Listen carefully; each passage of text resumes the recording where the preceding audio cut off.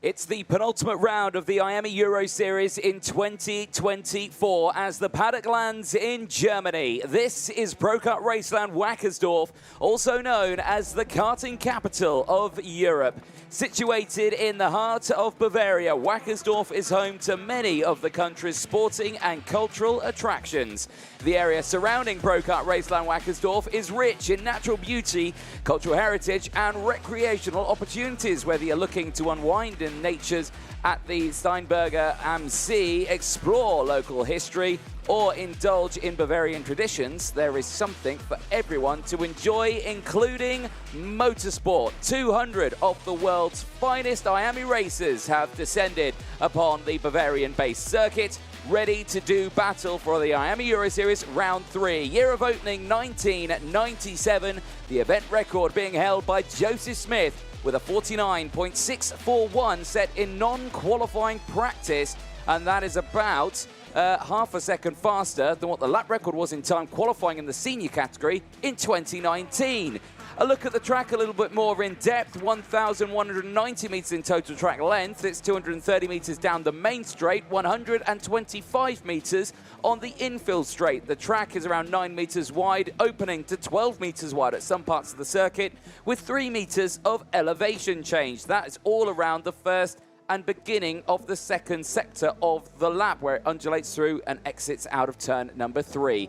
The total number of turns, 11 in total, 7 to the right, 4 to the left, and 4 hairpins out on the circuit. The main overtaking opportunities, well, it's those 4 hairpins out there. Turns 2, 4, 9, and 10.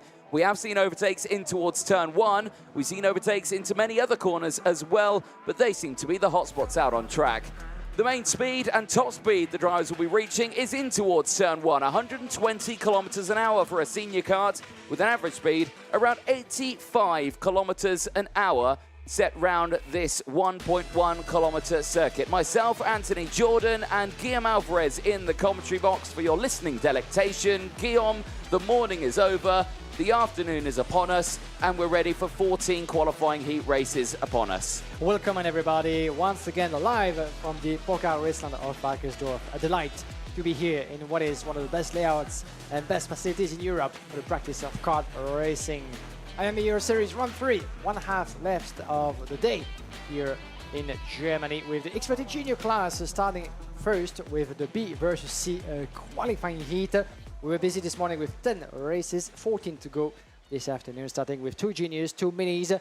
Then we'll go back to a rotation of senior races, which will be the penultimate one, then back to the juniors and the minis. And once again, we'll finish the show today with the senior class. By the end of those qualifying races, if you're familiar with how things are done here, well, the classification will be established. The first points of the championship will be given, and we'll have a starting order for tomorrow's superheat ahead of the finals.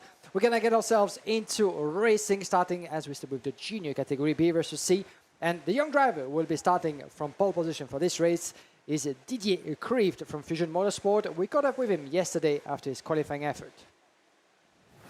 Didier Krieft, congratulations. That's beautiful qualifying sessions on your side. Fastest of your groups. The pace is definitely there here in Wackersdorf. Yeah, it was really tough. I was really nervous, but I'll try my best, and then everyone was waiting for me. But then I tried my best and get the best lap, and now I got pole. So this is a first step done, but there's still a couple of qualifying races on the way to hopefully for you the final on Sunday. So a lot of job to be done, and the competition will be tight as always. Yeah. Thank you a lot to Fusion Motorsport, and yeah, we'll see you Sunday and Saturday. Well, great to chat to Didier Krieft on that one. Starting this one on pole position. Didn't take a race win earlier on. That went to the likes of Harrison Mackie, and the driver starting on the front row alongside Didier Krieft, Benjamin Magnac from Spain. But as the engines fire up, let's take you through the full starting lineup. It's Didier Krieft and Benjamin Magnac on row number 1. Sid Rademacher and Nikita Nikashov round out row number 2. Elvis Karakauskis and Toby Gale round out row number 3 in the top 6, ahead of Niels Malik and Quintin van Leeuwen on row 4. Katrina E and Archie Owen round out row 5. Katrina E needing a good race in this one after retirement earlier on. We'll have Moritz Moore and Matteo Meles on row number 6. Row number 7, Andrea Galimberti and John Elder, followed by Nathan Johnston, Emilio Byrne, Daniel Oliver Sanchez, Arthur de Donker, Bruno Matrurlo, Ben Goetz, Noah Nolken and Julian Bubb. A total of 22 drivers making their way onto the track. Hopefully we do have everybody with us for the 2 warm-up lap, and I want to get the grid information. That's how it stands in the qualifying heats at the moment, with Harrison Mackie winning of his first qualifying race earlier today in front of Benjamin Magnac, 1 win each. Ted Buckley, a second place as best result in front of Nikita Nikishov, as well as Bardelati and Pinera. Your top 6, this will evolve. All those drivers have 2 more races to go this afternoon to decide who will be leading the pack coming to Sunday, the most important of all 3 days, as always, in the IAME Euro Series competition. Round 3, we went to Spain in Zuera, we went to Franciacorta in Italy. Now we find ourselves back in Germany, in Wackersdorf, for the first time since 2019 and 2018, would you believe? And then we will come back and finish this year's championship in more familiar territory, the home of champions of Genk in Belgium. This place of Wackersdorf, we've seen a lot of great drivers over the years winning on the soil, and not only in this competition, but in many international racing series. Indeed. Well, there's a look at race control. Head of race control, Joanna Falcao in the middle, flanked by Sara Blanco and Michael Redin in the race control building. As we do not go racing, it is a false start.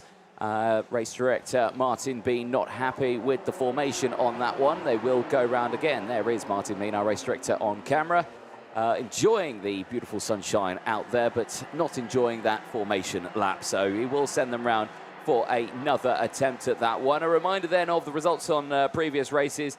Mackie winning ahead of Buckley in their race, with Fidelity and Green in that order. Then it was Magnac with Nikita Nikashov. Then it's Pineda and Simmons Torres in that order. So again, all of those drivers looking to do better in this one, maybe improve on some of their positions. I can tell you there's a handful of drivers who certainly want better results than what their previous race was. And yeah, like I was mentioning earlier on, Katrina E being one of them, one of the drivers unfortunately retiring in the early stages. We go on board here with the driver starting behind our man Benjamin Magnac, Nikita Nikashov starting this race in P4 on the grid. There you can see field all bunched up there, nice and close. Got to keep the momentum going, constantly matching the pace of the driver ahead of you into the tram lines. Lights are green, we are racing, and it's a great start for Krieft as he holds on to the lead of that one. Magnac there, side by side with Nikita Nikashov as they go in towards turn at number 2. Pinch point there, one of the carts doesn't have a good run there. That was the 50 of Niels Malik, unfortunately, who got squeezed on the infield there, goes 2 wheels up in the air, lands back on all 4 and is still in this race. Clear breakaway though for the top 4. And I think we had Archie Owen as well, the British driver from Cork Promotion, the 114, tumbling down the order as we're on the inside of turn number 9. Already a change for the lead with the 45 through. Beautifully made. It was Benjamin Magnac, the 55, with the Birlat machine already ahead of the pack. Second place, third place for Nikita Nikashov on board with the Spanish driver, with the Drake Spain team wearing the Veliky colors on his racing suit, as Elvis Karzelskas is putting himself in second place right now. As we enter lap number 2, maybe a first look on the inside. Yes, the door was wide open for both Elvis Karzelskas and Nikita Nikashov. Not certainly the best of move from Benjamin Magnac. The door was open and he keeps on going around inside of turn number 4. Beautifully made. 2 positions in 2 turns for Nikita Nikashov as we followed this entire sequence on board. The Drake Spin driver finds himself in the lead. Krasovska's down in P2. Benjamin Manak was able to hold on to that third, but not for long as he dives through. Once again, Krasovska's taking Gale with him. A little bit of a squeeze into the grass for Krasovska's, I'm afraid, who's losing one more positions, and it goes down to P4 as it stands. Danny Kreeft was very close to make it 3 places down. Certainly was. Well, eyes continuing on this fight all the way throughout. Nikita Nikishov leading the way after gaining 3 places. Benjamin Manak still there in second place ahead of Toby Gale and Kurkauskis. Didier Kreeft. And a change once again, though, at the front as Benjamin Manak sends it down the inside at turn number 2 and says thank you very much. And, well, that's Nikita Nikishov really on the back foot here now, because we'll have to think, what's going to happen? Because Gale, Kreeft, Sid the Radermaker, they're all still there as well. So if they've just seen Benjamin Manak get past, probably the drivers behind are thinking the same thing, you know, maybe I can go for that move as well. But at this moment, he's been safe, not having too much drama at this point of the race. Fastest driver, Jorn Helder, who's up 7 positions with Nat Johnston. Arta Didonka up 9 places. Action here, Jorn Helder looking down the inside there. Looked like he was trying to go for the move there, or was it Krakowskis on Stig the Radermaker? I think that's what it was in the background, but I don't think there's been any change. Well, there is a change at the front here, down the inside. Here comes Nikita Nikishov, and Gale tries to go through as well. Just gets squeezed out there and now loses 2 positions. Kreeft and Stig the Radermaker go through. Maniac back into second. Yeah, it was a great footage from the sideline of the track as one of the drivers is turning himself into the back marker, having to let everybody through with 1 lap down, and the 54 from Falcon Racing. Quinten van Leeuwen, disappointing end, premature end to his race for Quinten that we've seen previously, fighting at the forefront as running inside goes one of the fusions. Beautifully made further back as it was Danny Kreeft by the look of it. We'll get back to that. Now he's still in second place, Danny Kreeft. It was Stig the Radermaker actually making his way past Benjamin Manak. And the Radermaker, that's going to be an interesting turn because he's going to be supporting, or I thought he was going to be supporting his teammate Danny Kreeft, but he's having none of it because Benjamin Manak was there ready to take the positions back, which he just did. Don't forget that Benjamin Manak has been very, very fast since the start of the weekend. 1 heat win already for him. Maybe trying to make it 2 in a row.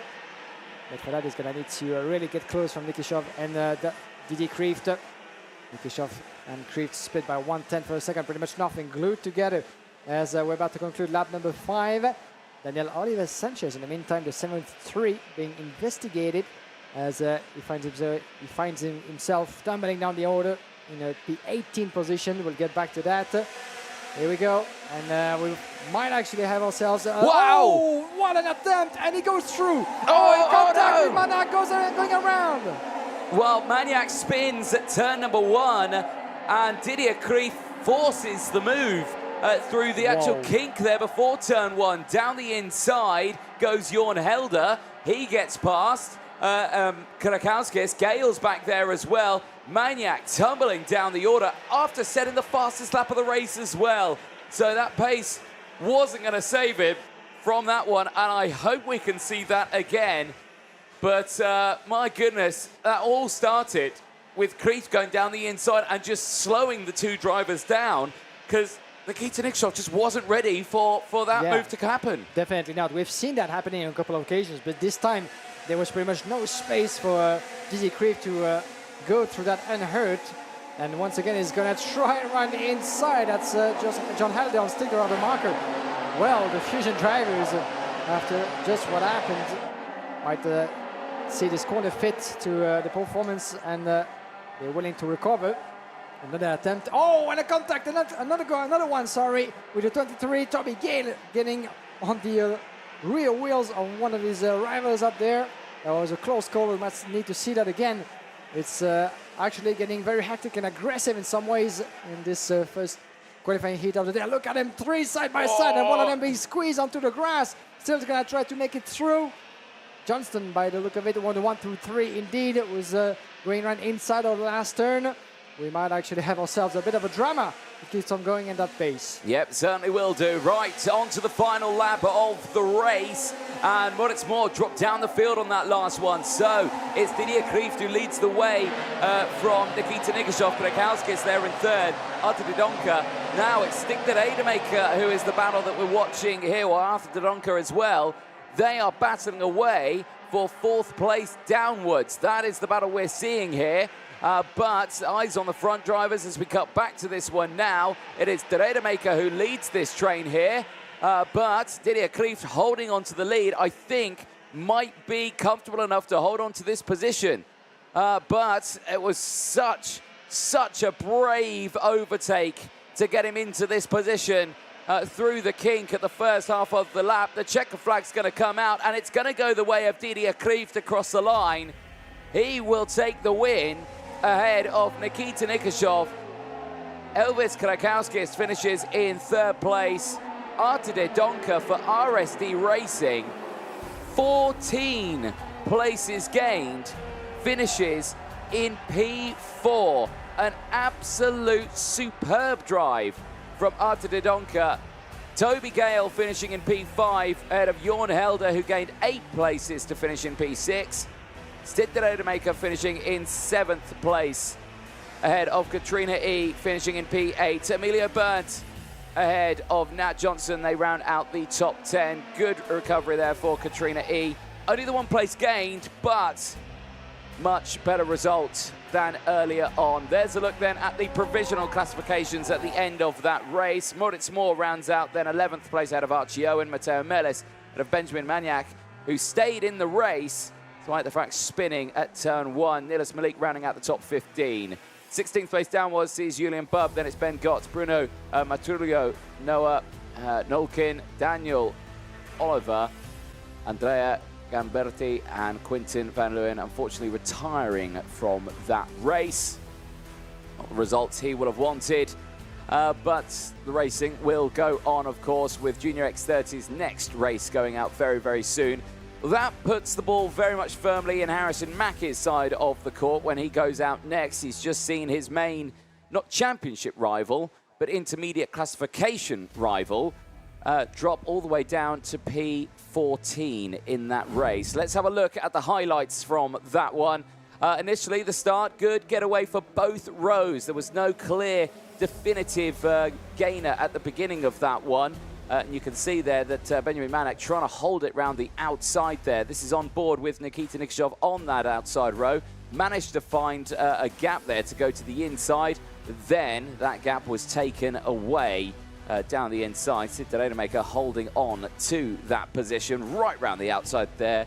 Very thankful probably for that tarmac runoff there at the exit of turn number 2. Race continuing. Quintin van Leeuwen is still there in the race. Little bit of contact there at the start, but nothing too concerning for the driver for Falcon Racing. That is how Didier Krieft unfortunately lost his lead. He went wide at the exit of turn number 9. Found himself going backwards, subsequently squeezing himself and another off the track. Then the first change for the lead. Down the inside. Change is happening thick and fast in this race. This was Elvis Krakowskis going down the inside, then Nikita Nikishov following suit. Nikishov back down the inside again through turn at number 3 and 4. Delighted with that one. I thought it was all high and mighty at that point. Thought he was going to break away from the rest of the field. Those 2 places gained in quick succession. So thought he was going to break away. Then you had the dramas further back. Again, drivers making their way through the field. The likes of Toby Gale trying to fight there. He was up into 3rd place at the one stage of the race. This was Nikishov going for the move on Maniac. Maniac, I think, would get him back on the exit as the 2 would go wheel to wheel all the way throughout that one. No, not this time. He would stay there. There was it from the outside. These 2 chopping and changing positions all the way throughout. It gave the drivers behind that chance. That's why we didn't see him come through. That was the contact with Gale. That's why Krieft was able to close back in with alongside fellow Fusion drivers. Jorn Helder as well trying to get through. This was on board with Nikita Nikishov, and that was the moment on board there of just down the inside. And then that moment there, that was the contact with Maniac, which sent him round. So Is it from the outside? Didier Krief to the inside here. You can see, well, he's got a wheel ahead. He's got wheels on the track still. He's not cut the corner. Just a little bit of contact. Just squeeze that move done down the inside. And then that moment there, just that thinking, oh, I can get down the inside there for Benjamin Maniac. And unfortunately, losing the rear end. And unfortunately finishing that race down in P14. That was Jorn Helder gaining more positions as well, going wheel to wheel with teammate Stig de Rademaker. Both of them finishing P6 and 7 at the end of that race. That would start a chain effect all the way throughout. Arte de Donker, though, who was just behind on that RSD racing machine, managing to squeeze his way through. You can see there the 36 doing a really good job at this stage of the race, just trying to push his way. That's how Gale ended up dropping back even more places. And then here was Didier Krief. But looking at that replay, you can see De Donker, that nose cone looked a little bit wobbly there. So that's why we always call it provisional classification results at the end of that one, because those results may change. Checker flag went out, and it would go the way of Didier Krief across the line ahead of Nikita Nikishov. And Krief now puts himself in a relatively decent position, but the results he got earlier on certainly won't help him out on this one. There is Didier Krief having a chat with Nikita Nikishov, and I think, yeah, they're just saying, yeah, no problem. It was a bit tighter than I thought it was going to be, but yeah, you stuck in it, you still finished second, so there we go. I'm sure they're the kind of words that are being displayed just there. Well, we should be going down and hopefully having a chat with one of our drivers very, very soon. We'll be down there with Guillaume Alvarez in a few moments' time. More races coming up. The next of the Junior X30 races, Group A versus D is going out next, and of course that will have Harrison Mackie starting on pole position. Really looking forward again to seeing what Mackie can do. Of course, championship leader, he's battling away with Tyke Butley, but again, he's going to be stuck with Tyke Butley all the way throughout this because, well, Tyke is in the same group. So the two championship leaders will be in every single race together over the course of today, which means, well, it's going to be a two-horse battle between those two. Who's going to be the better out of the two of them? And at the moment, it's 1-0 to Harrison Mackie as he took the win earlier on versus Tyke Butley's second place. Buckley, I'm sure, will want to retaliate to that. Right, we're going to head down to Parc Ferme. Guillaume Alvarez, it's over to you. Thank you very much, Anthony. We're here with Nikita Nikishov. A great race for you, Nikita. Talk us through all those battles on track. It's been hectic out there. Yeah, it's quite hot today, and we've been struggling quite a bit with the heat, but it was all good. In the race, I done quite a good start, starting from the outside. I managed to keep it on P4.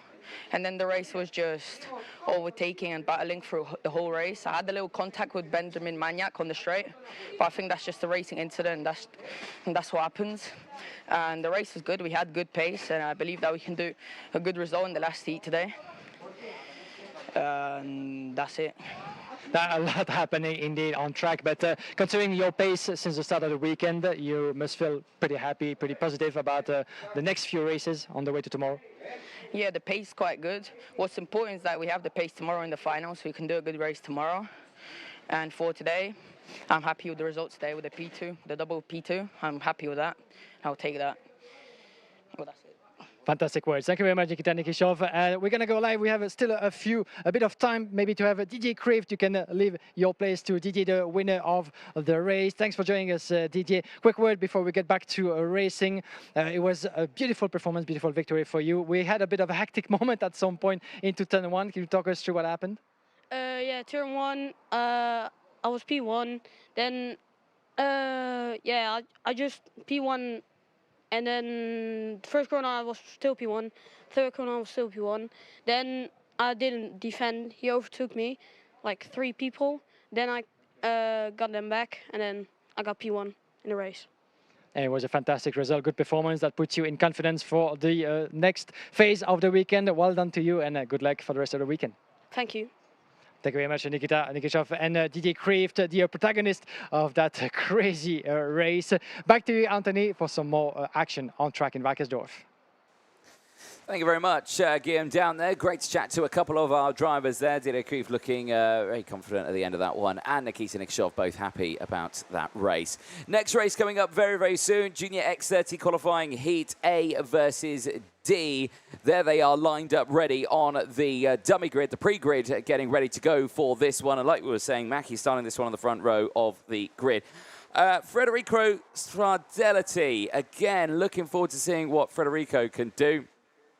Good results earlier on in their first qualifying heat. And, you know, it's just a tense time for the drivers of kind of what they can do in this next one. It was a P3 for Stradelliti earlier on. So, again, looking to see if he can try and gain a little bit more in this one. I mean, second place, maybe even a first. If he gets a first, he will certainly put a spanner in Mackie's world of motions out there. But he's got that Zanki Motorsport car underneath him, and the package has been good. So we'll have to see what happens as the engines fire up. Let's take you through the full starting lineup for this one. Harrison Mackie and Federico Stradelliti round out row number 1. Ty Butley and Zach Green go from row 2. Alex Pineda and Felipe Rice go from row 3 ahead of Jos Mulder and Senna Munir. Then it's Aston Sharp and Constantine Tizia.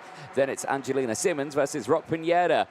Luis Badere and Jacob Bachelor round out row number 7 ahead of Devin Manchuna and Carolina Redondo on row 8. Then it's Evan Purcell and Ji Xiaozhen on row 9. Then it's Sara Iffert and Matteo Paruccio on row 10, giving us our top 20. Riley Cranham and Maxim Igna go from row 11, with Jug Rana rounding out the 23-car field on track.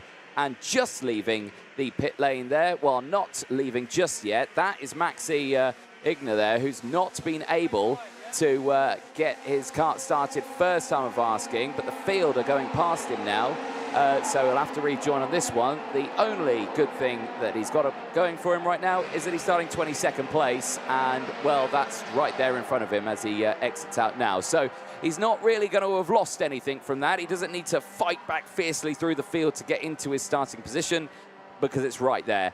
Now, someone appearing not on my grid here. In fact, yeah, one driver not appearing on my grid on this one, and that is Jos Mulder.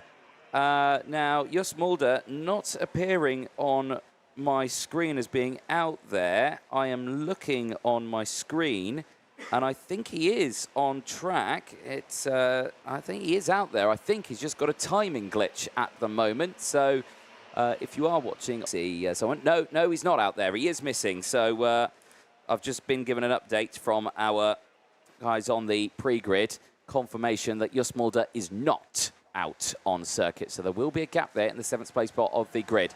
Drivers into the tram lines, lights going green, and it's a perfect start for the outside row. Harrison Mackie getting a great start there with Tyke Buckley in tow. And once again, it's 1-2 for the championship, 1-2, as they make their way out of the first few corners. There's Stradelliti holding on to his 3rd place spot right now as everyone slots into position. It's a great start, though, still for the two up front, as the rest of the field just try and follow along. 8 laps to go through for the junior A versus D. And Harrison Mackie indeed taking advantage of pole position and the pressure already from Tate Buckley and the rest of the field. Oh, Buckley is trying to get his nose on the inside, but he's going to have to go protective as well, because further back, Federico Stradelliti was trying as well to go for the move in the last turn. It didn't happen just yet, as Tate Buckley was able to hold on to that 2nd place at the end of the opening lap. But we find ourselves with 4 drivers leading the pack, with Buckley, Martinelli and Zach Green down in P4. Sharp, Senna as well, Senna Meunier, and not Meunier, Senna on P6 as run inside, trying to shake up the order as well. Zach Green on Sbardellati, but the Italian is having none of it and stays where he is. Tizze, Reis, Pinera and Simon Torres. That's for your top 10 at the moment, but we're going to keep our focus and attention on those 4 drivers battling for the win. Harrison Mackie, remember, has 1 win under his name so far, and Tate Buckley as well would like to join him in that regard. Gonna give him a hard time, certainly through the course of those 8 laps. A very short distance for the juniors. Once again, down to 7 for the minis, back to 11 for the seniors. As throughout the course of the afternoon, as you heard previously, we'll try to give you as much insight and interaction as possible with the drivers fresh from the racing. As for now, Ty Buckley stays within the shadow of Harrison Mackie, trying to shake him off a little bit, and so he tries and accomplished this in turn number 4. Beautifully made. Ty Buckley from Mike Barrett Racing, the fastest lap in the bag and the lead on lap number 3. But Harrison Mackie has seen worse situations. The current championship leader against his fiercest opponent has run the inside, trying to shake off the order. Bardebali is trying to hold on to it at 3rd position. Zach Green was trying to make his way through the inside in turn number 9. And the order stays stable, but as I just said that, Zach Green tries again. Can he actually carry the momentum? Yes, he can. In the middle of the last turn, that never-ending right turn. And you could see Zach Green talking in gesture, thanking in signs to Bardelati, telling him, okay, now I've just made my way past. I'm gonna try to move you forward as well with me. Let's stay together. Let's try to attack both Buckley and Mackie. You can still win this one. Certainly could, and that gap's already closed up. You saw, yeah, like you say, Green there communicating, and, well, he's actually already dropped. So moving up right on that rear bumper of Mackie. Mackie, though, is going to go on the attack on Tyke Butley. Can't get that move done. Loses a little bit of momentum to that one, and that brings Green even closer to a potential challenge for 2nd place. Right now, replay here of the move down in towards turn number 2. Yeah, Green down the inside. That's actually nicely timed. That's a really tricky corner to get an overtake on. And you can see there, think to Fidelity there, saying, can he go for the move? And going for the move is a change for the lead. As we cut back from the replay, it is Mackie who leads the way now, ahead of Zach Green in 2nd place. Tyke Butley's having to deal with Fidelity. Fidelity gets through and moves up into 3rd place. Now that's really put Buckley on the back foot now because, well, his championship rival, quite literally, is driving away from him right now in this qualifying heat. Yeah, he has to keep his head down, that's for sure.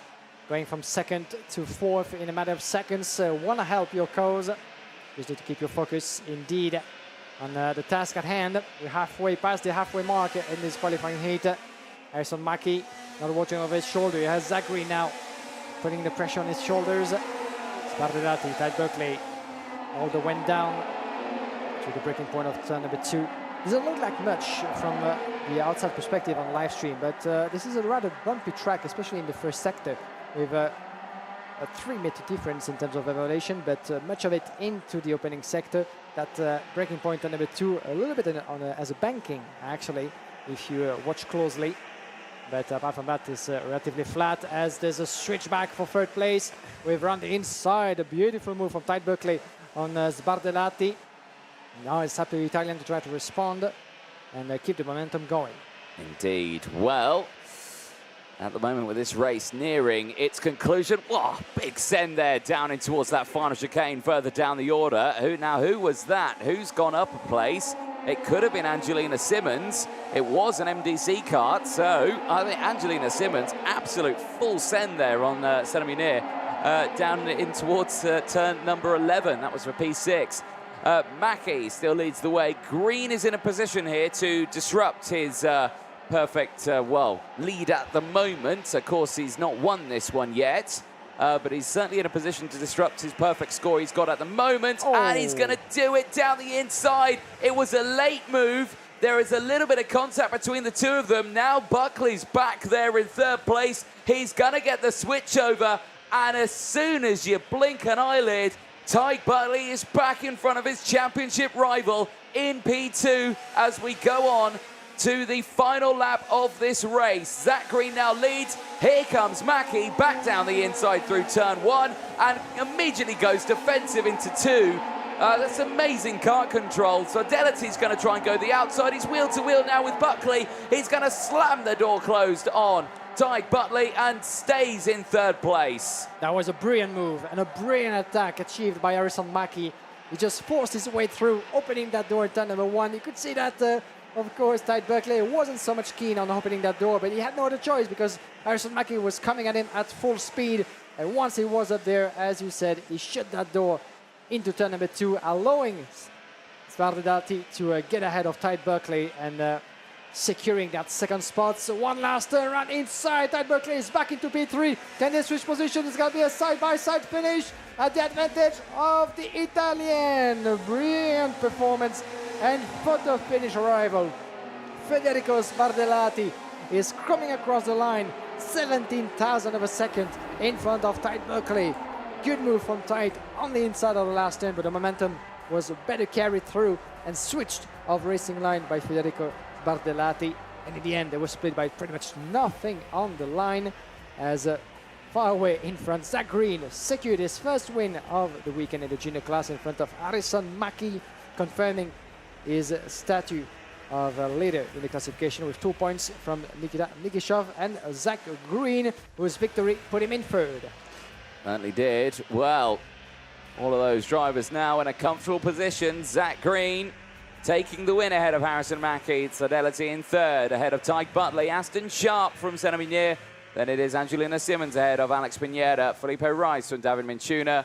Konstantin Titze from Riley Cranham. Bate Lewis as well, finishing just there in 13th place. Evan Purcell ahead of Rock Pinheiro, who rounds out the top 15 ahead of Bachelor, Ifert Zhaozhen from Redondo. Runner from Perusio and Egner, the one retirement from that race. And the non-starter, Just Mulder for the Victory Lane karting team. Well, the recovery operation underway for the stricken drivers out on circuit. But there on your screen, Zach Green, superb start to the second half of the day. I'm sure he'll be absolutely delighted with that one. Yeah, he should be delighted indeed with the congratulations from his mechanic in order. First victory of the day for the Jamie Green racing driver. Beautiful family history there for the Green family. Zach Green currently sits P6 in the overall championship. Let's have a look back at how things unfolded through that qualifying races. There was a good getaway from pole position from Harrison Mackie in front of Tide Berkeley and the rest of the field, making their way through that opening sector. Clipping curve a little bit with the 52 of Federico Sbardellati, already making his way up to P3, or dropping a place, shall I say, as he was starting from the front row of the grid. Then the race would evolve with that four-driver, two-wagon, the first move for what was the battle for the lead at some point. Tide Berkeley in front of Harrison Mackie, and then further back, that beautiful dive around the inside for Zach Green and Federico Sbardellati, telling him to think, telling him to stick with me, and it just paid off beautifully at the end of that race, as the two in front were busy explaining each other. That door was open in turn number 2. That was the beginning of the end, unfortunately, for Tide Berkeley, as he lost the lead and lost even more than that, as Sbardellati and Green both made their way past. First, the British driver, who would go on to shake up the order even more, even though Tide Berkeley still had something to say in this race, trying to go around the outside of the Italian, but Sbardellati was having none of it, as coming towards the end of that race, we saw a couple of other moves into the last sector, the last turn, and then came the attack. An aggressive one, clipping the curb, a slight touch by the look of it, but it was enough. A quick look over the shoulder, Zach Green up in front. Harrison Mackie lost a bit of momentum as a result of that process. Might have been surprised a little bit by that move, at least the way it turns out to be. And then he found himself in the close of both Tide Berkeley and Sbardellati. And even though he kept resisting, it was down to those two fighting through until the end, and the checkered flag split by 17,000 of a second. Look at them crossing the line, as Sbardellati was stronger on the exit of the last turn, carrying a better momentum to switch the positions and to finish in front of a very competitive Tide Berkeley. Yeah, certainly so. Looking forward to seeing the juniors out later on for, I think, their third and final round of qualifying heats. Will be starting a little bit later on, around about 4 o'clock local time. But we'll turn our attention now to the Mini X30 category, qualifying heat B versus C, that's heading out onto the circuit next. And again, it's been a tense time for the Minis. Very close in their races earlier on, but it was even closer in timed qualifying. Will Green for the Jamie Green racing team has put himself in a really strong position here. He's in a close championship fight with Austin Newstead. He's having to deal with the stress of that, of course. stress that, you know, he only won at Franciacorta, didn't win at Zuera. Austin Eustace having to deal with the fact that he didn't even win in Zuera or Franciacorta. The winner was actually Oliver Warner in Zuera. But after qualifying, it was this young man who was fastest in group. We caught up with Will Green after time qualifying. Will Green, a job well done in qualifying. First of your group, you're going to be ahead of the pack coming to the qualifying races. Was it a lap up to your standards? Yeah, it was a good lap. I was just able to get a good lap in towards the end of the session. I was able to pull it off. It was very good, thank you. It hasn't been the easiest of qualifying, obviously on a track like that, very narrow, very technical, but still you made it through. And what do you feel ahead of the qualifying races? The competition will be tight? Yeah, it's going to be a tight championship, but hopefully I can have some consistent results and hopefully win the championship. That will be nice, yeah. Best of luck to you. Thank you. Thank you. Will Green, a job well done in qualifying. First of your group, you're going to be ahead of the pack coming to the qualifying races. Well, great to chat there to Will Green, starting this one on pole position. Like you say, he is the man leading the championship standings at the moment with just one more round to go in Genk. Well, after this round, so technically you could class it 2 rounds because they've not scored any championship points yet. But right here now, Wackersdorf, he's doing what he needs to do at the moment in these race scenarios. He's had some relatively strong performances earlier on in the mini category, but right now just having to deal with the likes of the rest of the field. But Zach Green certainly, Will Green I should say, certainly putting himself in a interesting performance. Now Will Green earlier on did have that retirement. Remember, he broke down on the track. So that was after contact as well with another, and Harry Williams involved in that as well. He went up onto 2 wheels as well. There is Priam Bruno, the Belgian for Spirit Racing Team. Rapid this season has been Bruno Priam. He's chatting a long way with Antoine Venet, who's starting a little further down in the order. Priam Bruno, again, another driver who has had challenging races, but finished in P3 earlier on. So again, is in a good position to, again, gain some positions in this race and in the intermediate classification as well. There you can see final checks just being happening there. Still a lot of drivers not in their cars here. You can see Will Green not even got his race suit on yet. He's just chilling, calming. I'm guessing he's got a very wet microfiber cloth there that he's dousing his neck in. Very understandable out there. It's very hot there. Ambient temperature now, it's pushing the 30 degrees right now. It's getting even warmer, and it's due to get hotter as well as the afternoon goes on. I think it peaks around 33 degrees today at around 4 o'clock, which is a strange time for it to be the hottest. Usually it's around 12 o'clock, 1 o'clock area where it's the hottest time of the day. But it's a late burner here in Bavaria. You know, yesterday we had similar hot conditions, maybe not that hot. We were a little bit of rain in the middle of the afternoon as well. But at some point in the evening, temperatures was starting to really fall down a little bit to the point of being tolerable, acceptable. And we're not there yet, even though we managed to get ourselves a very nice cooling system from our position in the commentary box. That cooling system keeping us alive throughout the course of all those races. It's very dramatic. Yes, indeed. It's just for the streaming. But 2 minutes to go before the start of the next race. B versus C, starting with the mini category. The next rotation of this mini class with the drivers aged between 8 and 12 years old in the year. Then we'll get back with the seniors.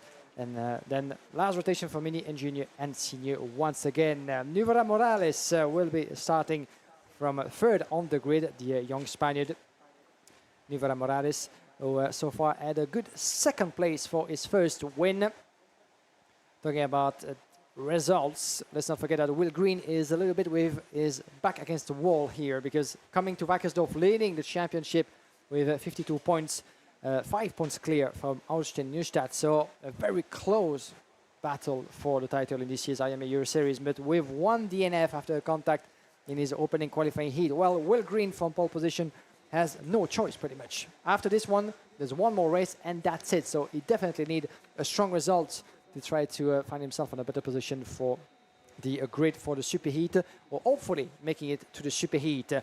But one of them giving him a hard time is from Falcon. Ludwig Grandvigst will be starting from 4th on the grid alongside Nuvora Morales, just in front of Harry Williams and Maxim Bobrashov. 1 minute to go, ladies and gentlemen, before the start of this next race. There on your screen, Harry Williams, who was one of the drivers involved in that kind of last lap, double entendre a little bit on the exit of turn number 3, really getting caught out and getting squeezed on the outside. He actually went skywards as well, landed back on all 4 wheels, kept in the race, but still a tense moment there, which caused a couple of drivers to retire at that point of the race. We'll have the likes of Maxim Bobrashov starting alongside. Bobrashov, who took the win earlier on, quite convincingly as well. Looking forward to seeing what he can do in this one as well. But we'll keep an eye on all of that one. He took the win alongside Zenit Babacek, who won earlier on as well. Zenit Babacek not in this race, is in the next one after this. So we'll have to find out who's going to be the winner at the end of this second phase of qualifying heats for Mini X30. Engines fire up. Let's take you through the starting lineup. It's Will Green and Brian Bruno on row number 1. Novola Morales and Ludwig van Quist go from row number 2. Harry Williams and Maxim Bobrashov round out row number 3 ahead of Bruno Grieling. And Sukmani Kira on row 4. Aurelien Lemaire and Daniel Ferguson round out row 5. Over Antoine Venet and Colby Patterson rounding out the top 12. In row 7, we're going to have Teddy J. Porter and Harley Musk, followed by Tony Cacciaferro, Julian van der Kotterle, Alexandre Point, Attica Mir, Miro Cornil, and Minjai Kim. 20 drivers on the grid for this X30 mini qualifying race. And we are missing Minjai Kim, unfortunately, the Korean driver from VDK Racing, who doesn't appear on our screens. Let's see if we have him or not on the track. I don't think we do, unfortunately, so it's gets our field down to 19 competitors making their way onto the track here in Wackersdorf. At the moment, as you said, we have 2 winners, Zenit Babacek and Maxim Bobrashov. Will Green back against the wall a little bit after his DNF in his previous race. He needs the results. He needs to be on top of his game and praying for some luck coming his way. Brian Bruno, in his previous performance, came up the Belgian driver with a 3rd position. Nuvora Morales 2nd, as we said, in his first performance. And Ludwig Grandvigst, who's going to be starting from 4th on the grid, took a P2 position for his first outing in racing mode earlier today. So a couple of strong results for the contenders on the upper part of this grid, but it all comes down to keeping that momentum going, trying to confirm, and you're never too far from a little mistake or some bad luck coming your way into the field. That's the least that we wish to those young drivers, for the best results possible they can bring. The yellow flags are being waved in coordination. Once again, maybe the little ballet of yellow flag waving. The last driver coming across. And yes, once again, I do know that you like that very much, Anthony. That's just for you. Yeah, thank you, Guillaume. Into the tram lines, lights go green. We are racing here at Wackersdorf for Mini X30's 2nd rotation of heat. And it's a great run there for Will Green down the inside. He holds on to the race lead as he tries to fend off Novola Morales, who's there in 2nd place. They're at 6 wide in the background as the carts are so small they can get that wide around this circuit. But all the meanwhile, it's still a nice start for the top 3 and that inside row. Green, Morales and Williams, 1, 2, 3 at the moment. It's an MDC cart that I can see coming through. That's Bruno Grieling, who is up into P4, as the rest of the field all slot into position. Down in towards turn number 9. That is Brian Bruno getting back on some positions. But all the meanwhile, it's, well, a little bit further down the order than I think it'd like to be. Yeah, and as we said, a move for a 2nd place with Nuvora Morales back here. Actually, Nuvora Morales who lost the place to Harry Williams with the 827 and the 867 from a distance. But Nuvora Morales on board, the Birla racing driver from Spain, is going to try to make his way through, maybe coming to the breaking point of turn number 2. Yes, there's a gap, and he goes for it. That's what the racing drivers do. Beautifully made by Nuvora Morales back into 2nd place. And it's about time for him, and I'm afraid that for the back, this is another place lost by Harry Williams, because Bruno Grieling was there as well ready to grab that place, and he just did brilliantly just before the chicane. So in the matter of 2 corners, Williams from 2nd to 4th. Certainly so. Well, still Green holding strong at the front there, not having to deal with anything here. I've got to say, Bruno Greenling looking very quick right now as Antoine Venet dives it down the inside of his fellow Oliver Rowland Motorsport driver, teammate of Harry Williams. He changed for P4. Biggest gainer in this race, got to give it, well, Teddy Porter is up 6 positions, but Antoine Venet with that overtake trumps that with 7 places gained at the start of this race. Will Green not in a comfortable situation right now, as again, more changes just behind. Is that Williams retaking that position from Antoine Venet?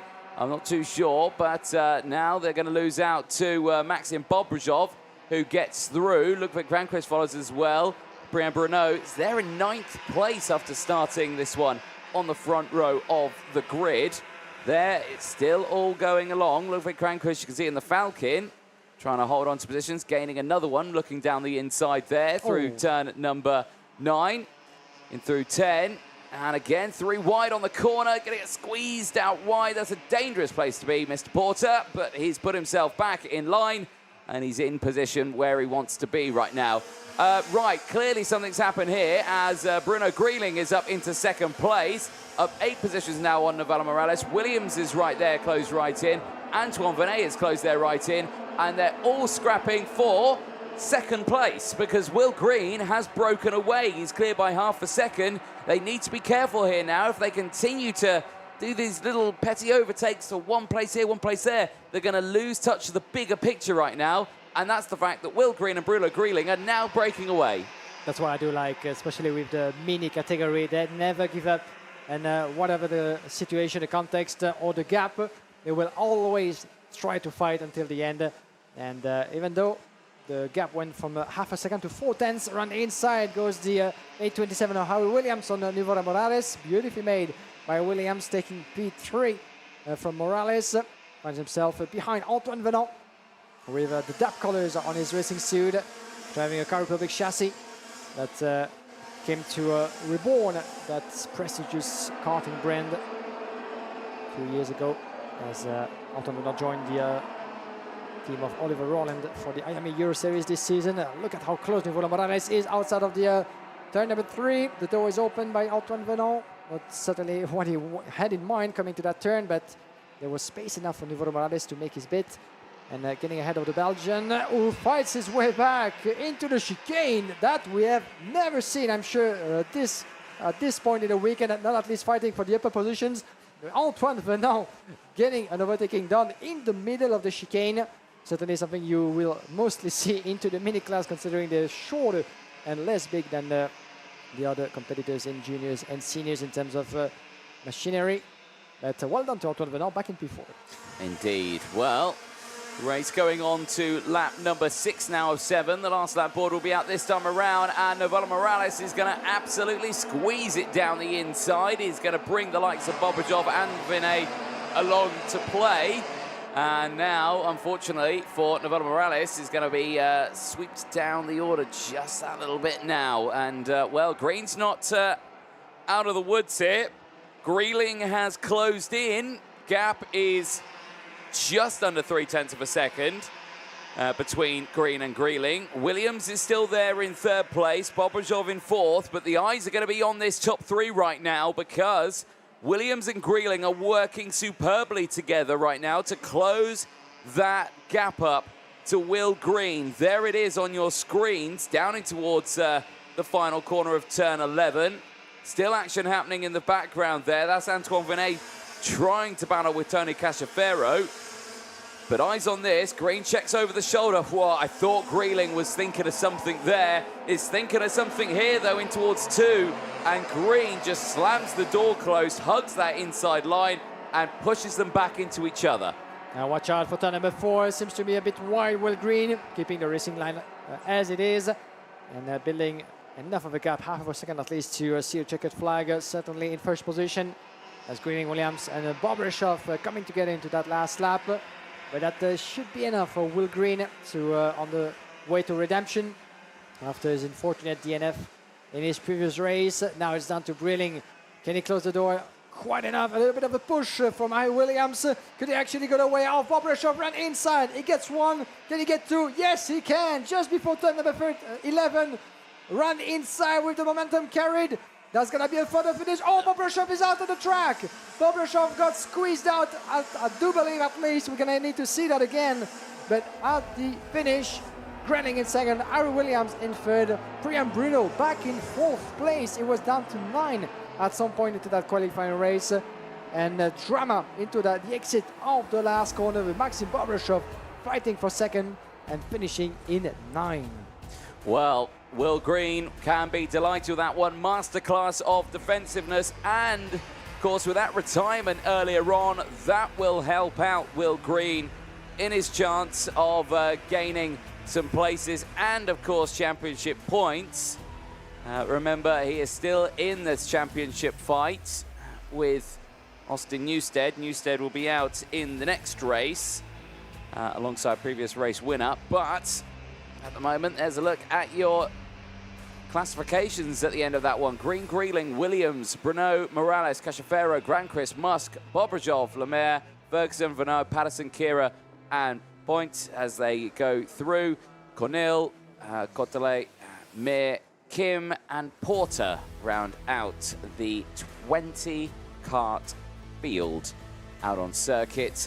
Big shame for the race one winner in the group, Maxim Bobrashov, or race 2 winner, I should say. You know, not the result he probably would have wanted at the end of that one, getting squeezed out wide at turn number 11. We don't know what happened. I didn't see what happened there in the background, but I'm sure the replay may tell a different story. Yeah, such an interesting corner. You have to really, really be cautious about the entry, carry the momentum on the exit, because it actually helps you negotiate even better the long start-finish straight, which is not quite a straight as you might see on some of the tracks as well, with that left and right kick very fast indeed. But we've seen a lot of overtaking maneuvers around the long or short way on the inside. And on this occasion, unfortunately, it didn't go according to plan for one of those. Maxim Bobrashov. Will Green on the other side can be pretty happy about himself. After the DNF, a dominant win, controlled from start to finish. Here's how things unfolded. From pole position, Will Green keeping inside line and letting no one the luxury of taking P1 on the opening lap. For the back, a little bit of a squeeze for some of the drivers as Nicola Morales, the 827, would fight his way through. It was Harry Williams in front of Morales on board with the Spaniard as he took second positions back on the entry of lap number 2. Trying not to Will Green get away and build enough of a gap to feel comfortable into that race. That's what he would end up doing, while all the others were busy scrabbling and trying to find 4 positions behind. Antoine Venon was one of them, the 844 from Belgium, making his way past Grilling, Harry Williams as well, before they would switch positions again. But every lap was worth certainly keep an eye on in terms of overtakings, attempts. As around the inside, we had a battle with the 878 further back as well. It was Priam Bruno. Priam Bruno, unfortunately, starting from the first row of the grid, tumbled down the order to P9 to finish P4 in the end after a recovery in the later stages of that race, including one of those moves. It was a little bit in front as the 872 was involved in the mix as well over there. Back with Nicola Morales, the Spaniard doing a great job.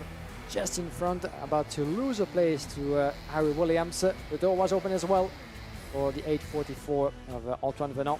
Would drop a little bit in the order, finishing only P12 as the Pirella driver Morales making his way past just behind Harry Williams. It was a battle for 4th place. Will Green in the meantime trying to shake up the order, build enough of a gap, but still up for grab pretty much as Venon actually pulled a beautiful move into the chicane before losing another place to Lundqvist.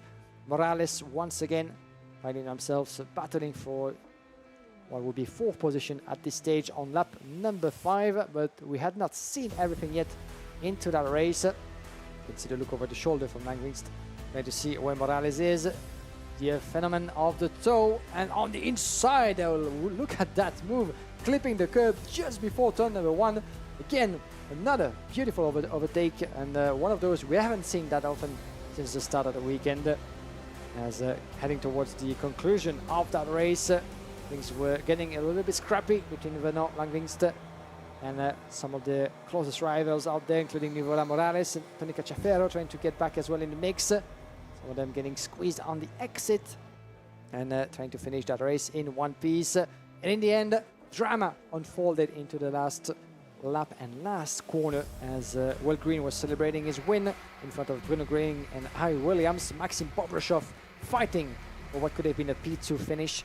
Well, only crossed the line in 9th place after some contact, as we might assume, into the last corner. Deception as well, certainly not up to its standards for Antoine Venant, only P12 after fighting within the top 5 throughout the majority of the race. It was an eventful, once again, qualifying race for the X30 mini class. We're going to stay with them for one more, A versus D, in just a few moments.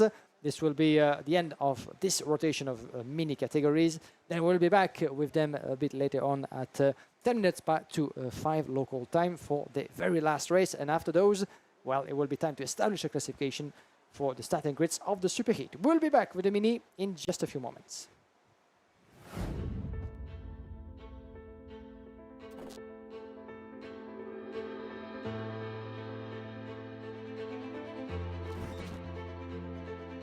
Racing Spirit was born out of the need to create a clothing line that could embody the passion and the experience that OMP gathered and cultivated working alongside the most successful racing teams of the last 50 years. Racing Spirit garments are made by enthusiasts for enthusiasts. They can be worn every day in leisure time, but especially on race venues, from the paddock of the hottest Formula One races to the service parks of winter rallies in all weather conditions. Racing Spirit offers a complete range of clothing and accessories for men and women, designed and developed in Italy, combining aesthetics, comfort, and functionality. Because of these features, it is the brand of choice of several prestigious motorsport outfits and organizations. Racing Spirit is the meeting point between high quality and Italian style, as well as the introduction of sustainable materials and innovations, such as the use of graphene. Racing Spirit offering comes with 4 options: cutting-edge designs and customization techniques. Lifestyle is a line of garments ideal for everyday and leisure wear, with refined style and innovative materials. Crew are custom garments of the highest quality that strengthen the visual identity of the team or organization. For instance, the choice of Skoda Motorsport and Dallara. Corporate is a full custom designed clothing line for sizable organizations, such as Toyota Racing Development. Finally, the teamwear line for maximum creative freedom uses sublimation printing technology derived from OMP's racing experience. Similarly to the other Racing Force Group brands, Racing Spirit shares the same DNA of competing to be the first and ultimately become the reference in the market.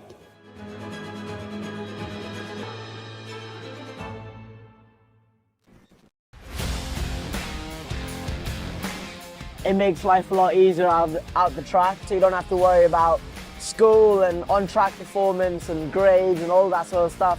The school understands exactly what I'm doing. They understand, how important it is for me, and the schedule that they, created for me is really well balanced, and I really enjoy it. It's a very fine balance between his sporting career and also his studies. He doesn't have to compromise on either. I'm very happy that Meneva supported us through this journey. The communication is great, and yeah, I'm enjoying it. I think MVA would help a lot of other races. A lot of people come into the track and asking about it. What do you do for homeschool? Like, how does it work? And I always say, Minerva, you need to contact them and get going with them, because it's made my life so much easier. Yes, indeed. Great spot to our many partners out there during the ad break. Of course, many more here in the paddock as well. The Swiss Quote Bank group here as well. You can catch them in the paddock. If you're interested in investment banking, get involved in that one. Mathis Brageot on your screen there. Pole sitter in time qualifying, his first ever pole position in time qualifying as well in the championship, and he's been absolutely delighted with that one. Thumbs up for Mathis Brageot there from France. This time around we'll have Ivan Gonzalez starting alongside. We'll have Oliver Warner behind and Austin Newstead alongside as well. But remember, it was Zenit Babacek who won the race earlier on, and Babacek starts this one on the 3rd row of the grid.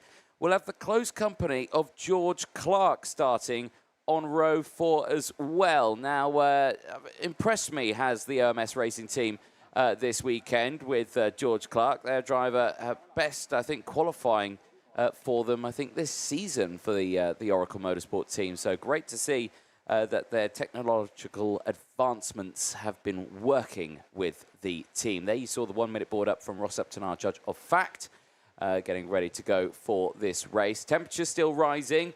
We're at 30 degrees now, air temperature. It's getting very warm for the drivers out on circuit. It's getting warm for the spectators, mechanics, and for the marshals as well.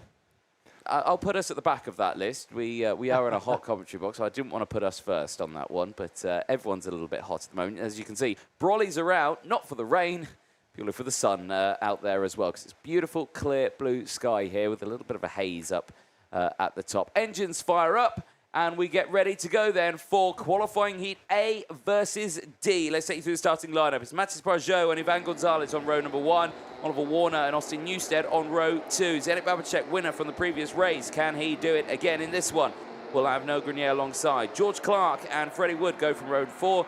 We have Jale Sayer and Eden Velio on row 5. It's Alfie Davidson and Christian Kobe on row 6. Row 7, we'll have Nahil Gahoudi with Pato Medina, followed by Samuel Hugon, Baptiste Augustin, as well as Nick Reed, and Luca Pavel, Luca Portaro, Guido Elbageni, and Elias Sami on the grid, 21 drivers. And this time around, we do have everybody on board, as we had some disturbance from our good friend Gonzalo Planto from the RGMMC team. But I think you scared him away, Anthony, didn't you? Yeah, exactly. But like I say, I'm always contractually obliged to say nice things about him, but yeah, I won't this time. Right, anyway, qualifying heat A versus D for the minis. Out on their formation laps, getting everything warmed up. Reminder of the intermediate classifications at the moment. Zenit Babacek leads that now, but he's out in this race, and we're about to find out whether or not he will maintain that lead. Oliver Warner at the moment sits second with 4 points, but again, he's out in this one. That may change. Austin Newstead with 5. He's also out in this one, so that may change.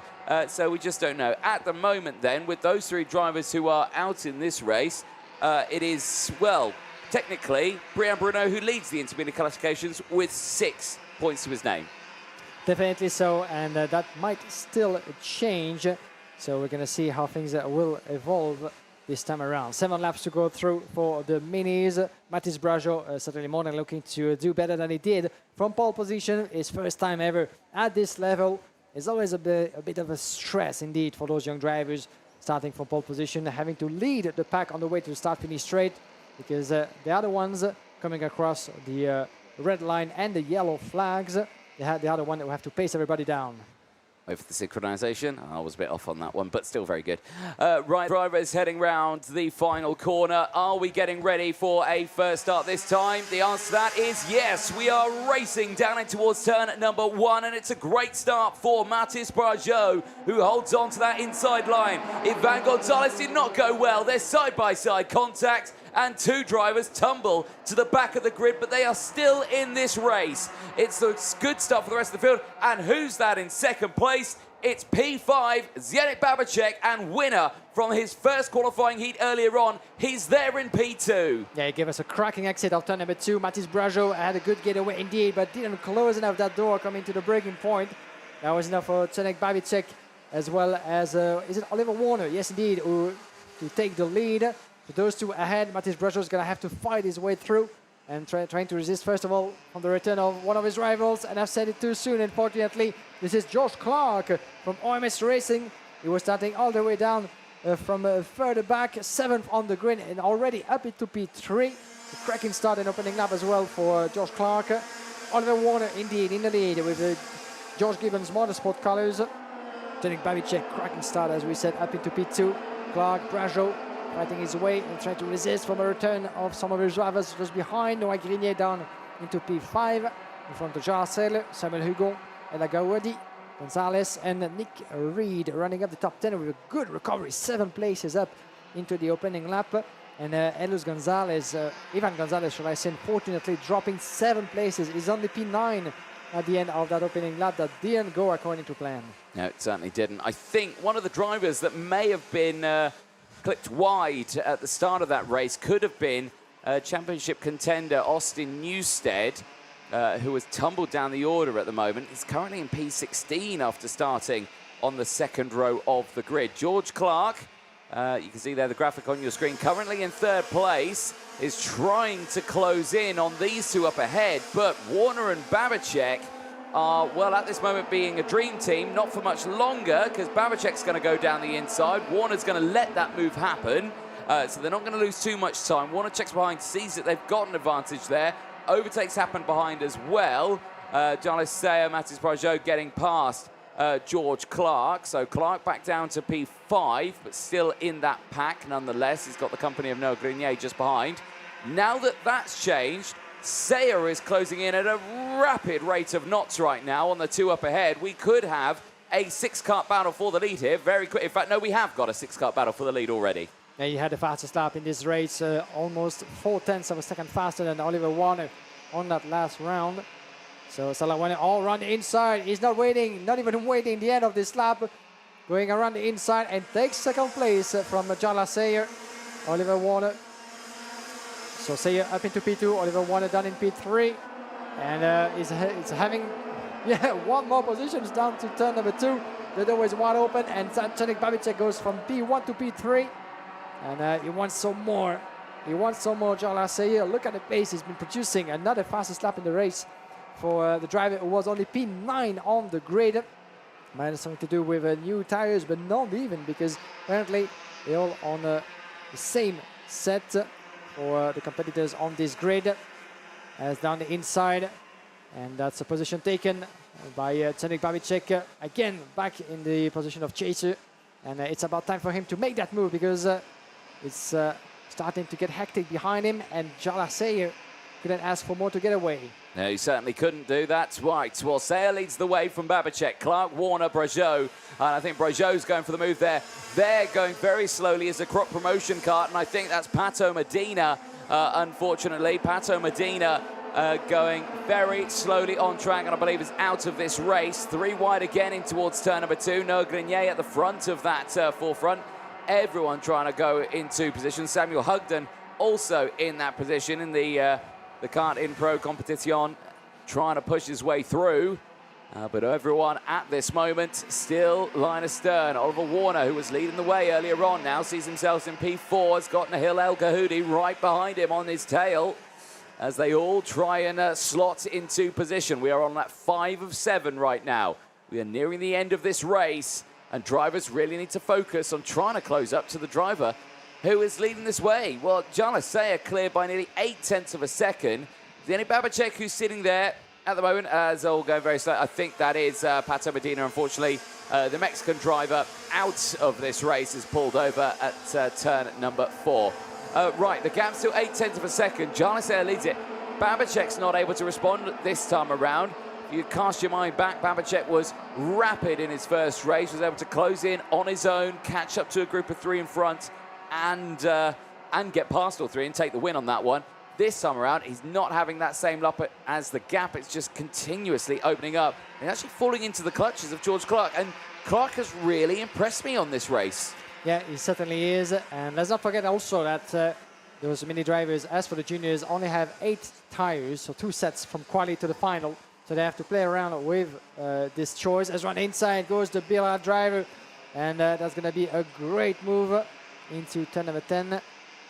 And I think, yeah, that's done and dusted for Ivan Gonzalez. Ivan Gonzalez ahead of Samuel Hugon. It was for P6. But as I was saying, those tires that the drivers chose to keep for that race have been through qualifying and 1 heat already. That there will be a 2nd heat on the same tires. Remains to be seen if they will keep this same set for the last race or choose to go for the 2nd one, considering that it's very important as well to keep fresher rubber for the superheat and the final tomorrow. So my first guess would be for those drivers to stay on the same tires for the entirety of the day, all throughout the 3 qualifying heats, but that's only but a guess at this point. We'll see how strategies play out between the contenders of this mini category, as Jala Sayer has just demonstrated brilliant pace. He's someone who's having no trouble at all with his tires management, as 8 places has been claimed by Jala Sayer, putting Fusion Motorsport once again ahead of the pack with his first win of the weekend. Tony Babicek, after his win in the opening race, securing P2, definitely one of the men to beat, as he stays currently the leader in points with just 2 and 6 points for Brian Bruno. And voilà, Morales down in P3. George Clark, another impressive drive indeed. 4 places again up to P3 from Oliver Warner. And Nahil El Yahoudi, 8 places climbed by Nahil Al Hagoudi in front of Samuel Hugon. 9 places up to P6. And the rest are top 10: Freddie Wood, Noah Grenier, Mathis Brajo, and Christian Corby. Unfortunately for Mathis Brajo, starting from pole position, finishing 9, same result as for his first race, or at least a little bit of consistency, if that can be worth mentioned.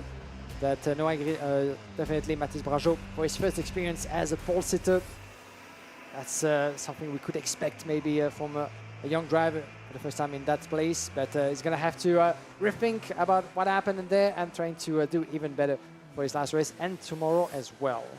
Certainly so. There was a look at your provisional classification at the end of that one, of course.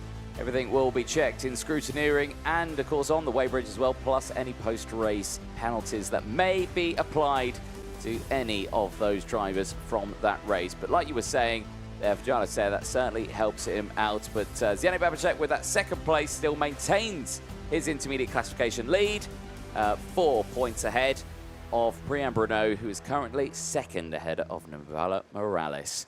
Well, those drivers will make their way back into Parc Fermé. That brings the end of the second rotation for the Mini X30. They will be out later on today for their final round of qualifying heats.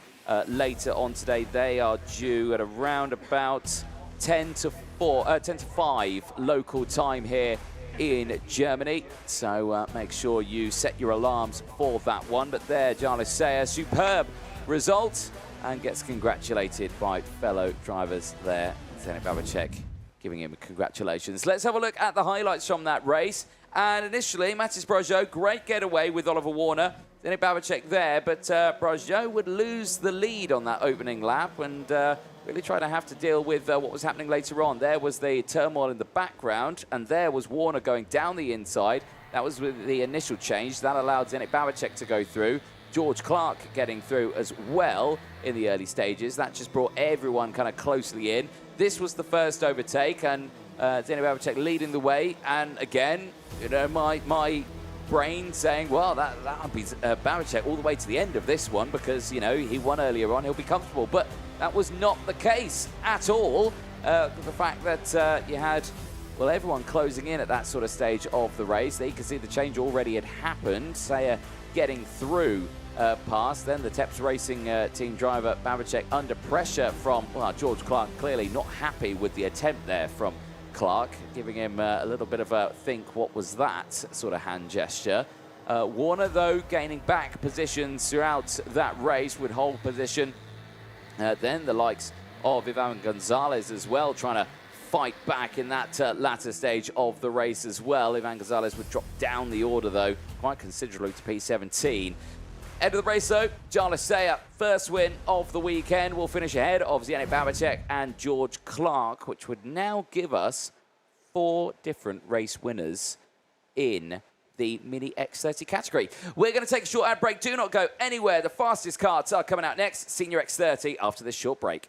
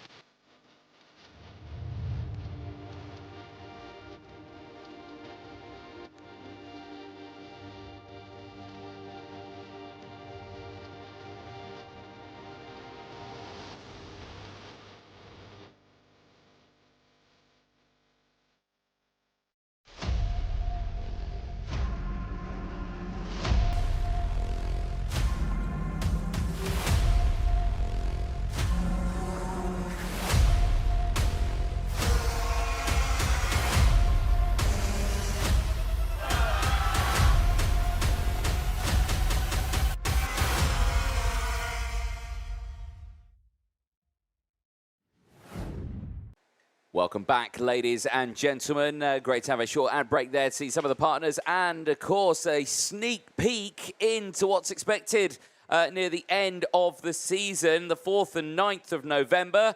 We head to Valencia for the IWF, the IAME Warriors Final 2024. And that is basically the sort of grand prize that these drivers are actually fighting for at the end of the championship in this one. Winners from this get that full entry. So again, that's the main thing that they're fighting for. And yeah, IWF, the best of racers from all over the world, will be meeting in Valencia to do battle. So looking forward to that. Right, senior category coming up next. You can see them there all lined up ready to get going for this next race. Now, this is Group B versus F, getting themselves sorted out. And, well, Sam van der Heijden starting that one on the front of the field. Good results today. Yesterday didn't fully go his way with some bad results. But right now, so far, it's doing what he needs to do right now. And the driver from the Netherlands really in a strong position. There he is on your screen, Sam van der Heijden. Now, he will have Finn McLaughlin starting alongside. Finn McLaughlin is a threat, but today it's just been a tricky one for him. Did take a race win in his first one, but he's not had another one since then. He needs another one if he wants to try and keep those points in a really good position. He's fallen down a little bit in that IC, and there you can see tyre pressures being checked. Don't worry, Mr. Mechanic, we can't see the numbers that are on that screen because I know tyre pressures are like gold to the drivers out there and to the mechanics. So you definitely don't want to accidentally reveal what pressures you're putting on a kart, especially in, because tyre pressures are probably the most important part of a race weekend because you've got the factor of the track temperature, you've got the air temperature, you've got the state of the tyre as well, you've got the length of the race, you've got the time of day that it is. All plays a factor into what pressure you should put down. And yeah, at the moment, everyone will kind of go for one of those different things. There's Kevin Lantinga getting himself primed and ready. But you've got your phone there. Do we have intelligence, Mr. Guillaume, of tyres? Yes, indeed. Thanks to our little birds onto the dummy grid, giving us precious informations live as 1 minute to go before we are green. And we had seen just Finn McLaughlin with the tyre pressure on the right side. All the tyres, fresh tyres on the left side. When it comes to Austin Gale, same thing, same choice, the left side with half of a fresher set of tyres.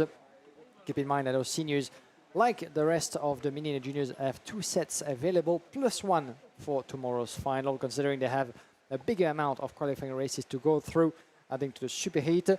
So, tyre choices, left side, new boots for Austin Gale, Finn McLaughlin. Right side, and half of a new set for Andy Rattel, starting from P5 on the grid on the left. And a full new set for Mathis Barbe. That's going to be interesting. He's going to be 8 on the grid. Full new set as well for Rocco Curcio from 16 on the grid. And these are, and also Annabelle Briand, a brand new set. So these are the drivers starting from further back on the grid in need of a stronger performance before the last rotation of heat and the superheat tomorrow. Let's take you through the starting lineup then as the engines fire up. Qualifying heat BNF heads out on track. Sam van der Heijden and Finn McLaughlin starting this one on the front row of the grid. Kevin Lantinga and Austin Gale start just behind. Then it's Annie Rattel and Knut Nielsen on row 3, ahead of Matthias van der Kerkhoff and Mathis Barbe on row 4. Daniel Ginchard and Clement Outron round out row number 5 with Luna Carre and Matteo Zanchi on row 6. Hamza Al Fayez and George Nassar take row 7, ahead of Philip Svensson and Rocco Curcio on row number 8.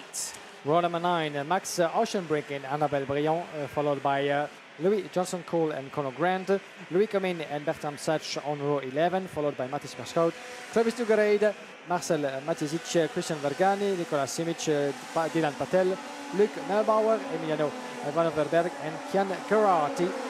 A total of 31, but not so much, 30 drivers as we're still missing Luc Neubauer, who's nowhere to be seen on that grid. B versus F, sorry, for the senior class. And to be complete about some drivers putting on fresh boots, so we have Christian Vergani from P26 on the left side as well for Luna Claire and Philippe Svensson, respectively 11 and P15 on the grid, and Matteo Zanchi to be complete on the 12th place on the grid, left side as well. Thanks again for those precious information sent to us straight live from the dummy grid. Yes, indeed. Our boys down there, Ross Upton and Robert Rees, giving us some fabulous intel behind the scenes there into what's happening. Qualifying heats look there. Vilma Svan, Finn McLaughlin, Elia Weiss, Danny Carinini, Austin Gale and Johan Aluya are the drivers currently sitting in the top 6 in the intermediate classifications, but it's being led by Vilma Svan, who is not out in this race. Vilma Svan will be out in the next race. But Finn McLaughlin, who sits currently 2nd, needs a win here to see, and hopefully Vilma Svan, you know, he's probably thinking doesn't have a good result and can get the jump. Lights go green, we are racing, and immediately McLaughlin gets into the lead of the race. A brilliant start. Gale follows as well. Austin Gale there in 2nd place as the entire pack slots in through turn 2. God, that's an absolute melee of karts all diving for that same part of the track. Action as they exit out of turn number 3 and 4, and you can see there there's still side-by-side action all the way through the mid-pack, but crucially at the front, McLaughlin leads from Gale. Sam van der Heijden looks to be there in 3rd place. He's got the close company of the TB kart, and I think that's Clement Outron, who needs a good result because has had a couple of retirements here in this race. Further down the field, that's another look down the inside there for Kevin Lantinga, trying to gain positions in the opening stage of this lap. Gets squeezed onto the inside as they all file into position in the background there. And Emilio van Overberg is having an absolutely fantastic move there for P29. P29 and already climbing his way through. Fantastic recovery effort so far. As we had Bertram Sach, the Falcon driver, in the background of the picture, unfortunately running into some trouble. And I do hope that he's still with us in this race. As run inside on the 254, that was Clément Outron. And the TB driver, former part of the VDK Racing team, up a place into 3rd, behind McLaughlin and Austin Gale. It's going to be an interesting 2 battle within the same frame. And then Sam van der Heijden once again, our pole sitter, not quite able to translate that positions into a leading place into the opening stages. That comes with experience, and with someone like Phil McLaughlin by your side, is never an easy task. And look at the pace of the VDK driver with the left side, with pressure boot on the left side, half of a second now, built in 2 laps. Austin Gale now found himself under pressure from Clément Outron on your picture with the TB kart colors. Sam van der Heijden trying to stay within the same wagon, trying to stay within the shade of Clément Outron, the fastest on track at the moment. Kevin Lantinga dropping momentum and quite a bit further back. So that's quite a surprise as well for the one-time winner so far this weekend. Lantinga not able, after dropping 2 positions, to follow the pace of the leaders. Mathis Barber, 2 places gain with his freshest set in front of Matteo Zanchi, Rattel, Nielsen, Daniel Ginchar in P10. And the rest of the field, some climbers as well. Kian Grati, once again, 11 places gain up to P20 after starting from the pretty much the last row of the grid. Emilio van Overberg, they're getting a warning flag as we go on board here with Matthias van der Kerkhoff. A brilliant run of racing he's had at the moment. As you can see, running through just in a beautiful, beautiful spot there. Nice clear track in front, no drama to have to deal with in front. You can just see him getting the overtake as well in the background. And like we were saying, Matthias van der Kerkhoff is a driver who, well, needs those good results. Like we were saying, he's had a really tricky time this weekend, and amazed that he's still out there. He's kept his strength, he's kept his, you know, commitment, I think, to being out in this race, and this time around it's going his way. And he kept his humor as well, because we ran into him in the paddock, and all smiles on the face. Of course, this weekend is going certainly disastrous ways, but the motivation is still there and the will to do good, and we wish him, of course, better outcome for further races in the future. But doesn't mean that you have to give up, and still out there to perform, still out there to at least have a bit of fun. And I do wonder at the moment if Clément Outron is having as much fun as some others, being squeezed between Austin Gale and Sam van der Heijden. At least the focus is on for the Frenchman. Start 10th on the grid, 3rd currently, as Clément Outron a few years back in 2020, if I'm not mistaken, won the IAME Series Benelux, the Belgian karting championship back in the days of VDK in the junior class. Time has passed. Colors have changed as well, and he found himself in a new environment to try to perform this year. I think Luna Claret's had an incident out on circuit because she's tumbled down the order. She's down 18 positions now into P29. Dylan Patel also has dropped down to 30th place, and like we were saying, the one non-starter of Luke Nürnberg not out there at all. Finn McLaughlin, fastest lap of the race, breaking away from the rest of the field. Now Dylan Patel, I can see the reason why he's dropped to the back, has got a technical flag. So Dylan Patel, I suspect, out of this race. So not what you want to see out on the circuit. Back in with Matthias van der Kerkhoff. More positions being gained here. Heading past George Nassar there, up into 12th place. So he's still down from a starting spot, but still in the race and still pushing strong in this one. Lovely shot there at the exit of turn 11. You can see the speed that you can carry through the corner, clipping the apex there, avoiding the next one because you need the outer line here to really carry that speed. You're absolutely flat out through turn 1. The first dab of the brakes is into turn 2 there, as you can see. And this time here, flat through this one. Heavy braking there. You can see how long he was on the brakes there, going down in towards turn number 4. And again, nice and calm through here. You can carry the speed through. You kind of flat out through here, using all the curb available to you on the exit as you then negotiate the chicane. Oh, a little wide there on the exit, the second half of it. But again, bit too much curb. That just shows how committed you have to be through that chicane, isn't it? Definitely so. As we might see that again, it was another moment where he actually got pushed a little bit wide on the exit of turn number 11. And was certainly frustrated about what just happened with the 287 getting past. As for Matthias van der Kerkhoff, it was George Nassar, and he managed actually to get ahead of the British driver just after that little moment. Back with Clément Autran. Wow, and you can see there's a sea of drivers just giving me a chase. Sam van der Eyden, Austin Gale, Barb, Matteo Zanchi, Rattel Lantiga, all pretty much in one go into the hairpin of turn number 4. And watch out not to get yourself into too much trouble, as we can see one of the Victory Lane drivers, Hamza Al Fayez, fighting his way through as well. As Conor Grant is picking up a warning flag, the 292, currently sitting further back into the classification. Conor Grant will get back to that. But now it seems like the gaps have really been reduced between some of the contenders in the belly of the beast. Watch out on the turn number 11 on the inside. Oh, there's yellow flags out there, and there's carts in the barrier. Yes, and there's 3 carts off there in the barrier. I can see out of the commentary box window. It's not on camera, but double waved yellows. And I think 2 of the drivers got away, but there is 1 driver out of the race. And I'm going to say those 3 drivers were, I think Matis Moshout's Bertram Sash, I think, was one of them. And there is a driver out, and that is, I think, Bertram Sash, the driver of the Falcon Racing team, out of this race. Definitely a race to forget for Bertram Sash. He had a late start. And there's the cart. Look at that, buried. Trouble. Yes, indeed. And now finds himself DNF in turn number 9. And thank God there's big tire walls on the outside of that hairpin, because even though that's a tight corner, you come in here, you come in there at a very high speed, and considering that this is one of the hot spots for overtaking, it's easy to get yourself squeezed out of the line.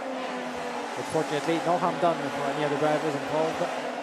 As we're here back on lap number 10 with Clément Autran, Austin Gale closing in on the Frenchman, and the Rattel with like a piece of it as well, trying to get close, maybe to launch an attack into that last lap. This is a battle for second place, don't forget, because 4.6 seconds are splitting Clément Autran and Fionn McLaughlin.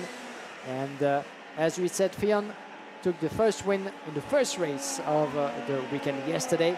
And it's been a while since we haven't seen him on the top spot on the classification. Now he's back into contention, and that will allow him to confirm his second place in the ranking, 4 points shy from Vilmos Van, that we'll get to see on track in just a moment for the next race. So Vilmos Van, next up, will be certainly eager to confirm. Here's the move indeed, with Andy Rattel getting across on the inside of Austin Gale for a third place.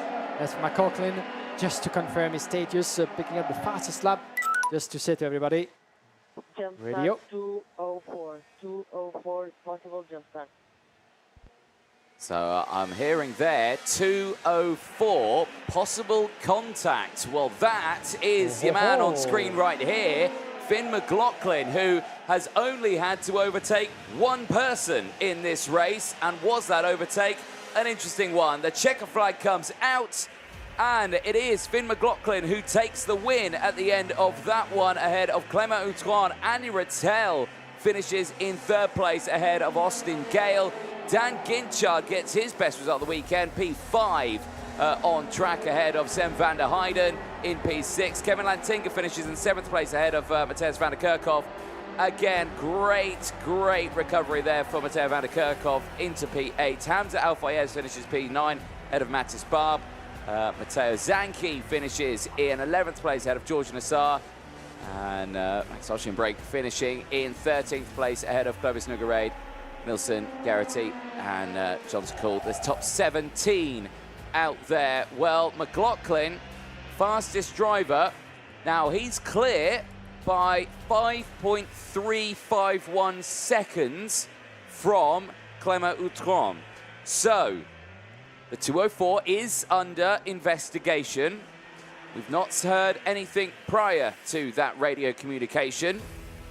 And if he does receive a time penalty, and if it's only a 5-second time penalty, he would still win that race. But that is provisional with a capital P for this one. And there's a look at the rest of your race results. They're just popping up on your screen. Rocco Caruccio finishing in 18th place ahead of Annabelle Briand. Then it's Philip Svensson ahead of Conor Grant. Christian Vagani ahead of Luke Mann. Nicholas Simic from Marcel Matievich. Emilio Van Overberg finishing in 26th place ahead of Mattis Mashout in 27th.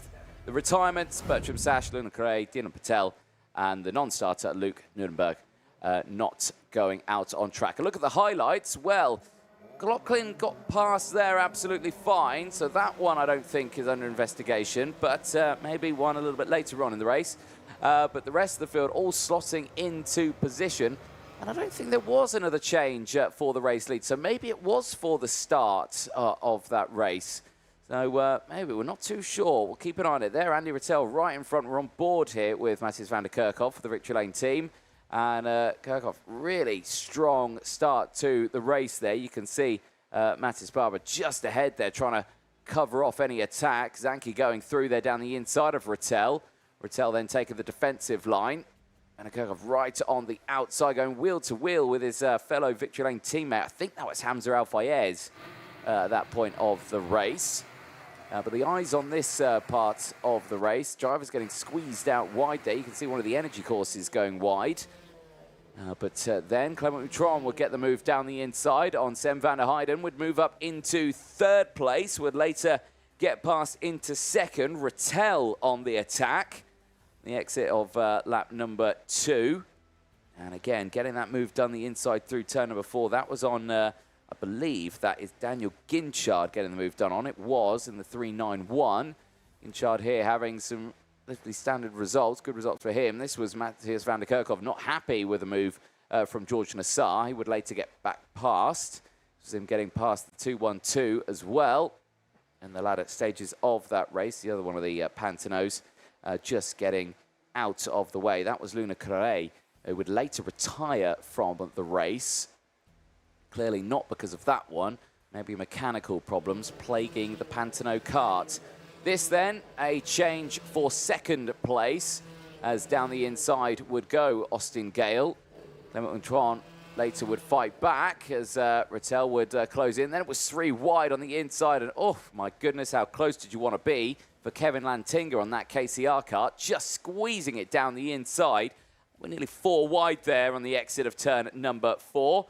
Down the inside again in the latter stage of the race. Mateo Zanchi having to deal with the close company of Hamza Al-Fayez, who would really try and close that door there. That's his barb. And then the dramatic moments later on, and the Falcon driver here of Bertram Sash out of the race, and that kart really buried into the wall. A last-ditch overtake from Mattias van der Kerkhoff, wheel to wheel. I think Hamza Al-Fayez having to just concede the spot there, trying to keep his nose around the outside. Not going to be close enough, and yeah, says, think, let's go. But the checker flag would go out, would go the way of Finn McLaughlin, and 0 points to his name. He keeps his 8 points and second in the intermediate classification. So the ball is back now into Wilmersvaarn's part of the court, and Wilmersvaarn out in the next race, which will be coming up very, very soon. But between now and then, let's head down to Parc Fermé. Guillaume Alvarez, it's over to you.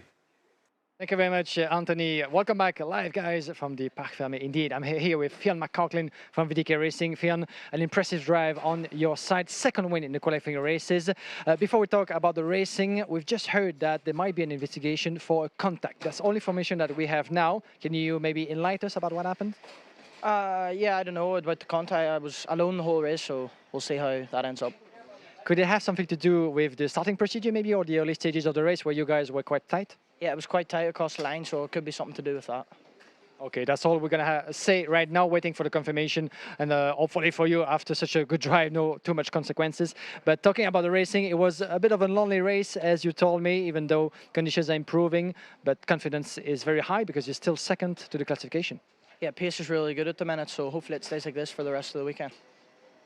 What can you tell us about the evolution of the racing so far? Even though you didn't have that much rivalry into this race, but the track fits your standards in terms of excitement as well on track? Yeah, it's great. There's a lot of banks and the racing's really good. But for me, I'm in love with this track. It's probably one of my favorites.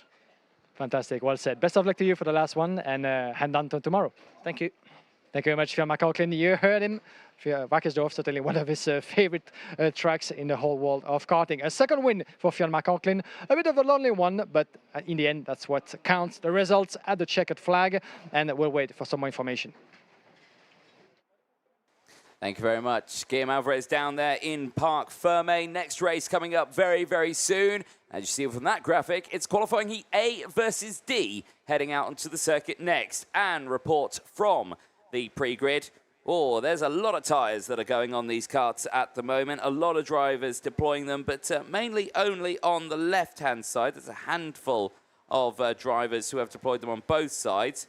Other intelligence, and you can see that on the graphic and from the picture, Danny Caronini has decided he wants to switch sides. Now, if that is to do with anything, I would say that maybe to benefit, well, maybe himself, maybe he's just thinking, you know, I want to start from the other side. That is one possible scenario. Or it could be to do with he's got his fellow teammate David Dragan starting right behind him, and now that will help him push himself forward.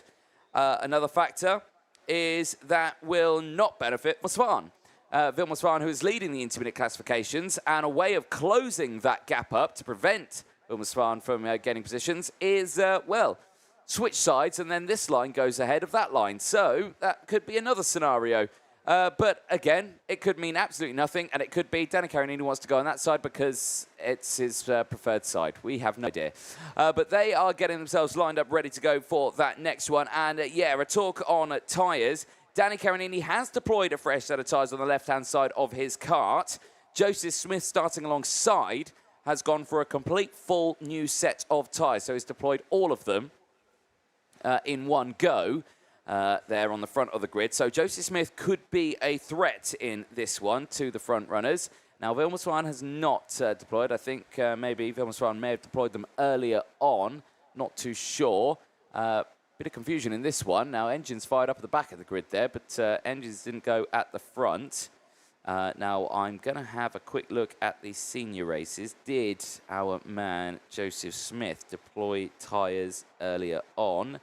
I'm having a look, and I think the answer to that, as the karts fire up and go, was, I don't know, is my answer to that one. No, I don't think he did. Right, Danny Caronini starts this one on pole position, then Joseph Smith will start alongside. Vilmos Svan and David Dragan go from row 2, with Maxime Blanchimard and Luca Bertoni on row 3. Max Hetzel, who has gone for a full set of brand new tyres as well, will have Marius Barryberg alongside, with Nando Weichselbaumer and Admiral Harley on row number 5. Weichselbaumer has also deployed a full brand new set. Manuel Wagner and Heikki Kaltering go from row 6 ahead of Henk Vuk and Peter Stiller on row 7. Miguel Silva and Natalia Granada go from row 8. Rema Blanc and Wesley de Goy run at row 9 ahead of Luis Tort and Maximano da Silva on row 10 and the top 20. Morgan Knudsen from Hawk White, and it's Mark Granada from Marlon Vatver.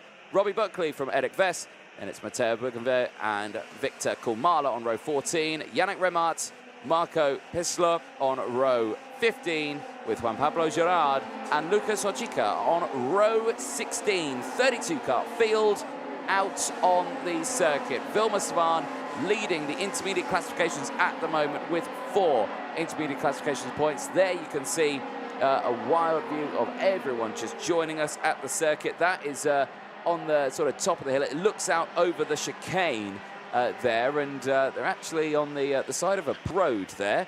So there we go. But there's viewing spots from all around the circuit.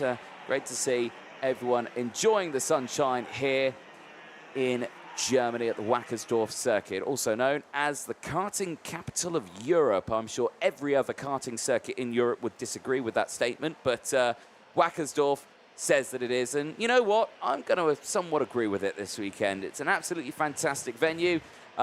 Beautiful scenery, beautiful surroundings, a beautiful forest in the Bavaria region of Germany. And this should be an absolutely fantastic run. Right, now, Nando Weichselbaumer. He has not deployed a full set of new tyres. That graphic there is showing he's done a little bit of chop and change, a little bit of topsy-turvy on his kart. Lights don't go green, we're going around again. Right, okay, so that makes more sense on my piece of paper. So he's got, I think, a front left and a rear right. That's what he's deployed at the moment. So he's done a bit of chopping around. And now that is a common feature that we have seen before, but I think that's the first time we've seen it this weekend. Might be the first time indeed, and he's not the only one with Oak White doing the same further back in the second position, while Nando Weichselbaumer is 10th. A lot of changes of tires indeed on this grid. Don't forget that the seniors have 2 sets to use from quali to the superheat and 1 extra for the finals, because they have more races than the rest of the classes. But it's up to the liking to use these tires as they please. 1 full set, half a set at the front, at the rear, on the left, on the right. It depends on the strategy. Yeah. He actually, Weichselbaumer actually did the opposite of what I said. He did a front right and a rear left. So I just got it backwards. I'm getting confused with myself. Terrible with my left and right. Are we going to get synchronization? Synchronization. Oh, that was a good one. That was a good one that time. I like it. They're going to watch this stream back and they're going to go, what on earth are these commentators talking about? Right, anyway, into the tram lines. Are we getting ready to go? The lights are green and we are racing. Carinini with that inside row going into the first kink. The outside technically for turn 1. Works out well for him. Holds on to the lead of this one. And who follows? His teammates. Look at that, all going through. David Dragan and Luca Battoni there as well. So it's a Zanchi Motorsport 1, 2, 3 with switching sides of the grid. There you go, indeed. As good getaway. Oh, and unfortunately, 398. I think it's the 380. This is Nando Weichselbaumer, unfortunately, as we're just talking about his tire strategy. Well, he won't get a chance to use it for this race as he found himself in the grass. That's DNF, unfortunately, for Nando Weichselbaumer from Valier Motorsport. Well, he can take that with a chip on the shoulder because, yes, okay, you're out of this qualifying heat, you're going to get bad points to that one. But, running very wide there on the exit, that's not gone well at all. That is not the optimal racing line there for Adam Rahali. So he's going to try and fold that one back into position. But yeah, like what I was saying there for Weichselbaumer, yes, okay, he's got brand new tyres on there. He's not used them. Everyone else in this race is going to use them. He will keep those tyres, so when they come out later on, he'll have a fresh set. And remember, a lot of people deployed new tyres in this one, so he wouldn't have really gained much with that. In the next race, he might gain a lot more than what he would have done in this one. So, yeah, those tyres are going to need a bit of washing, though, because they have been pretty much into the grass, so a little bit of work to be done by the mechanic back in the awning. And we'll see what Weichselbaumer will be able to do in his next and last race of rotation by the end of the afternoon. That's lap number 2 completed. And we have a Zanchi Motorsport formation at the lead. Danny Carinini, David Dragan, and Luca Bettoni. Well, we're going to have an interesting dynamic between those three because taking the lead and the first 2 positions is one thing. Being able to keep them from the rest is another. And in one order, running inside. There's the first answer with Luca Bettoni deciding to go for second and pushing his teammate into the close of Joseph Smith, who actually makes his bid just before the chicane. Well done by the new record holder of Wackersdorf in FP3 yesterday with the Czech Republic machine for Victory Lane. As unfortunately for Dragan, now he has Silva Svan being overtaken by Marius Barryberg. Well done for the VDK driver. Barryberg up to P5. Wilma Svan, the current leader, used to be leader, sorry, of the classification before the win of Fionn McLaughlin. Now sits in second place, 1 point down, and now finds himself P4. So it's not the result that he needs, the Silver Svan. If he wants to keep at least a chance to finish within the top 3 of the classification and have 1 or 2 pole position for the superheat, he needs a better result than that. As one inside goes Joseph Smith on a great pace. That's certainly the best pace that we've seen him for a while, and he takes P2 from Luca Bettoni. And the more and more this race goes on and the more and more that unfolds, the more and more I think that Danny Carinini switching sides there was a stroke of genius in this race, only because now that he's now 3rd in the intermediate classifications, ahead of Wilma Svan. So Svan, who was leading the way, now down to 4th in the intermediate classifications, changes that one quite dynamically.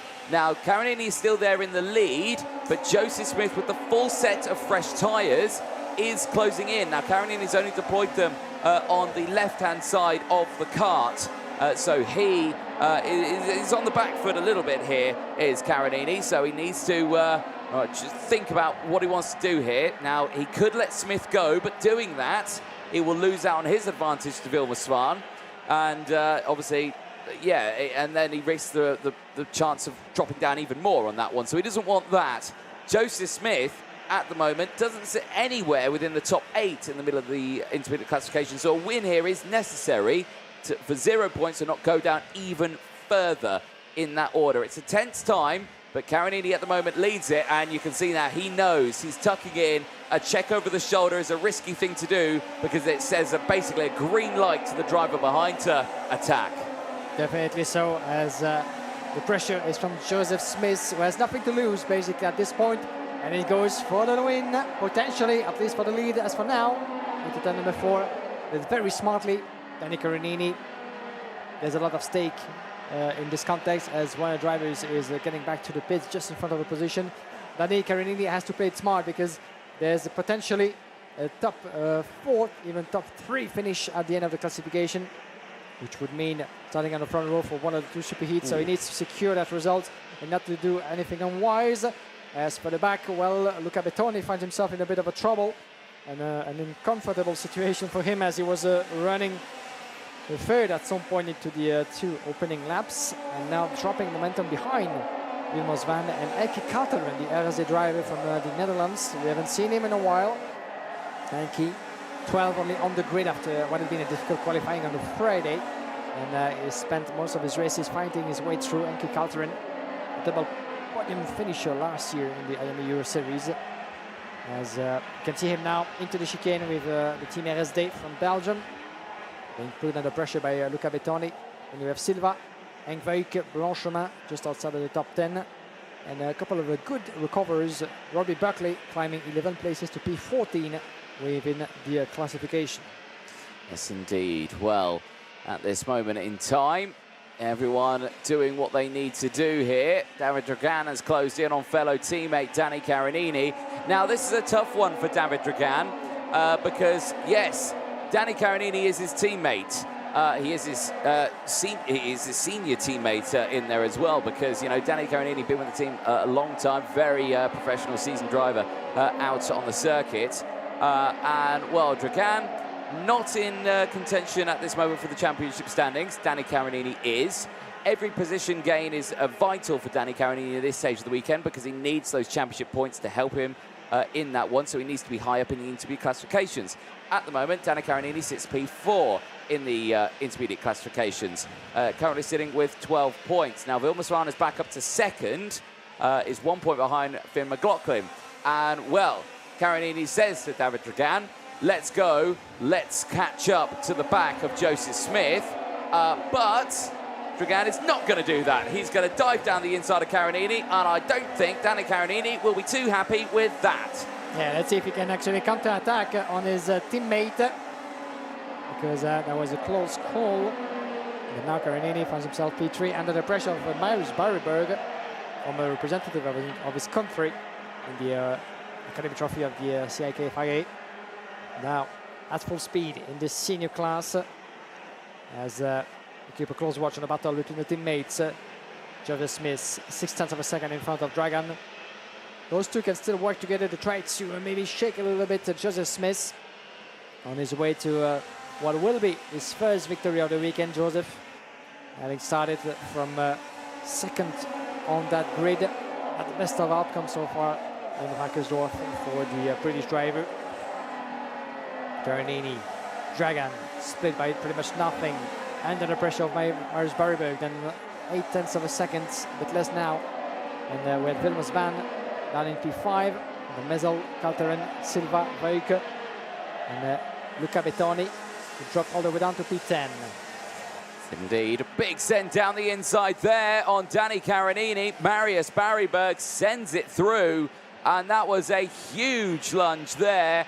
And this was the risk. This was the risk for Danny Carinini, allowing people to get past him, is that it just promotes others to try and go for the move as well. Vilmos Van now sits directly behind Danny Carinini, and they are fighting in this intermediate classification.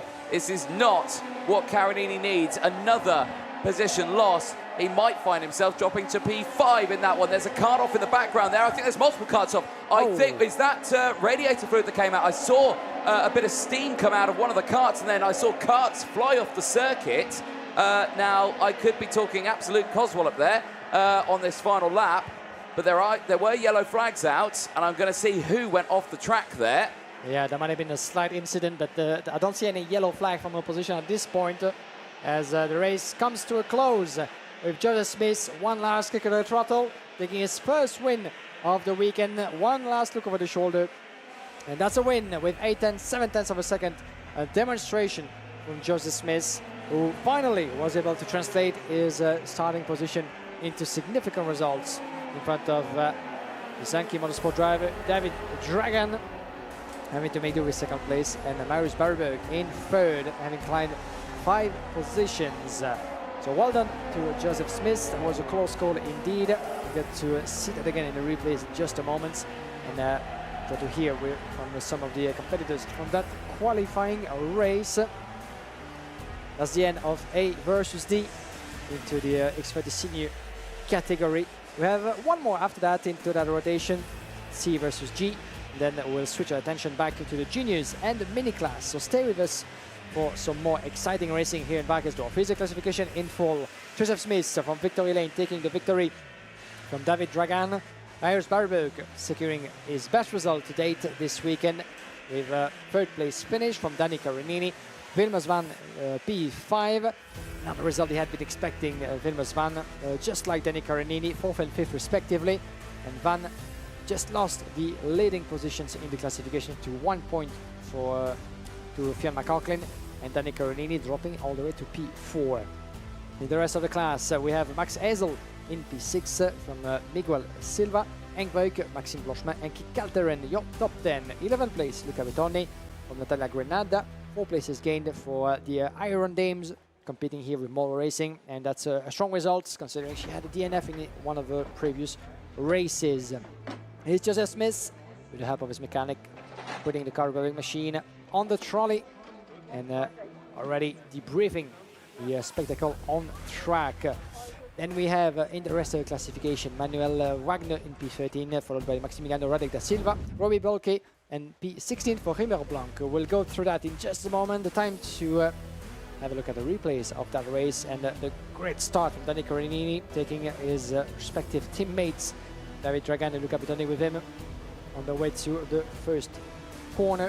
It was a bit hectic further back as well, so the driver is going the long way around onto the curb to try to find a bit of space into those opening few meters, as unfortunately Nando Wanxelbaumer was lost very soon into that race, despite having put a fresh set of tires, but there was no way that could be done, as the 314 of Hadam Rahali from Victory Lane found himself onto the grass, and his race was already done and dusted before even started.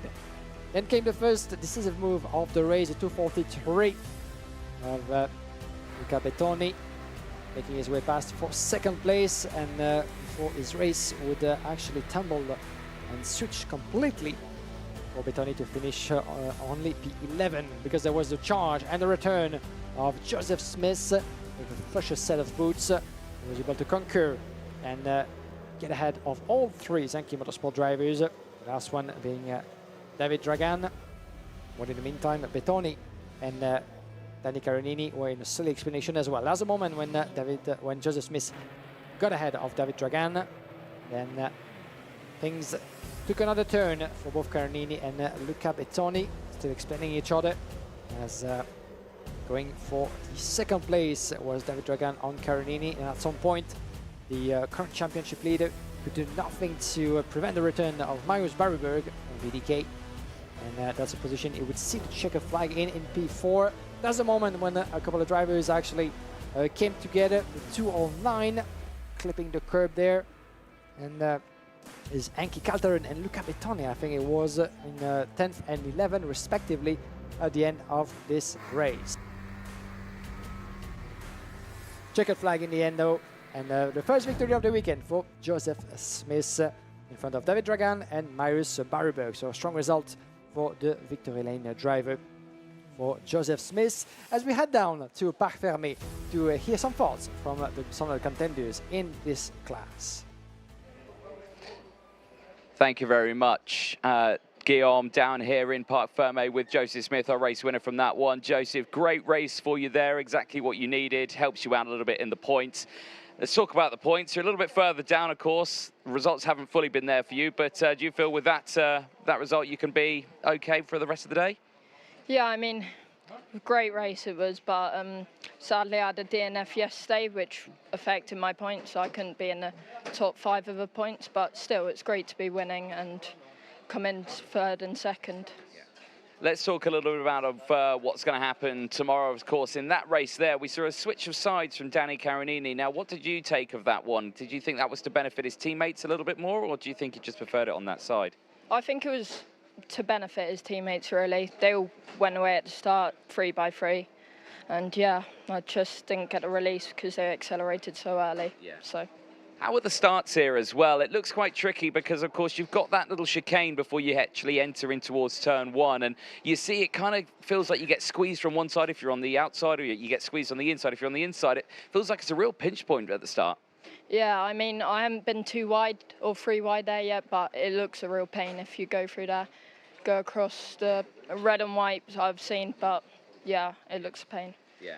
Well, for you, that's another great result for you. You can keep your head held high on that one. Enjoy a little bit of a break before you head back for your next one. But yeah, congratulations, well done. Thank you very much. Excellent stuff there for Joseph Smith. Well, plenty of action all the way happening throughout this one. Guillaume, let's head back up to you with the next race that's heading out on circuit. Thank you very much, Anthony, and thank you to Joseph Smith for talking to us live from the Parc Fermé, the scrutinying area where all the drivers go through for the scale and the scrutinying process for some of them before making their way back to the paddock and the respective awnings. C versus G is the qualifying heat up next, still in the X30 senior class, going through 11 laps. And having a look at the starting grid with some big names. Here they come, waiting on the dummy grid with Ruben Moya on the left side. And is one of them with a fresh set of boots on the right side, fresh set of boots as well on the right side for Kyo Lee, on the left side for Christian Biasati and Miguel Blascos, and a full new set for Hugo Erwin and Juan Aluja, who will be 7 and 8 respectively, and a full new set as well for Milan Marzak for the back as well in the classification. Ken Wellens, Delano Wellens, as well as Louis Schutz have all put on all 4 new tires to get themselves ready for that qualifying race. This will be the last of this rotation. After this one, we'll go back to the juniors and the minis. And from 5:30 local time, we'll be ready for the last 3 races of the class with more than 100 drivers competing this weekend in the senior category. At this point in the seniors, 4 wins for Elo Gonzalez, 2 wins for Vilmos Van, 2 wins for Fionn McCaughlin. Here's the grid in full. Classification led by Fionn McCaughlin for 1 point in front of Vilmos Van. I'll get it right. Ruben Moya will be starting from pole position with Paul Chase on his side. And we have Kiole and Elia Weiss on row number 2. Row number 3, Miguel Blascos and Christian Biasati, followed by Juan Aluja and Hugo Erwin. Romeo Rousset and Milan Marzak, row number 5. Row number 6, Marcus Luzio and Mika Auton. followed by Leonardo Langoni and Patrick Ogrodovic, Alexander Ruta and Louis Schutz on row number 8. Row number 9, Niklas Hirsch and Lewis Bird, followed by Karl Lutard, Delano Wellens, Suleiman Zanfari, Luke Taylor. Row number 12, Jero van der Redvoort and Hugo Besson, followed as well by Loris Sach, Andrea Pirovano, Mathis van den Broek, Ellen Spanswick, Lutz Osenbrick, Keanu Wellens and Freddie Owsley. We are missing a couple of competitors on the track at the moment into the formation lap, as Patrick Ogrodovic, Lewis Bird still missing out, unfortunately, and we don't have Loris Sach after his retirement. Loris Sach, the driver from Falcon Racing Team. So 3 drivers short, as we are having 28 competitors in total on the track of Wackersdorf. When it comes to classification, as we said, at this point in time, this is the penultimate race for these 2 groups. One last rotation, a decisive race in just a few hours, as Fionn McLaughlin is leading away 8 points, 1 point ahead of Wilmer Svan. And we have Elia Weiss on equal points to Svan, 9 as well. 14 points for Danny Carnini, 16 for Aluha in front of Kyo Lee, as well as Elo Gonzalez, making his way up to P7 with 3 wins so far, and make it even 4 after his victory in the CE in front of Gale in P8. So still everything up for grab when it comes to pole position for the superheat. McLaughlin and Wilmer Svan at the moment have the advantage. Synchronization once again. Always happy with that. I'm going to call that out every time. Right then, drivers getting really bunched up and slowed down in the tram lines. Now they bolt, now they go, now we're green, and it's Ruben Moyer with the great start. Look at the jump Ruben Moyer got there from the rest of the field. Paul Chows in second place, holds on to that one at the start and has to fend off Kyo Lee, now fending off what can only be described as the entire grid that's right behind him as they all file in towards turn number 4. They all seem to make it through. There's no yellow flags at the moment. Everyone having a relatively decent start there as they all file their way through the chicane. Down in towards turn number 9 they go. It's a clean getaway from Moyer and Paul Chows, but at the moment it's a close fight there between Kyo Lee and the TB driver just behind, which I believe is Christian Biasati. Yes, I think it is, and what a great start indeed from the Ruben Moyer. Everybody coming through at the end of this opening lap. Look at the gap that Ruben Moyer has been building in just the course of 1 lap. 7/10 of a second after that cracking start of his. Paul Chows under pressure from Keanu Lee. As for the back, oh, look at that dive from Biasati. Beautifully made from Christian Biasati on Keanu Lee, taking 4th place, 3rd place as it is from the Korean driver from LGP. There was a very, very late braking into that hairpin over there, and it was very well executed. Now, let's see if Hugo Erroin with the Alonso kart colors will be able to emulate on such a move. From P6 at the moment, Hugo Erroin coming close to Elia Weiss with Kyo Lee just in between. Elia Weiss making his way past as well for P4, but Hugo Erroin stays where he is at 3:16 and finds himself under pressure from Juan Aluja just behind. So Aluja looking to make his own bid as well. Milan Marzak down in P8 from Leonardo Longoni, and Marcus Luzio gaining a place up to P10 at the moment, the current championship leader. Not the qualifying heat leader, but the championship after the first 2 rounds. And Hugo Erroin, unfortunately, losing the place to Milan Marzak for P7. Indeed, Moyer now with the fastest lap of the race. Change, though, there as down the inside. That looks like that was Johan Aluja getting a spot on Kyo Lee, and he does, gets past into P5. Milan Marzak also getting past Hugo Erroin as well. That was for P7. Overtakes happening thick and fast all the way throughout the field. Back on board here with championship leader Marcus Luzio on used tyres. He deployed his fresh set earlier on, really early on actually. I think he was the first driver to deploy a full fresh set of tyres. So these tyres have been, well, used and abused for quite some time out in this race day. But across the line he goes. He's doing a decent job there, up 1 position. Still having a good job in this race in P10. Eyes focus on this one here. Paul Chows under pressure, or has put the pressure on Christian Biasati. They've actually changed places. Johan Aluja down the inside of Elia Weiss is taking full advantage of that fastest lap of the race. And we are here on board almost with Paul Chows into the chicane with that Gillard machine, chasing Biasati.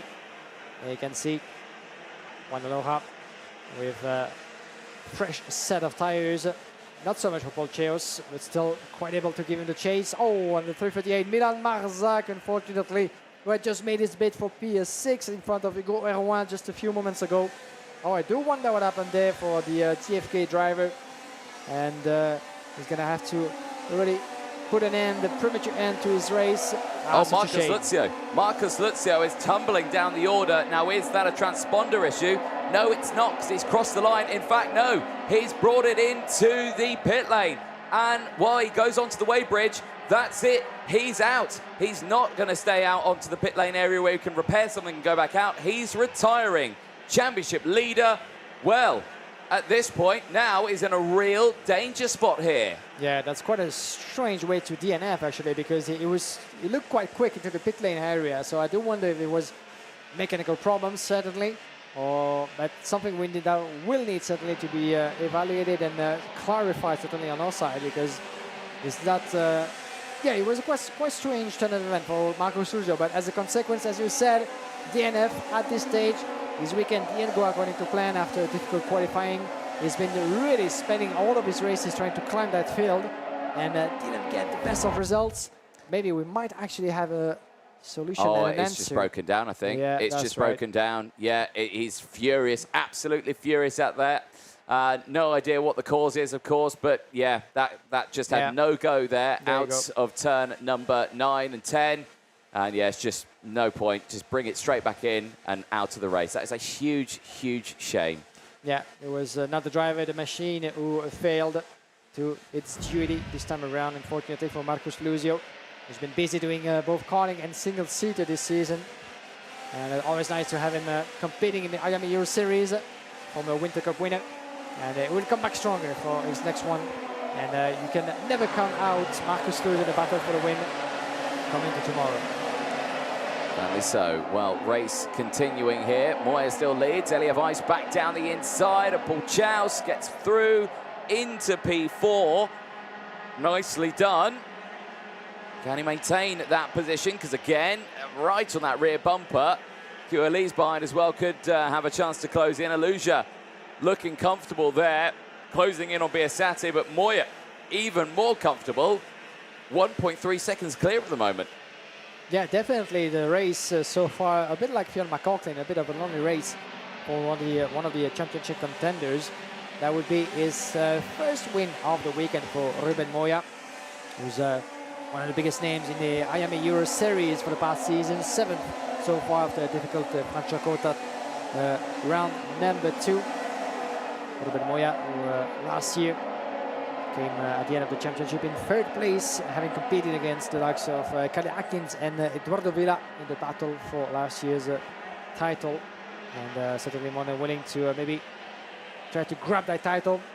He's been 3rd 2 seasons in a row, Ruben Moya, in the IAME Euro Series. And certainly willing to grab the title one day, certainly. But this win in the qualifying heat will certainly help him do that. Certainly will. On lap 8 at the moment, drivers will cross the line, go on to lap number 9 now of 11. And still, we watch this battle here. Biasati on the rear bumper of Johan Aluja. Aluja not out of the woods yet, because Elia Weiss has closed in. We're going to have a 3-car battle here for 2nd place. Moya is clear. He doesn't need to worry about anything right now, apart from Wagon. But right now, the only thing these 3 need to worry about are themselves. Paul Chaus as well is in a really good position here. If they start to battle, which I'm sure they will, Paul Chaus is first on the scene to pick up any pieces of the drivers in front. There's still no defensive moves here from Aluja, Biasati or Weiss. They stay line astern. Through 11th they go, back onto the start-finish straight. Another lap completed. It's a quick lap here at Wackersdorf. Like I say, 52nd lap at speeds of 120 kilometers an hour down the inside at turn number 2. And Biasati takes 2nd place away from Johan Aluja. Defensive line immediately from Biasati as he tries to hold on to the position. Now Elia Weiss is going to have a look for a chance here. Keep an eye on Paul Chaus as well. And Lee, they might have a chance of closing in at this point of the race. Marshal post for exit 284 report to the stewards. 284. Report there, 284, wanting to be reported to the stewards. Now we'll find out who that is, and that is actually Leonardo Lagoni, who's sitting further down in the order. Back with the battle here, though, because it's all kicking off once again. There's Ruben Moore in the final lap of the race. This is second place, though. The battle kicking off. Biasati is comfortable. Weiss down the inside of Johan Aluya and gets through. Now Paul Chaus has closed in. Now Kyo Lee has closed in. Now Hugo Heron has closed in. Yeah, what a hectic final lap that's going to be run inside. There he goes, the GP, the 264, Kyo Lee. And that might open the door to Hugo Heron. Run the outside, he goes, the Frenchman. Beautifully made on Paul Chaus. Unfortunately, Chaus going from 5th to 7th in just a matter of 2 corners. And he keeps on going. This is 230 this time around for Aluja on Weiss. And there's another change with Aluja done up into P3, Weiss down in P4. What a move it was for Hugo Heron. As in the meantime, crossing the line, miles away from the rest of the field.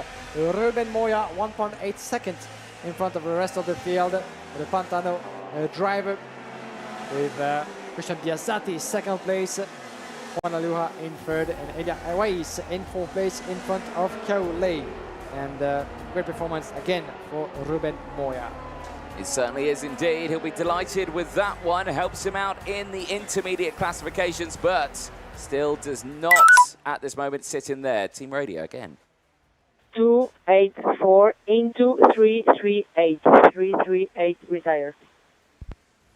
Right, so 284, Leonardo Lagoni into the side of 338, and that was Milan Marzak, who we saw retire earlier on. So we can see there is a culprit at large there in that one, and I'm thinking that Leonardo Lagoni in his race is not over just yet. There's a look then at the classifications at the end of that one. Moya Biasati, Aluja the top 3, then it's Elia Weiss and Kyo Lee. Paul Chaus finishing in P6 ahead of Hugo Heron, Mickey Blaskos ahead of Romain Roussel, then it's Luca Horton from Hugo Besson, Suleiman Zamfari from Carl Hart finishing in 13th place. Leonardo Lagoni finishing in 14th. That may change with Luke Taylor just there in P15, up 7 places. Hugo Besson, I did mention, 13 places gained in that race, finishing there. Alexander Ruta finishing in 16th ahead of Andrea Pirovano, who gained 9 places ahead of Louis Schutzer, who finishes in 18th place. Nicholas Hirsch finishing in 19th ahead of Keanu Wellens. Lutz Oschenbrink finishing in 21st place ahead of Daniela Wellens. Then it is Giro van Durenvoorde, who finishes in 23rd. Van der Broek finishing in 24th from Spanswick. And Housley, the 2 retirements, Marcus Luzio, championship leader, and Milan Marzak, both retirements, and 3 non-starters in that one. Patrick Ogradovchik, of course, out of the event. Lewis Bird and Loris Sash not taking part in this one. There, though, on your screen, Ruben Moya for the Pantano Racing team. Sure delighted with that result. Let's have a look at the highlights. And, well, the biggest highlight there for Ruben Moya was that start. Look at the advantage he got from the word go at the start of that race. Paul Chaus nowhere to attack, nowhere close enough to put on an attack as well. This is on board with Marcus Luzio at the start before his retirement. And initially, just behind Romain Roussel, you can see Luca Horton down the inside. Oh, Horton just squeezing the door there on Roussel. Roussel clipping that curb on the inside. See the time that he lost there on the inside. You can see just leaves the door open. Lagoni going around the outside there as well. And, well, you can see there the different speeds of drivers hitting the brakes at the certain points of the race there. And you can see absolute mayhem. That is how challenging it is at the start of these races. It all looks very simple. It all looks very calm. But trust me, from a driver's point of view, that is a constant workout from the word go to the checkered flag. Elia Weiss gaining positions at the early stages of that race as well. Through would come the MDC racing driver of Johan Aluja as well, finishing that race in 3rd place. Biasati gaining the moves as well. This was the breakdown for our championship leader, Marcus Luzio. Unfortunately, the frustration taking over there hand going up in the air and, yeah, just, well, retiring from the race. And never a nice thing to see, and certainly for a driver, never a nice thing to have happen to you. It happens to the best of them out in this racing, and unfortunately, it happened to our current championship leader in the series. Out of the race with one more round of qualifying heats to go for the majority of the grid. Still one group will have finished their races. Later on in the race, big moves again from Johan Aluja back down the inside of Paul Chaus. At the end, Chaus had finished that race P6. Elia Weiss down the inside, gaining those positions for the Simon team. And, well, there's another view, Marcus Utsio, of the, well, deflatedness of it there. And, well, just having a conversation saying, can we leave? We're out. And everything's been checked. Right, there again, another change. And through would go Johan Aluja. This time it would be on the TV card of Christian Biasati. Biasati would fight back, though. Then Elia Weiss would go for the charge and get up into P3. Later lose it, though, would finish P4 for Elia Weiss. Ruben Moya breaking away at that point of the race, was clear at the end of it by 1.8 seconds. Again, another charge for Johan Aluja down the inside of Elia Weiss. That was how they got back up into third place. But seemingly unawares of all the information happening behind, Ruben Moya takes a win by 1.8 seconds from Christian Biasati. Johan Aluja finishing in third place at the end of that one. There is one more senior X30 race to go before we head back to the juniors out on circuit. In fact, no, actually, that was the last one. Right, let's head down to Parc Ferme. Guillaume Alvarez, it's over to you. Thank you very much, Anthony. Here with Ruben Moya, the hero of the hour. Ruben, always good to see you. Quite a bit late, this first win. I mean, we've seen you performing, of course, at the forefront on numerous occasions. This time around, this is the win, but it's coming after a long time and a bit of a struggle. Was it the case on your side? We are trying to understand, but the point is I lost all the grip after the qualifying. Yesterday, when I went out of track, I had the tire had no grip at all. It was not the chassis, it was just the tire sliding everywhere. Heat 2 the same, and this morning was exactly the same. So what? I don't understand why, because on quali was good, then completely after no grip at all. So for me it was some problem with the tire, but we are struggling, we are seeing, we are testing some things to have a little bit the grip that the tire doesn't have. So yeah, we are struggling a little bit, but we are arriving like always. Every hit we improve a little bit, like always. So the point is the main race is the final. So at the end, the hit is to prepare the final.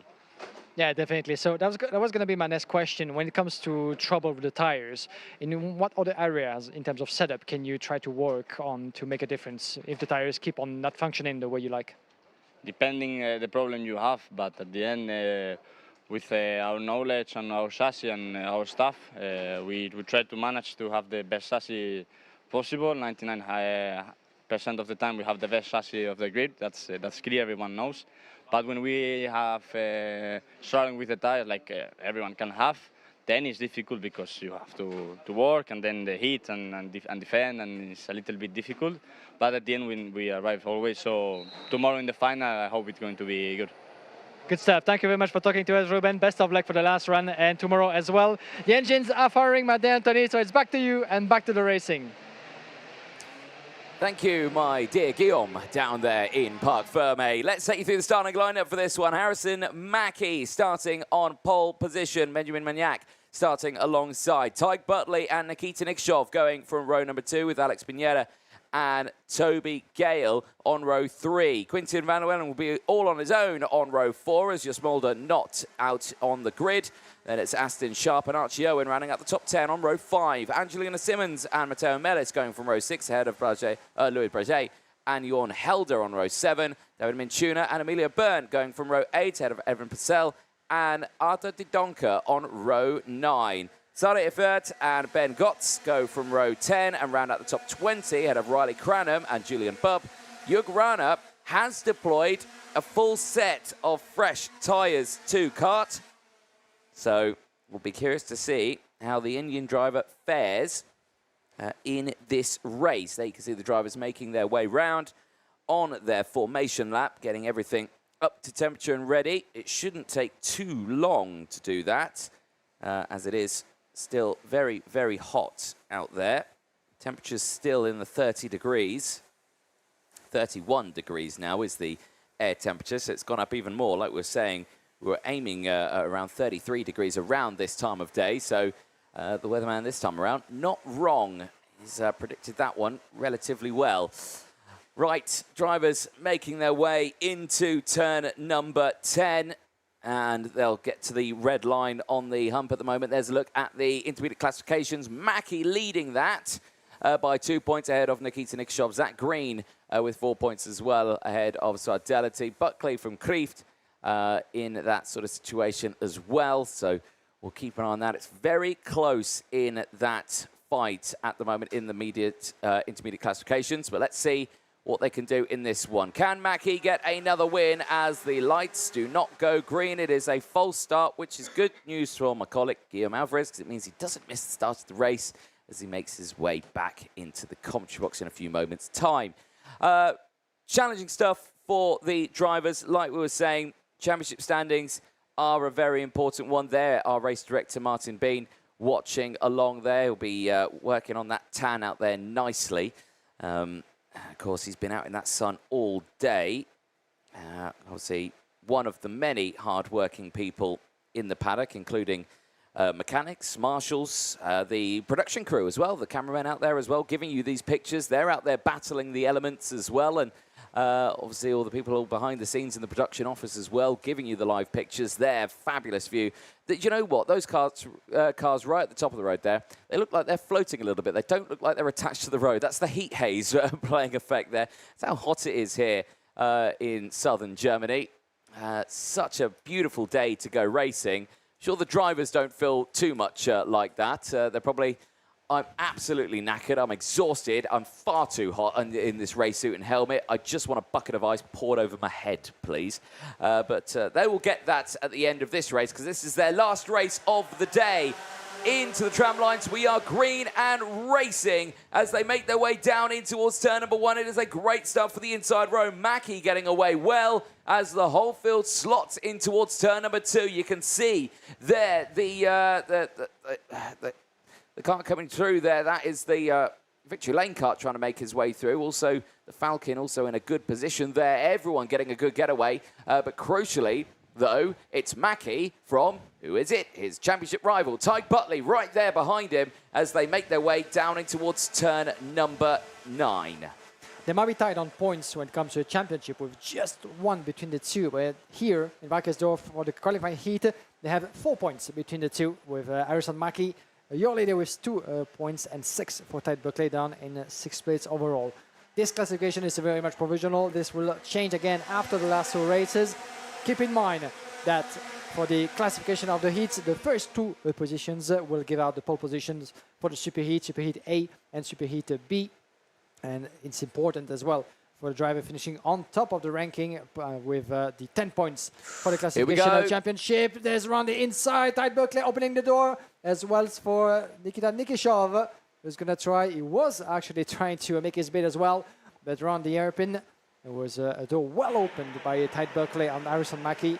Nikishov couldn't actually. This time around, he can, and the door is once again open, and it goes the way of not only Nikishov, but also Benjamin Manach getting ahead of Harrison Mackie. And it's going left and right for Harrison Mackie. He's going to have to focus on, because otherwise this race could take a very, very different turn than what he had in mind.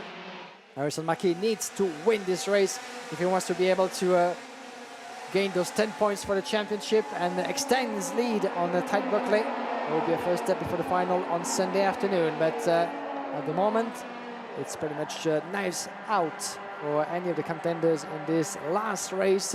For those 2 groups, one more for the juniors, last rotation for this second class, with the drivers between 12 and 14 years of age. Here's your classification. Zach Green at the moment that you will get to see competing in the next race is at the moment your current provisional leader, considering that Harrison Mackie has lost 2 positions. So that means that he had 2 points to start with, plus 3, that makes it 5. He would still be on pole position if it would stay like that, but that's very much unlikely considering that we have one more race after that. It's down to him to try to secure an even better result than P3. Well, yes, indeed it is. But remember, then it falls into the hands of Zach Green in the next race, because if he drops down the order, then it puts Mackie back up, even if he finishes there. So again, it's not over for Mackie. He's still in a good position to start on pole for Superheat 1 tomorrow. He just needs to maybe gain one more position here to kind of help out and secure that one just that little bit more. But he's under real pressure here from Alex Pineda, who is right on that rear bumper as they go through that chicane. The same could be said for Nikita Nikischov on Buckley.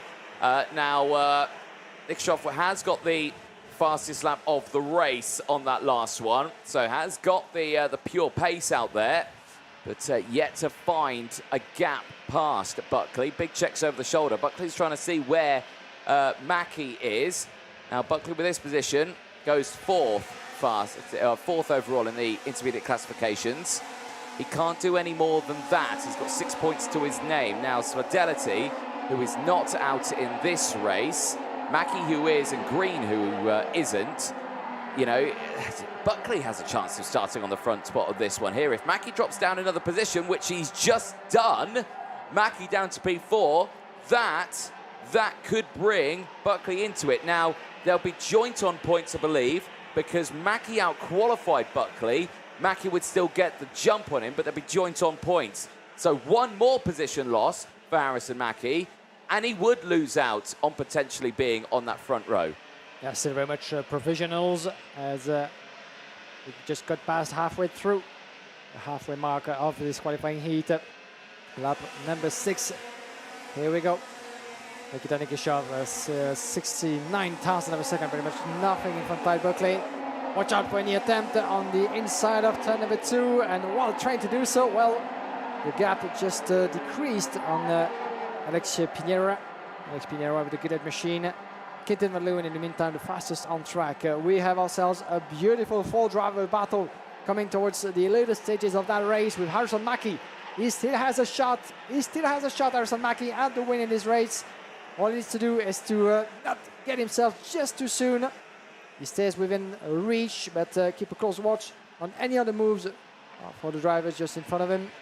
There's half of a second between Harrison Mackie in fourth and Nikita Nikischov in the lead on the inside. There he goes. First move in the bag, not in the bid, but in the bag for Harrison Mackie on Pinera up into P3. And we might see another attempt from Tide Buckley, switching the line, trying to get that door wide open. It was shut at the very last second into the breaking point by Nikischov.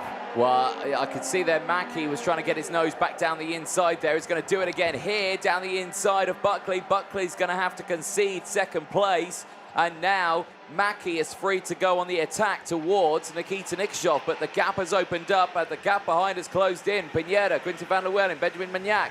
Then it's Toby Gale, Archie Owen, Angelina Simmons. They're all there, all battling. There down the inside is Toby Gale going for the move. Gets past Archie Owen.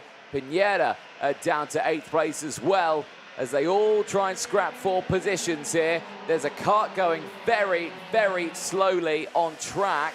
And I'm just trying to figure out who that is at the moment. That's the number 80, isn't it? I think, is it the number 80? Yeah, Jugrana, I think, who deployed the fresh set of tyres. It's not been able to utilise that one. Here, though, Mackie all over the rear bumper, and, well, Nikita Nikischov's going to back him up into the grid behind by going defensive here on this final lap of the race. This is a chance for Mackie. This is a chance to start on pole potentially in that final and superheats later on in the weekend. He's going to look to the inside. The door is slammed closed. Nikita Nikischov is white lining it all the way to the end of this race. Couple of corners left. He's going to run the outside, trying to switch positions. And it's going to be in the last turner, maybe, with Nikischov shutting the door. Watch out! Look at this run on the inside. Look at the run. He's going to take it. Yes, he does. Victory for Tide Buckley in the last few meters of a crazy final few corners. Tide Buckley, the momentum on the inside of the last turn. He just surprised them both. Nikischov and Mackie focused on themselves, focused on the battle for the win. And Tide Buckley, the third driver in the mix. A great entry into the last corner. A great momentum. He switched the line on the inside. And then the gods of racing with him, giving him that little bit of extra pace to jump them both at the finish of this race for just 700 of a second on Nikita Nikishov. Harrison Mackie down in third for 25 thousandths. And now it actually mixes it all up in terms of classification. It shakes things up as Zach Green is now your current leader of the classification. Harrison Mackie is still very much second, 1 point down in front of Sparta Latif and Tide Buckley. Thanks to this victory, Tide Buckley climbs up to P4 in the classification. Tight on points, 6 each with Sparta Latif as well as Nikita Nikishov, the biggest loser of the three certainly, as he was eyeing a place further up, but now finds himself P5 overall in the classification of the qualifying heats. Well, what a finish that was. Tide Buckley taking the win for Mike Barreto Racing. That will be his first win of the weekend for Tide Buckley, and in what manner? In fantastic fashion for Tide Buckley. We're going to try to get a little bit of his thoughts at the end of this crazy final. That's something we would have expected certainly for a final of the classification, but it was a qualifying race. This is a little bit of an appetizer for more things to come, but what a crazy final that has been.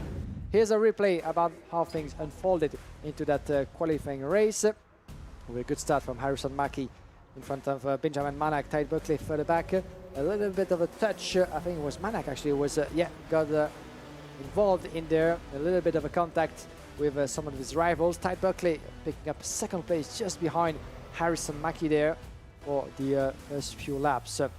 Then came the first move. Tide Buckley ran the inside, opening that door that went the way of Nikita Nikishov as well, who was trying to shake off Harrison Mackie as soon as lap number 2. Didn't manage to do so outside of turn number 4. Then a little bit later, turn number 9 proved efficient for Nikishov, taking Benjamin Manak with him. Harrison Mackie was keen on responding and very soon took third position back in the last turn. It was on lap number 5 that Mackie fought his way through up to second place once again on Tide Buckley. A little bit of a squeeze between the two championship leaders, allowing the leader Nikita Nikishov a little bit of a breather. And further back as well, some more overtaking maneuvers by Toby Gale on Quinten van Leeuwen and Archie Owen. As the 114 out there, Archie Owen indeed fighting his way through. Then he was back in the lead, Nikita Nikishov and Harrison Mackie side by side, but watch out onto the right side in this particular corner. Tide Buckley taking the long way around, switching the line and then carrying a fantastic momentum and dropping them both, jumping them both onto the line. What a fantastic finish this has been. Split by only 7,000 of a second on the line. 25,000 second down was Harrison Mackie down in third. But what a crazy finish that has been for Tide Buckley, taking his first win of the weekend. And we're going to hear from some of the protagonists of that crazy race with Anthony Jordan down in Parc Fermé.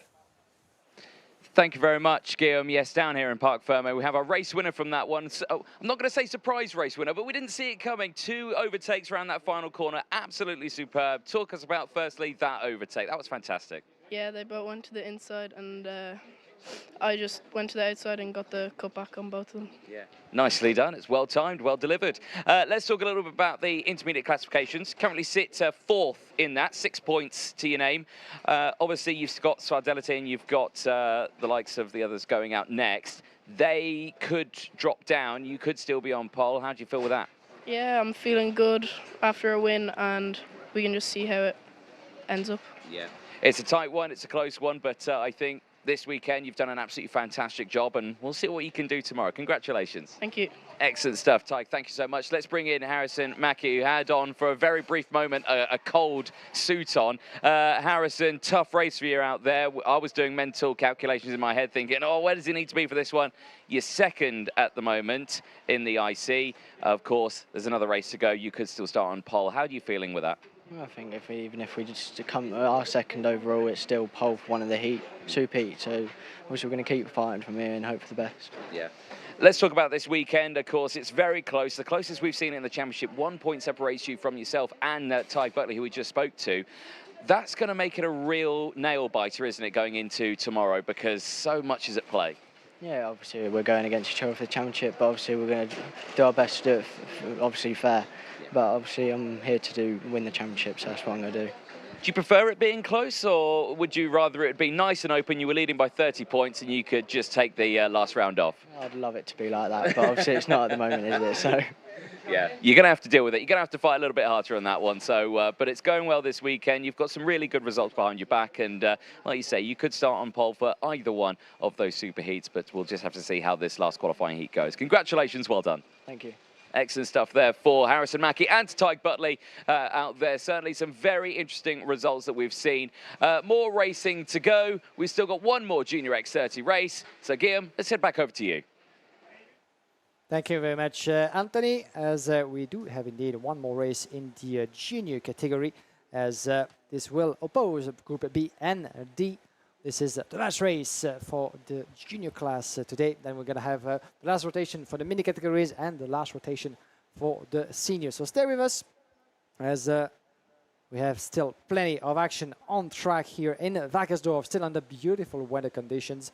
But what a crazy race it has been for Tyke Butley, with the machine prepared by the Mick Barrett Racing. First win of the weekend for Tyke Butley on beautiful fashion against the likes of Harrison Mackie and Nikita Nikishov. As it stands, as you heard at the interview, Zach Green is your current leader for just one tiny point on Harrison Mackie. And now it all comes down to the last race of the junior category. We're going to have Didier Kreeft starting from pole position for the upcoming race, starting at 4:30 local time in under 3 minutes here. Didier Kreeft starting on pole, currently 7 in the classification, 6, shall I say, with 7 points. And then we have Federico Sbardelatif, second on the grid and third in the classification, just 2 points shy from Zach Green. So that's going to be an interesting battle between all those young drivers from the junior class in the last race of the category. And then we're going to have all 2 pole sitters for the super heat of tomorrow morning in just a few moments.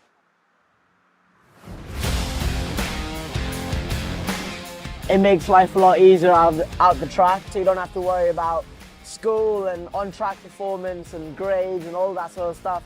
The school understands exactly what I'm doing. They understand, how important it is for me, and the schedule that they, cater for me is really well balanced, and I really enjoy it. It's a very fine balance between his sporting career and also his studies. He doesn't have to compromise on either. I'm very happy that Meneva has supported us through this journey. The communication is great, and yeah, I'm enjoying it. I think MVA would help a lot of other races. A lot of people come into the track and asking about it. What do you do for homeschool? Like, how does it work? And I always say, Minerva, you need to contact them and get going with them, because it's made my life so much easier.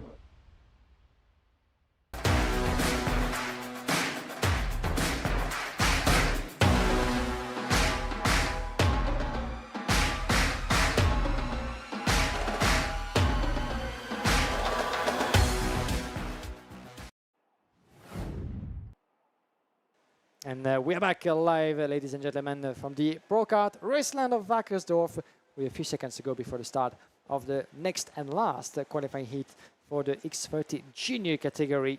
And as we said, it all comes down to that last race to have the name of the 2 pole sitters for tomorrow's super heat. At the moment, Harrison Mackie just did the job, maybe not as much as he would have liked, finishing the race in P3, not on the top step of the so-called podium in the qualifying race. It would have made his life certainly easier coming to that last race, with still pole position up for grab. It comes down to Zach Green, will be 4th on the grid. Didier Kreeft will be leading the pack, with Federico Sbardelati by his side. Stig de Radermacher 3rd, Zach Green by his side. 3rd row of the grid, Elvis Krasauskas with Felipe Reyes.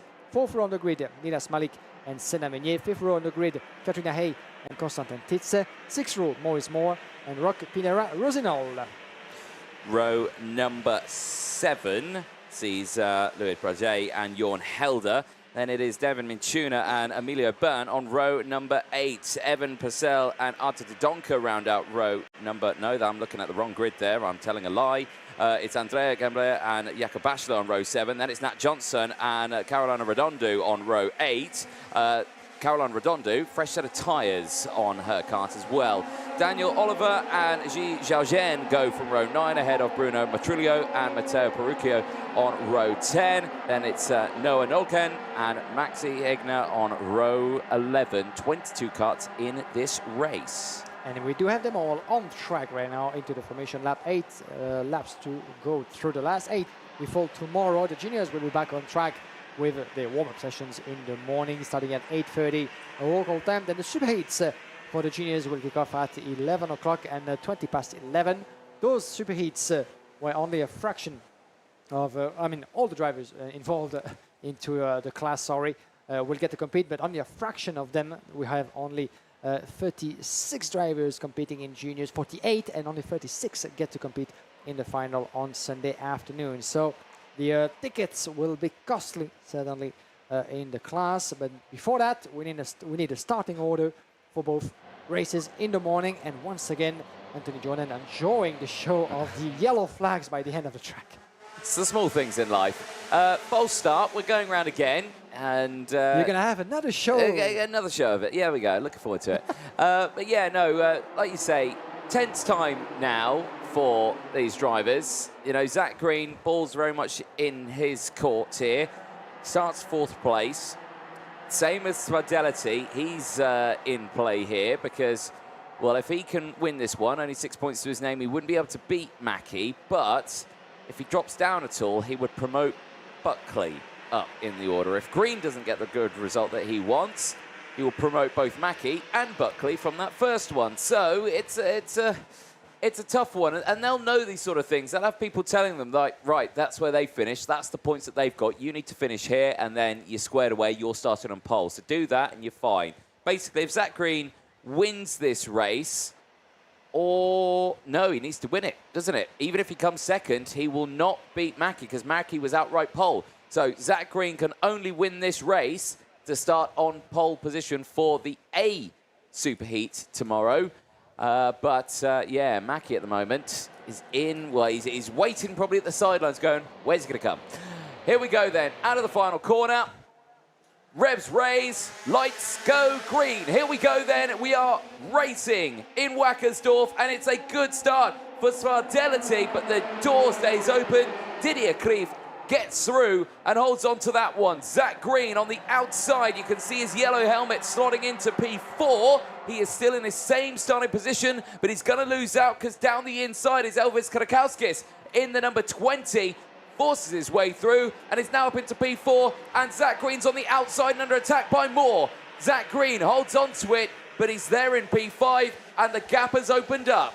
And that's going to be a difficult task for Zach Green. Not the best of start for the Jamie Green racing driver, as run inside, not even waiting the end of the opening lap. Goes Federico Sbardelatif on DG Crete for the lead. The Fusion Motorsport driver who had seen this coming certainly from a long way around and has to concede second place to the Italian driver. Sbardelatif in the lead, DG Crete done in second. And we have Stidder Rademacher in front of Henrik Cascoras. Watch out for him. Oh, no! They're coming together in turn number 2. Disaster! Sbardelatif and DG Crete able to continue, but there might have been some damage in the process. Well, that was a huge moment there for Stid Rademacher, the 14, having a huge whack on the side there after going down the inside.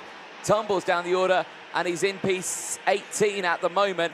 That benefits one driver and one driver only in the big picture, and that is Zach Green. He avoided all of that, and he's back there in P3 now. So he has gained on this one, but Karakauskis has got now a commanding lead of 0.7 of a second away from the likes of Fidelity and the likes of Sid Rademacher and Zach Green. So they cross the line. Green, at this moment, I think does not sit in the position that he wants to. No, and with these positions, actually, Mackie and Buckley both go through. So Mackie would start on pole for Superheat 1, Buckley would start on pole for Superheat 2. And running inside goes the 97 of Constantin Titze. 7 places up in P3 from Senna Meunier, the Belgian. Fastest on track with the RSD machine. Now, we're going to refocus ourselves into that lap number 3. Krasauskas leading the way, 0.7 of a second from Zach Green. Constantin Titze down up into 3rd from 4th. Senna Meunier Then we have the Didi Kreeft still very much alive into this race after the little bit of a mess with his teammate earlier. Federico Sbardelati for the Italian down in P6. Then we have Felipe Reis, Katrina A, Nilas Malik, Nat Johnson. And outside of the top 10, Moritz Moore. And that's a disaster for Stig de Radermacher all the way down to P16 as a result of that incident into turn number 2. As some of the drivers still finding their way through that field. Zach Green responding to the threat of Elvis Krasauskas just in front of him, fastest in this race in 52.1. And the gap just went down to 0.2 of a second. We are here on board with Katrina He from Premium Karting. 9th on the grid, currently 8th. And the 180, unfortunately, having to step down. I think it's the 160. 160 indeed, yeah. Maxi Egner, unfortunately, out of this race for TR Motorsport. That's another retirement, just like earlier on, so that will not be well received. Right, Krasauskas has been closed in. Zach Green is on the scene and is immediately going to attack down the inside through turn 1. That is pure slipstream there down the main straight, 230-meter main straight, and uphill slightly. A good toe can be achieved, and nicely done there. Zach Green now retakes the lead, and that changes things a little bit now. Zach Green now would start on pole for Superheat 1 tomorrow. Mackie would be on pole for Superheat 2, but right now this race isn't over. But, well, let's think about this. The drivers who were right there battling with him at the front, at the start of this one, Fidelity, Malik, you had Didier Kreeft all there as well, Stig de Radermacher. They've tumbled down the order. They're not in position after that incident. So main competitors there for Zach Green, you know, are doing it. And you can see there, you know, Zach Green, he's saying, right, think, let's go, to the drivers behind and be like, Zach, you've broken away already. You're not there. And that's no disrespect to Krasauskas, to Senna, Munir, to Kreeft there at all. That's no disrespect to them. It's just they qualified a little further down. The pace has been in and around there. They've been on it, but it's just not been at the same pace as the drivers at front, and we're seeing that right here. But Elvis Krasauskas right now is doing an absolutely superb job with sticking with Zach Green. So this fight isn't over yet. Krasauskas could have a chance of really changing this outcome. It's not over yet, indeed, as Elvis Krasauskas is going to give a hard time to the leader, certainly, until the end of that race. Incredible turn of event here. Oh, when we have one driver off by the look of it. Yes, double yellow flag. You can see actually the driver Daniel in a bit of Oliver. Discomfort. That's Oliver indeed. Oh my God, what a disaster for him. As Daniel Oliver, the Spaniard from Drake, Spain, just found himself into turn number 9. We didn't get to see what happened there, but he is on his feet. That's indeed good news. You don't get to see him, but from a position, he's coming back to the marshals. And being not particularly happy by the way he's behaving, but we can easily understand the certainly how frustrating that must have been to win, to go DNF into that last race of the day. That will put the rest of this weekend in a very difficult situation. We'll get back to that as we enter the final lap of this qualifying race, ladies and gentlemen. Zach Green has been slightly extending his gap to 0.2 of a second on Elvis Krasauskas, and Kenzo Titze down in P3. Certainly is. Right, well, Green's gone defensive here on this final lap. I don't think it was needed, but he feels like it was needed. And now Krasauskas is going to get a chance. They're wheel to wheel here in this race. This could determine who starts on pole for the Superheats. Will it be Zach Green or will it be Harrison Mackie? We just don't know. In through the infield section they go, and this time Green doesn't go defensive. There's yellow flags there. That's the reason why he didn't go defensive. And there's back to green flag racing. He didn't need to go defensive there either. But again, I think it's going to be all done here. Zach Green's done what he needed to do. He recovered back to that position after dropping down the order. Zach Green will start on pole position for Superheat 1 tomorrow. Mackie will start on pole position for Superheat 2 tomorrow. Well, Zach Green did everything he needed to do there. And at the top of the intermediate classification, tomorrow, of course, will tell whether or not he will come away with those championship points. It's at the end of the Superheat phase of the weekend. that we see those championship points get awarded.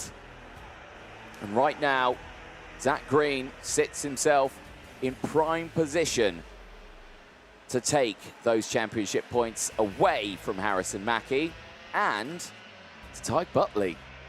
Here's a look then at the full classifications at the end of that one. Provision of the course, Green from Krakowskis, then it's Cleef from Sardelity, Senna from Tizier, then it's Johnson from Malik, Rice from Moore, Backler from Redondo, Katrina E from Pineda, and Perusio rounding out the top 15. Then it's Ji Xiaoje from Bruno Matrulio, Noah Nolkin from Stig the Rademaker, Andrea Lamberti from Daniel Oliver, and Maxi Egner, unfortunately, retirement from that race.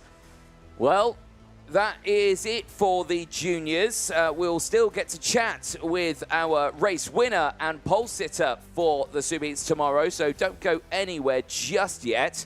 Also get to see the highlights from that race. There is Zach Green on your screens. But again, exactly what he needs to do. Smiles all around for the Jamie Green Racing team. And I'm sure everything is just going to all fall into play here for the young driver. There he is on your screen, helmet off, bottle of water immediately in hand. I think that's probably a good way to go. It's incredibly hot out there. Air temperature 32 degrees. It's continuously getting hotter and hotter. Well, here's a look at the highlights from that one of the 8-lap qualifying heat. Didier Kreeft, good start again, had the inside line. The same could be said for Sardelity. Green, however, getting caught out here, getting squeezed out wide. Through would go Stig the Rademaker. This was the viewpoint from Katrina E down the inside.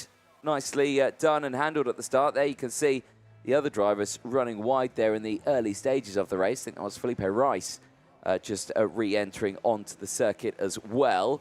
Be later on in the race where we'd see that dramatic moment at turn at number 2. This was a change for the lead as Fidelity went for it.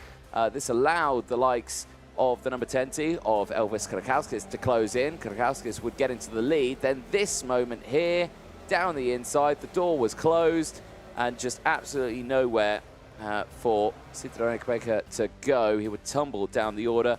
Sardelity, though, squeezing that door closed in that stage. This is Katrina E on board.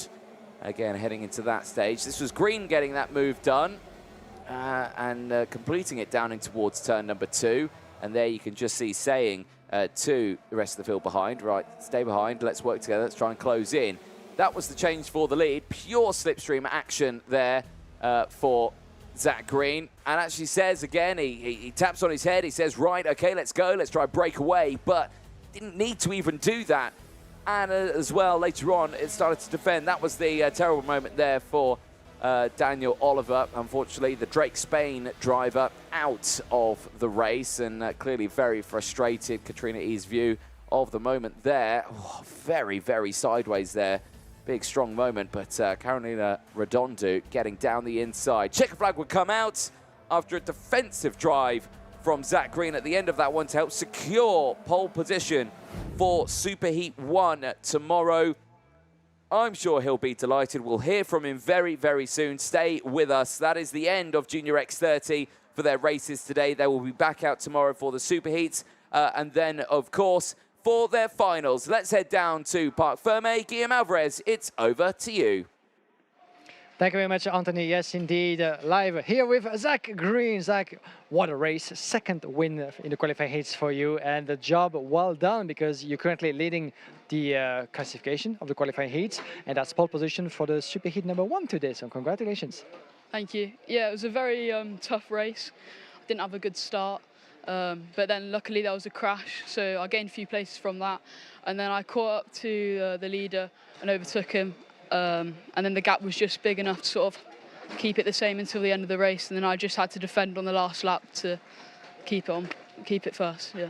Yeah, we all had a bit of a scare when some of the drivers in turn number 2 came together, and you actually escaped from that incident without any damage. But at the end of the race, as you said, a little bit more pressure, maybe 1 or 2 laps more. That could have been a different story for you, you think? Possibly. He was sort of catching me on the last lap, but in the middle I did sort of get the gap bigger. So I don't know, it could have gone either way. This has been a very tight competition between all of you in the class. Now, with all the qualifying heats done, super heat tomorrow, the final, let's not think about this just too much, but what have you learned maybe that could make a difference tomorrow heading to the most important races? How can you make a difference against a strong opposition? Just don't go for anything silly, because I was close to the win at Franciacorta and then I over-defended the hairpin and that lost me the race in the final. So I've learned from that mistake, so I'll just take it from here really. Fantastic. Even though we have a slightly different layout here in Wackersdorf compared to Franciacorta, a bit less fast, much tighter, and that gives you a different perspective in terms of driving, I guess. Yeah, I quite like the track because it's quite technical, sort of like the tracks in England. So I think I'm quite used to them and it suits me well, yeah. Good stuff. Thank you very much for talking to us. Best of luck tomorrow. Thank you. Thank you very much, Zach Green, your overall leader at the end of the qualifying heats of the junior category. 2 wins in the bag for Zach Green and a job well done. There's going to be a tight competition once again for the most important 2 races left on schedule for tomorrow. Back to you, Anthony, as we have the last rotation for the minis and the last rotation for the seniors. Thank you very much. Guillaume Alvarez down there in Parc Ferme. Yes, indeed. Mini X30 are next out on circuit for their last 2 qualifying heats, and we will determine who will be starting on pole position for the super heats tomorrow. Make sure you stay tuned for this one. 10th time is upon us. There you can see Mathis Rojo starting this one, pole position. Brian Bruno starting alongside. This is an important one for the 2 drivers, both with the Spirit Racing team at the front of this one. So the 2 teammates on the front row. This is going to be a tense time for them because, again, they would like to battle each other, I'm sure. They need to think of the team game here. Who could come away on top? Of course, more action in this one. We've got the likes of Zenit Babacek, who is the man at the moment doing what he needs to do in this. 2 very good results for Babacek, and he is in this race, as well as Maxim Bobajov, 2 previous winners of this class. So again, all of the action could happen in these next 2. Mini X30 earlier on, groups A and D, Jarlis Sayer took the win earlier on. Groups B and C, it was Will Green who took the win earlier on. So we've had 4 different qualifying heat winners over the course of the day. There you can see down in the mezzanine, and actually there's a driver there that we saw earlier on with the same flannel on his head. Is Riley Cranham there downside enjoying a nice beverage. And I think he's just noticed that we can see him. And now he's with a smile on his face there. So there we go. You can't get away with anything around here, Riley. We can see you everywhere. But perfect stuff. Glad to see he's enjoying himself in the sunshine there, watching along these next races. But yeah, like you're saying, 4 different qualifying heat winners in this category. We just don't know who's going to be where in it because, again, it's just been that sort of challenging phase in the intermediate classification. The points are close. It is a 10th time in the Mini X30 category, but all will be revealed when these next 2 races are done. Ah, there we go. Change of flannel on head. That's a good way of cooling yourself down out there in the paddock area. It is hot out there. We are in the 30s, 32 degrees. It is warm out there. For the spectators, for the camera crew, for the racing drivers, the marshals, the mechanics, the camera crew out there as well. And us in the commentary box. Again, Guillaume, you probably noticed I left us last on that one. I put the other people first before us, even though the fact that it is very, very hot in this commentary box at the moment. There we go, the whistle blows and the carts make their way onto the circuit. Let's take you through the full starting lineup for this one. Mathis Brageau starts this one on pole position, got Bruno Priam alongside. Then it is Oliver Warner and Ludwig Granqvist on row number 2. Zenit Babacek and Maxim Bobajov on row 3 ahead of George Clark and Sukumani Kira on row 4. Jarlis Sayer and Daniel Ferguson on row number 5. Alfie Davidson and Copper Patterson go from row 6. Then it's Nahil Al-Kahoudi and Harley Musk on row 7. Samuel Hugden and Julian Cortele on row 8. Then it's Nick Reed and Akita Mir on row 9. Luca Potaro and Min-Jae Kim on row 10, with Sami Elias on the final row of the grid. 21 drivers out on circuit. No one deploying new tyres, understandably. It's a very hard compound, is the Comet tyre for the mini category. They can use these all the way throughout. you'll find that all the drivers will probably deploy that brand new set for the final. That's when they'll do that. They'll use this same set all the way through the superheats as well tomorrow.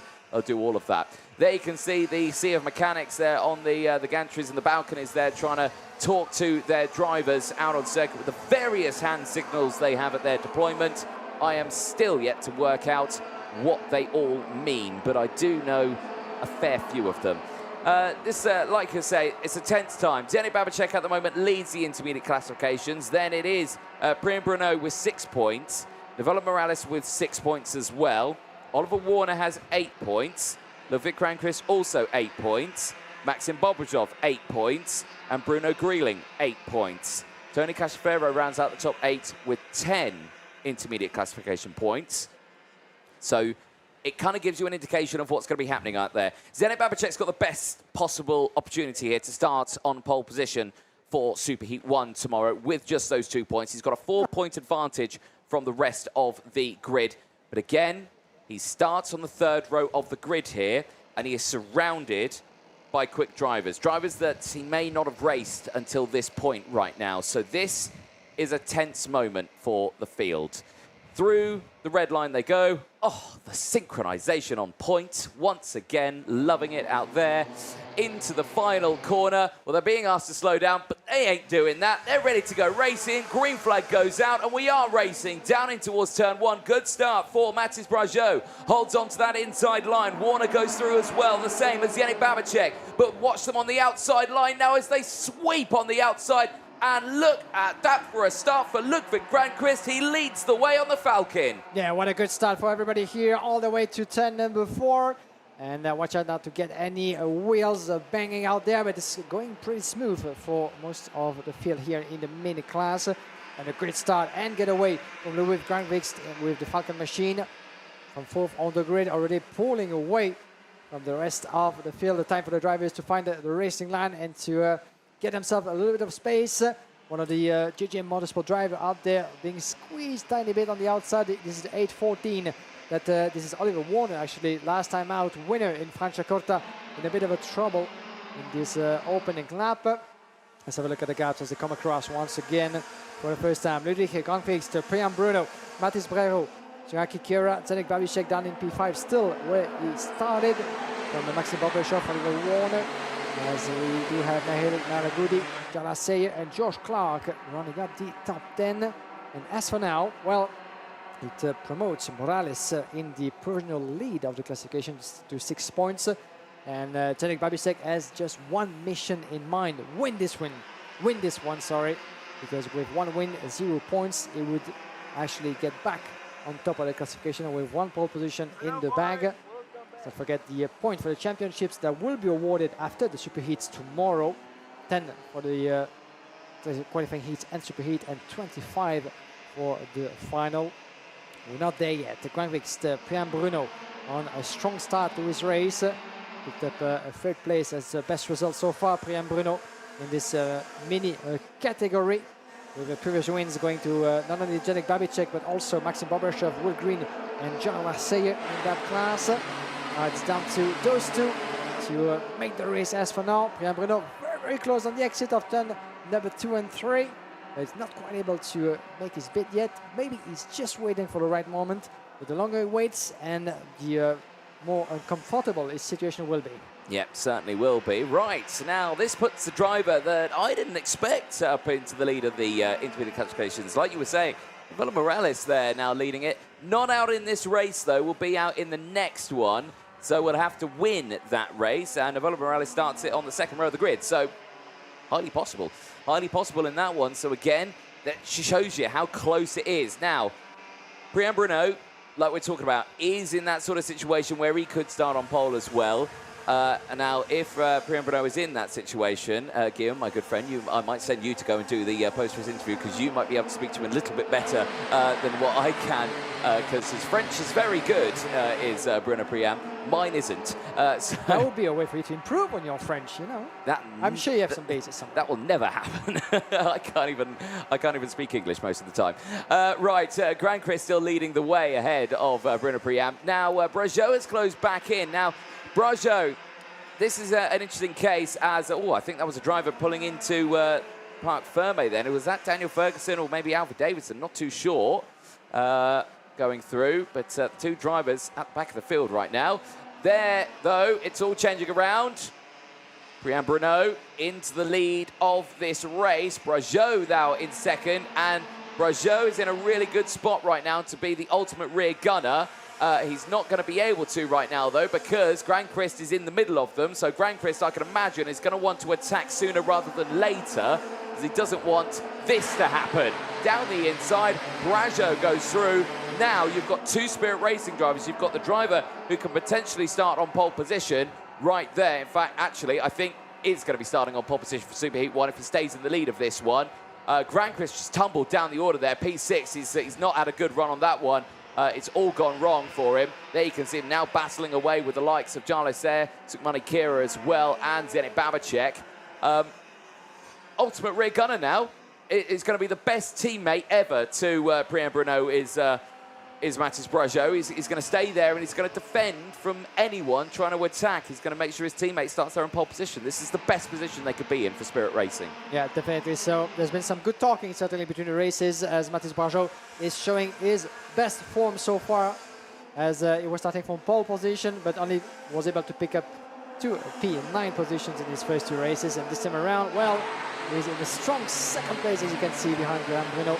Gonna have to resist because Maxim Bromashov is just coming on his tail with the support of his teammate from Fusion, Jarlo Sayre. He's gonna be Spirit against Fusion, battling for the win in this class, in this qualifying heat. And as you can see, Brian Bruno and Nuno Morales, now we're gonna see in the next qualifying heat. So still, pole position can change hands as run inside, the first attack, and it comes from Maxim Bromashov, taking second place from Mathis Brageau. Brageau has done the job. Now it's up to him to try to switch those positions again before Jarlo Sayre actually goes to picking that third place. And he might actually try on the inside of the last turn, and it's done and dusted, unfortunately for Mathis. Upper place for Jarlo Sayre, not in third. Well, Zenit Babacek kind of sits on his own a little bit there in P6. He can see this battle happening up ahead. And with that battle, more action here. He'll be able to close up. Oh, no, and that's going to really help him out. 2 carts off the track. And who is that? Is that Jarlo Sayre? It's the 811. It is. It's Maxim Bromashov. And it is the Spirit Racing. Is that Brageau? I think it is. Yes, it is. Bromashov and Brageau tangling wheels and are tumbling down the order. They're still in this race. That puts Zenit Babacek on this final lap up into P4. What does that mean for the intermediate classifications? I think he's still third because, again, of time qualifying, you've got 3 drivers all on 6 points here. No, he goes to the top. Zenit Babacek with those 2 crashing off the circuit. Well, Brageau was not the ultimate rear gunner for Bruno Priam. Brian Bruno leads this race out of the final corner. He will win on track.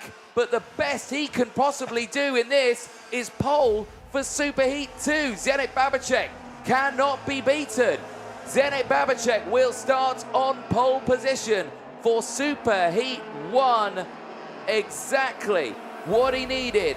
The Czech driver from the Teps Racing team, Zenit Babacek, younger brother to the Babichka sisters, all racing, not this weekend, but all I suspect will probably be watching and now probably cheering wherever they are in the world at their little brother, who will be starting on pole position for Superheat 1 by 1 point. Fantastic result indeed for Brian Bruno, winner of that last qualifying heat. According to the current statement, the current classification, shall we say, Zenit Babacek would end up with pole position number 1, 5 points for him, thanks to his 4th place finish. Brian Bruno making up to second place with 6 points thanks to his win, on equal points to Nuno Morales. Now we're going to see in the next qualifying heat. So it's not quite done yet when it comes to the second pole position for Superheat number 2, because Brian Bruno and Nuno Morales are on equal points as it stands. And Nuno Morales, all he needs to do, but always easier said than done, is to win the last and the next and last qualifying heat. And that would put him to 0 points. But I think that still Nuno Morales would end up certainly behind in terms of qualifying performance, as Priam Bruno was up there indeed in front of Nicolas Morales in qualifying. So that would actually make it 2 pole positions for Babicek and Priam Bruno. Will remains to be seen, but Janek Babicek did the job, and that's for sure. Is the replay of things unfolded in the first place with a good start from Mathis Brageau. Priam Bruno by his side as well, taking on the inside line, coming to turn number 2. Oliver Warner and Louis Grankikst as well, side by side. Janek Babicek, Maxime Bobrechov all in the mix, but it was a cracking start from the Falcon driver on Louis Grankikst. Grankikst from 4th to a P1 in the opening stages of that race, as some of the drivers from GGM, the 814 was squeezed a little bit. Oliver Warner down to P7 as well, as the 809 fighting his way through into the pack. It was Jarla Seyer that we actually lost along with Alfie Davidson. Sorry, it was Daniel Ferguson and Jarla Seyer. Alfie Davidson tumbling down the order towards the later stages of that race. Here's the move on the inside from the 839. It was beautifully made on the inside of one of the Fusion drivers out there, as the race kept on going with battles aplenty. 819 on the inside, Sumaki Kiara, who would end up in P6 in the end. 811 on your screen was a great battle indeed for Maxime Bobrechov, who would lose pretty much everything towards the end of the race. That's the moment in the final lap for Bobrechov, unfortunately. Them, getting together with another driver, unfortunately, finishing all the way down to P11. That's another angle on the incident with the 839. That's the reason Mathis Brageau indeed P13, Maxime Bobrechov P11. Those two coming together into the final lap, unfortunately for them. And then, big contact. That's the off that we didn't get to see. And that's Jarla Seyer. That's why he was missing at the end into that final lap. What a crazy last one of a race that was, as Jarla Seyer was really unfortunately put outside of that race into the wall. Quite a heavy impact, but he was able to get going, only to cross the line P20. So another big turn of event for Jarla Seyer in Fusion Motorsport. Another drama into that last lap of the race, as we had the coming together between Maxime Bobrechov and Mathis Brageau, and the coming together with Jarla Seyer. And I didn't get to see the other driver he was battling against, but certainly not the scenario he had foreseen in his head. Some trouble for Fusion Motorsport into that last lap. We'll get to hear from some of the protagonists down in Parc Fermé with you, Anthony Jordan, before we get going with the last race of the mini class. Thank you very much, Guillaume. Down here with not our race winner, but the driver who will be starting on pole position for Super Heat 1 in the Mini X30 category. Janek Babicek, fantastic job from yourself. You caught a bit of luck there while 2 drivers went off the track. You managed to jump up a couple of places. You're going to be starting on pole by 1 point as well. A fantastic achievement. How are you feeling? It's a very good feeling. Just got a little bit lucky in the end, but very happy with it. Second time this year, but just keep pushing and try for the best. Yeah. Do you reckon your older sisters would have been watching from where they are from around the world? Do you reckon they'll be supporting you this weekend? I hope so. Anything you want to say to them quickly? No, not really. Fair enough. Love it, love it. But tomorrow's going to be a busy day. You started on pole. You've got a tough race ahead of you on that one. Do you reckon you could come away with a final win here? Are you enjoying the circuit enough to think that could happen? Obviously, we have the speed. I'm going to try my best to win, and we will see tomorrow. But for now, it's really good. I'm happy with the result and going to push for tomorrow. Excellent. Well, congratulations. Well done. We'll see what you can do tomorrow. Thank you. Excellent stuff there. Janek Babicek, delighted with that result. There is still one more Mini X30 category race to go.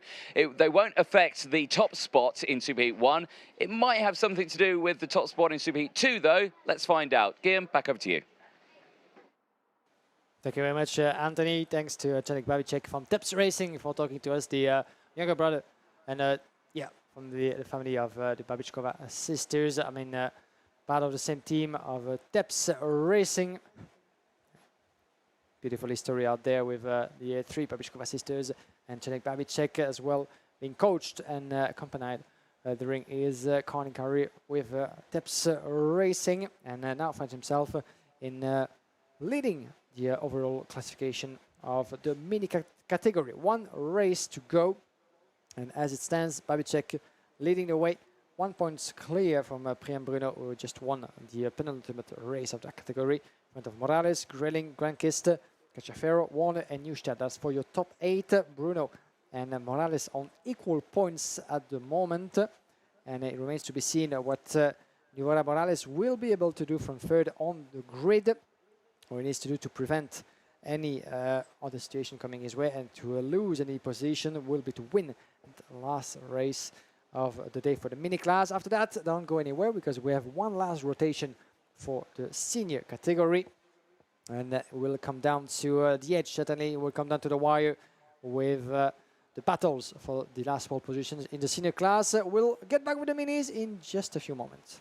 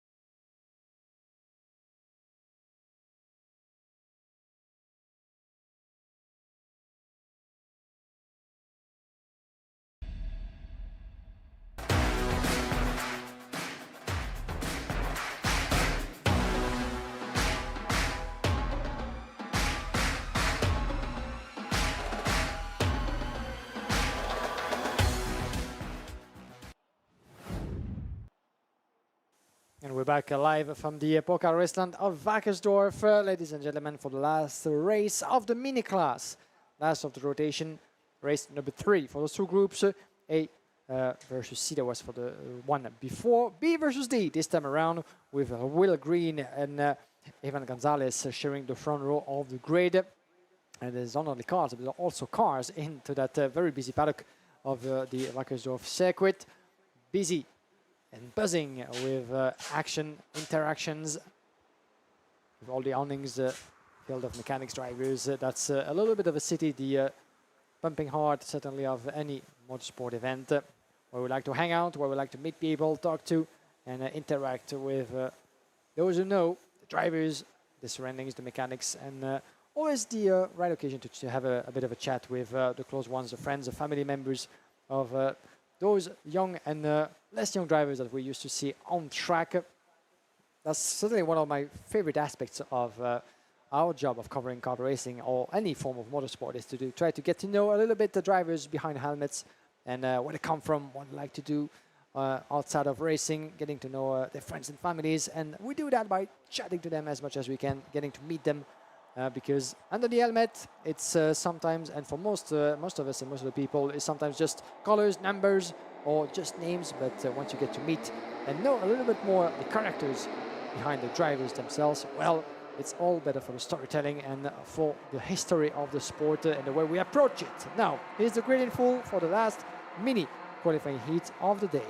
Will Green and Ivan Gonzalez start this one on the front row of the grid. Novello Morales and Austin Newstead go from row 2. Harry Williams and Noah Grenier can go from row 3 ahead of Bruno Greeling and Freddie Wood on row 4.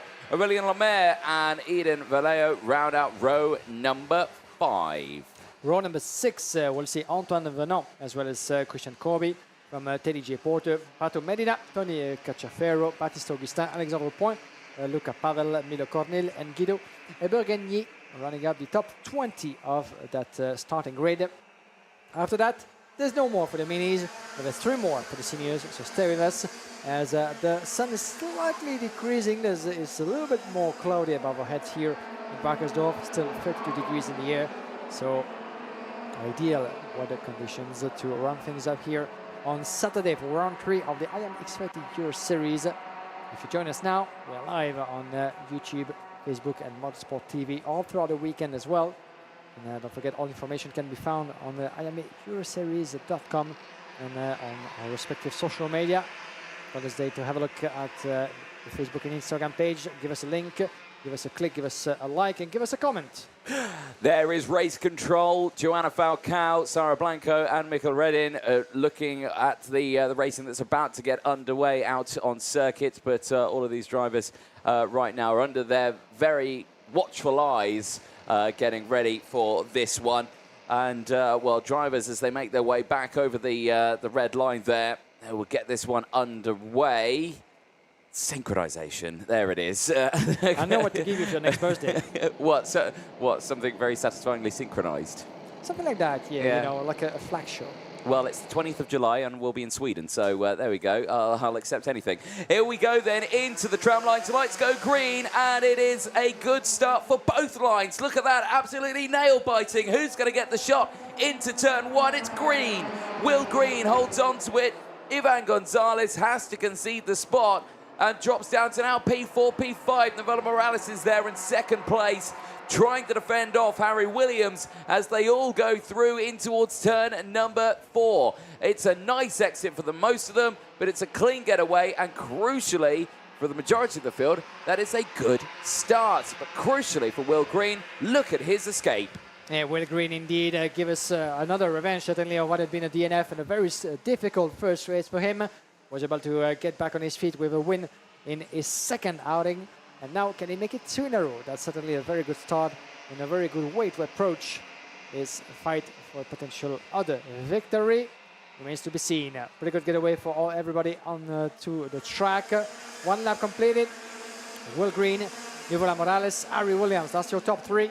From Noah Grenier, Rokarting, the Belgian team, well known among these parts. And run inside. Harry Williams on the Morales, beautifully made. And a little bit of a notch on the rear from Nicolas Morales. In a way of saying, I'm still here and I'm going to show you what I can do still into that last race. And switch of position, Morales back into P2. As Nicolas Morales obviously would need to win that race to get close on points with Priam Bruno. But I don't think that he will be able to get pole position at the end of this race, even though he would win.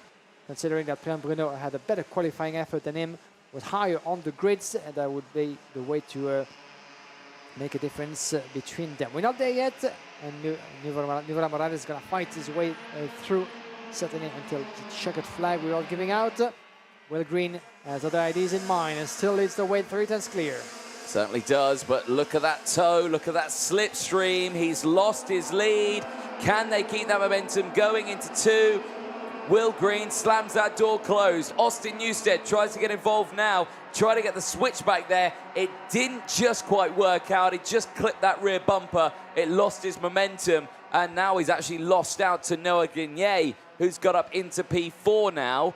Greeling with the fastest lap of the race is behind Newstead, but look at this. This is one long train now. The timing can't tell the difference between first place and P14. That's how close they are. Newstead back down the inside of Grenier, moves up into P4, sorry. Now they need to be careful because, again, the drivers up front, yes, okay, but they're in their own group. They're a group of 3. They can push and pull each other along that straight as much as that group behind can do it, and there you can see it. Now the slipstream won't have an effect because they're doing exactly the same task now. So now they're in their own group as they make their way back in towards turn number 2. You can see the defensive line.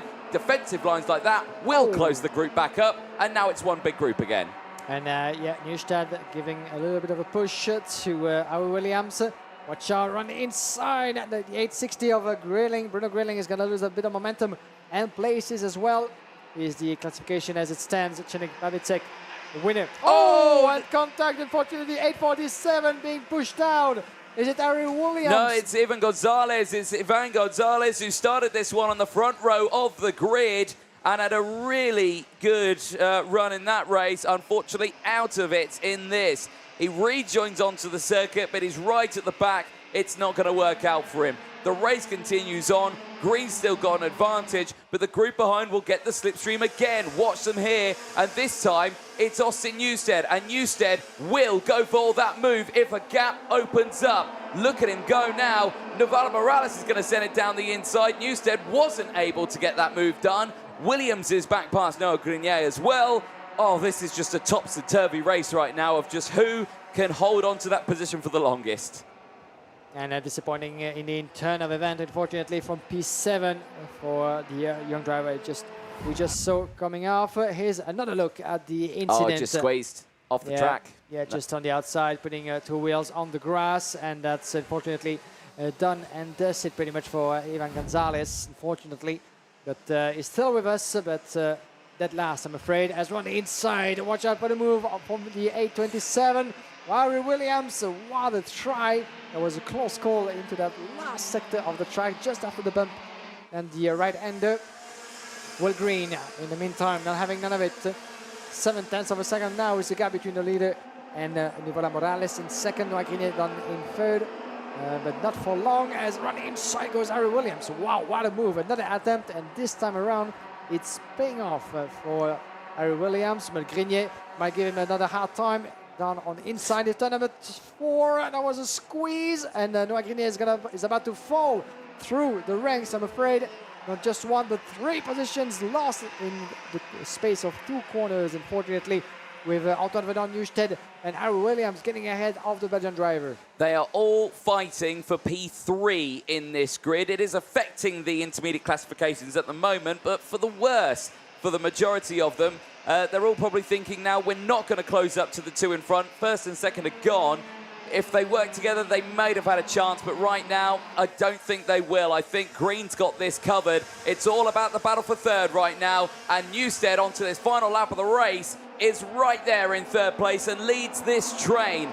With that position change, it does help him out a little bit. He's currently 7th in the intermediate classifications. He's in a position there, as look at this now, we're 3 wide in the background on this final lap of the race. Anyone would think this was the first lap of a race, but as they all exit out of turn 4 here now, Antoine Vernet right there on the outside. He's going to have to try and get his way back into the order here. Cachefero, Porter, Grenier, Williams still all in that fray. Newstead still leads this battle here. Christian Kobe is right there. We've not said much about Christian Kobe. 8 positions gained in this race for the driver for the Oliver Rowland Motorsport team. He's there in P4 right now. Scratch that, make that P3. Christian Kobe down the inside now, absolutely neck and neck with Austin Newstead and Harry Williams. Will Green's going to cross the line. Will Green's going to take it. It doesn't affect the IC, but Will Green puts himself in a really strong position at the end of today and certainly confirms his stature and his commitment to what could potentially happen tomorrow in the superheat phase of the weekend. That is a superb drive for Will Green at the front of the order. Every attempt thrown at him for an overtake for the race lead was dealt with superbly. Navarro Morales at the end of that one finishes in P2 ahead of an impressive drive from Christian Kobe. Christian Kobe, 9 places gained in that qualifying heat and finishes P3. Harry Williams ahead of Newstead and Teddy J. Porter, the top 6 from Noah Grenier and Tony Cachefero. Antoine Vernet and Alexandre Point round out the top 10. Freddie Wood, Luca Pavel, Aurélien Lemaire from Iran Vallejo in Vallejo's first appearance in the championship, P14, ahead of Baptiste Augustin. Milo Cornil from Patina Medina. Guido Abageni ahead of Bruno Grieling and Ivan Gonzalez finishing the race, but at the back of the order, not the result Ivan Gonzalez would have wanted after that spin in the race. Well, action will happen. We'll look back later on at all of that. There is your winner, Will Green. And look at that, he's even going to lift his own cart on the trolley. Look at that, top lad. You don't see that much in the minis. These carts are heavy, despite them being the smallest carts. Good to see that he's got the strength there at the end of that race. Strong performance from Will Green. Let's have a look at the highlights from that one. And as you can see, the start of this one, very, very close here. Ivan Gonzalez right on the outside there and was able to just keep up with Will Green. And, well, it's a drastic difference here. Will Green, who started on the front row alongside Ivan Gonzalez, Will Green wins it. Ivan Gonzalez finishes at the back of it. That is a shocker of a race for the difference in pace for the two drivers. The overtakes happening thick and fast. That was the first attempt from the field to try and close in on Green. All happening with the likes of Newstead in there. No Grenier trying to get through in the Euro karting kart as well. 847 hit the curve, lose control, spins himself, no further action. Well, 847, no further action there for Ivan Gonzalez. A very interesting development there. And clearly just on the outside of the circuit, deemed, well, he could have just backed off and come back onto the circuit. But yeah, so no further action. Race continuing though, and well, this was where Christian Kobe started to make his moves up. This is Harry Williams though, getting the first run. Christian Kobe just behind at this point of the race, was not able to close in. Antoine Venet there as well. You can see him in the DAP-coloured race suit and the ORM, the 844, just pushing his way through. And the final lap here was all for third place here because, well, Will Green and Novello Morales had broken away. And at the moment, it was Austin Newstead there. Then the two ORMs, Harry Williams and Christian Kobe. This is Christian Kobe going for the move. That was for third place. Williams was able to get through as well, despite the best efforts of Austin Newstead, would finish in P5. But Will Green takes a well-deserved win at the end of that one. A superb start to the weekend, an end to his day, certainly showing that he's got the pace and the drivers need to be worried going into tomorrow for those superheats because Will Green could be a force to be reckoned with. Let's head down to Parc Fermé. Guillaume Alvarez, over to you. Thank you very much, Anthony. We're here with Will Green with a fantastic victory for you, and what a performance. The second victory in the qualifying heats. Such a shame what happened to you and the DNF and the incident in the opening race. Otherwise, you would be certainly higher in the classification, but still 2 races, 2 wins. So good day at the office for you. Yeah, it's been an all right day. I've had 2 good wins, which I'm happy with, but just a bit unfortunate how I had that DNF house, so I could be a bit higher up in the intermediate standings. So certainly it's not easy to start a run of races with a DNF. When you find yourself in that position, do you have like any mantra, any methods to try to forget about what happened and get back into focus? Apparently because it worked, because 2 races, 2 wins, so you did that brilliantly. Yeah, I just need to forget what happened in the first heat and just focus on what I need to focus on and just keep on going. Fantastic spirit, certainly, for you. Coming to tomorrow, the biggest day of them all. 2 more races, the superheat and the final, but with the pace that you've been showing us today. So full confidence for tomorrow? Yeah, I've got good confidence. I've had good pace in all the heats, so hopefully I can carry that through to the superheats and the final and hopefully get a good result. Fantastic. Thanks very much for joining us and talking to us. Best of luck for you tomorrow, right? Thank you. Thank you very much. As we are going live, ladies and gentlemen, we can leave you go to the debrief with your team. Thank you very much indeed. We're going to have a quick chat with Priam Bruno, who was kind enough to join us. We're going to do this in French. I'll be translating for you guys. Priam Bruno, who will end up as one of the pole sitters of the mini category. Cenek Babicek finishing as overall leader at the end of the qualifying races. But Priam Bruno, despite that last race and the win going to another driver, well, he will get the pole position for the second race for just 1 point. So that's a good chance to talk to you, Priam. Priam, bravo à toi. Voilà que tu termines 2e du classement général au terme de cette journée. Et c'est la pole position pour la 2e super manche de demain matin. Donc comment est-ce qu'on se sent au terme de cette journée? Bah, j'ai fait une très bonne journée. Première manche, 3e position. Deuxième manche, 3e position aussi. Et ici, maintenant que je la gagne, bah, pour moi, c'est une très bonne nouvelle. Et après, demain, essayer de faire mieux. So 2P3 and a win, of course, the best of day for Priam Bruno. Is going to try to do even better coming to Sunday. That's the spirit I would like to hear from those young drivers. Priam, ça n'a pas toujours été facile, évidemment. Tu as été chercher ces résultats donc, avec le cœur et avec le coup de volant qui va avec. En voyant la compétition jusqu'ici, qu'est-ce que tu penses que tu peux nous faire demain? Bah, essayer de gagner. Et après, bah, si on ne gagne pas, essayer de faire un top 3 pour le championnat. Trying to reach at least the top 3, but the victory will be his only goal for Priam Bruno, having seen the level he's been able to race at today in Wackersdorf. One last question, maybe, Priam, when you find yourself into that situation, knowing that you can fight at the front before the last day, does your spirit coming to Sunday change a little bit? Est-ce que ton état d'esprit change un petit peu? Tu t'adaptes au fait que tu es parmi les favoris et que tu peux faire la différence demain, ou c'est quelque chose dont tu essaies de faire abstraction? Bah, j'essaie de faire abstraction parce que si je pense à ça, bah, parfois je peux faire une mauvaise décision et faire une très bonne nouvelle. Impeccable. Merci beaucoup de nous avoir parlé aujourd'hui et bonne chance pour demain. Merci beaucoup, Priam Bruno. Thanks for talking to us. At the end of this busy day, 2P3 and a win for Priam Bruno, the pole sitter of Superheat number 2 tomorrow for the mini category. Zdeněk Babicek having the pole sitter for the race just before. It was just about one tiny points between the two. So well done to both Zdeněk Babicek and Priam Bruno. And now let's head down to you back, Anton Jordan. 3 more races to go, the last rotation for the senior category. Magnifique, Guillaume. Thank you so much down there, chatting to Priam Bruno there. Great to have you on board for that. Right, we're going to take a short break. Do not go anywhere. The last 3 qualifying heats will be coming up for Senior X30. Stay with us.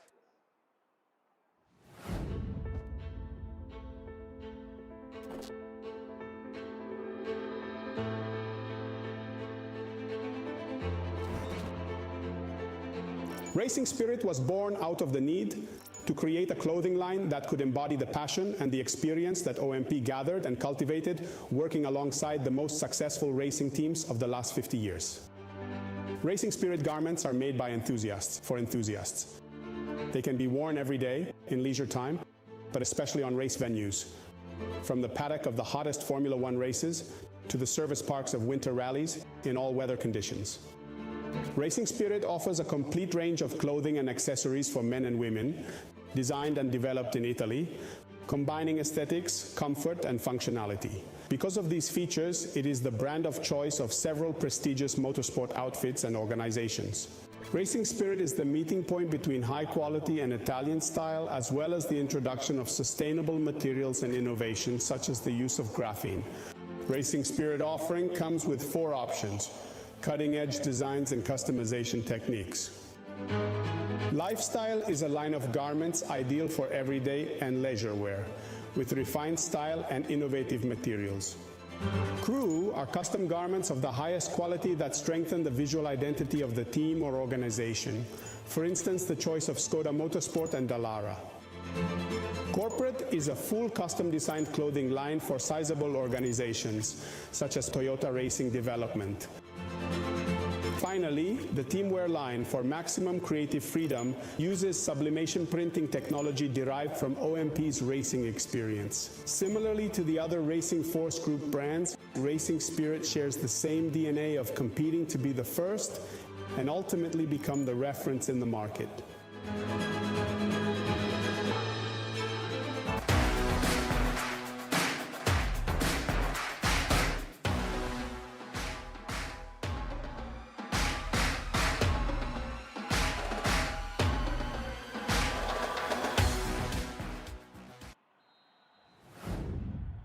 Welcome back, ladies and gentlemen. It's nearly the end of the, main day of racing here in Wackersdorf. Senior X30 qualifying heat A versus E is coming out next onto the track. And we are finally going to find out who is going to be starting where for the Superheats tomorrow.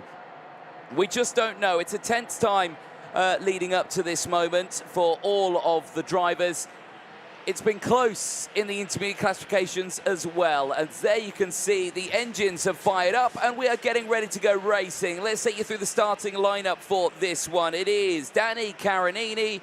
On pole position, we'll have Riccardo Ferrari alongside Vilmos Svan and Eloy Gonzalez go from row 2 ahead of Maxime Blanchimont and Cahal Clark on row 3. Max Etzel and Phil Strenger go from row 4, aka Phil Collins. Row 5 is Adam Rahali and Alex Machado on that row. Then it is Manuel Wagner and Colin Württemberger on row 6. Henk Vuk and Otto Pukkanen will go from row 7. Miguel Silva and Fred Green round out row number 8 ahead of Remo Blanc and Turbin Grodendal on row 9. His nickname is that German guy. Row 10 is Lewis Tort, then it's Alessandro Biggi on row 10, then it's Morgan Knudsen and Louis Esser on row 11, Mark Granada and Tommaso Curioni on row 12, then it's Robbie Buckley and Angelo Mello on row 13, Matteo Bugagnou and Max Carlsen round out row number 14, then it's Yannick Renmark and Carl Schmidter on row 15. Juan Pablo Gerard rounds out the 31-car field as the grid gets going. The intermediate classifications at the moment, it is Finn McLaughlin who leads it with 8 points ahead of Vilmos Svan, Elia Weiss, Danny Carinini, Eloy Gonzalez, Austin Gale, Johan Aluja, and QE, the top 8 in the IC at the moment. Now, McLaughlin is out later on as well with a handful of others. Obviously, one group will not be out. C and F are out, D and G are out, A and E are out, but we won't have others. We're going around again. What are the groups that won't be going out again in this one? We won't have groups B.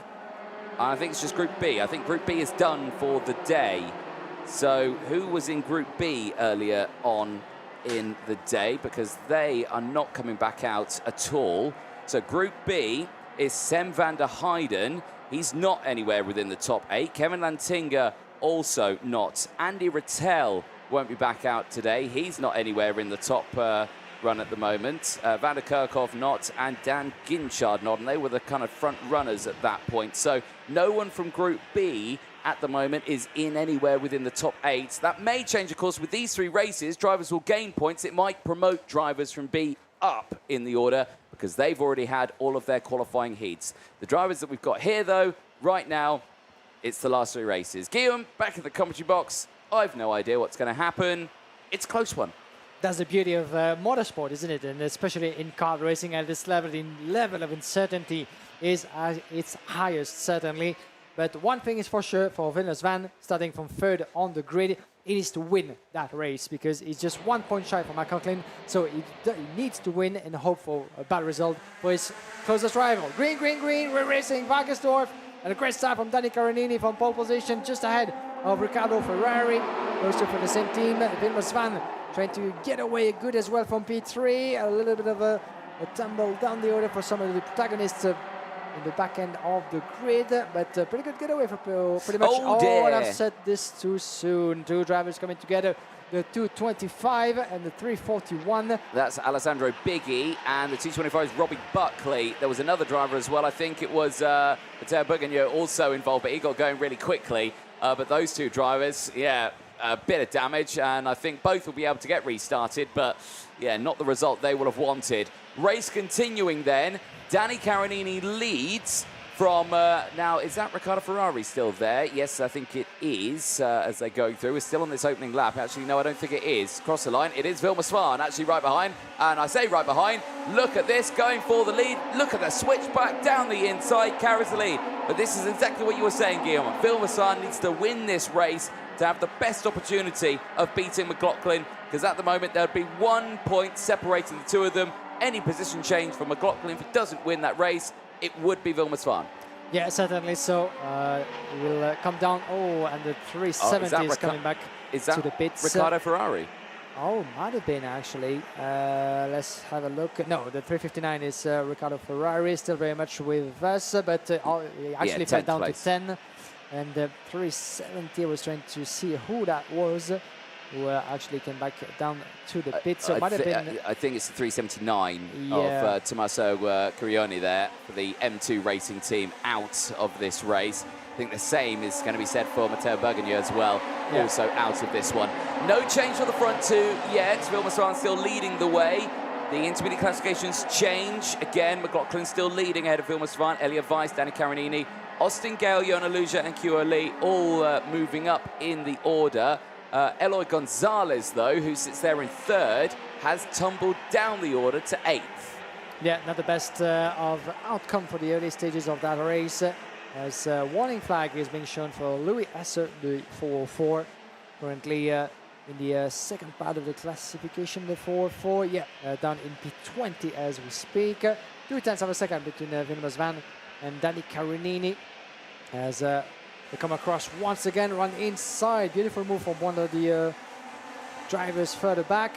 Here's your top three: Svant, Carinini and Eloy Gonzalez. Eloy Gonzalez who picked up an impressive tally of wins so far in the senior class. 4 wins out of 5 attempts for Eloy Gonzalez. If it wasn't for his a better result earlier today, this weekend, he would have been much higher into this classification. But now he has a good shot, just went ahead of Danny Carinini.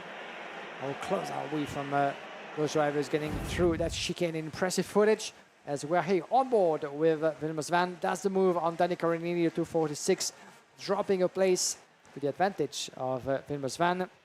Vilmos Svant, who is leading the classification now as we speak. P1 for Vilmos Svant.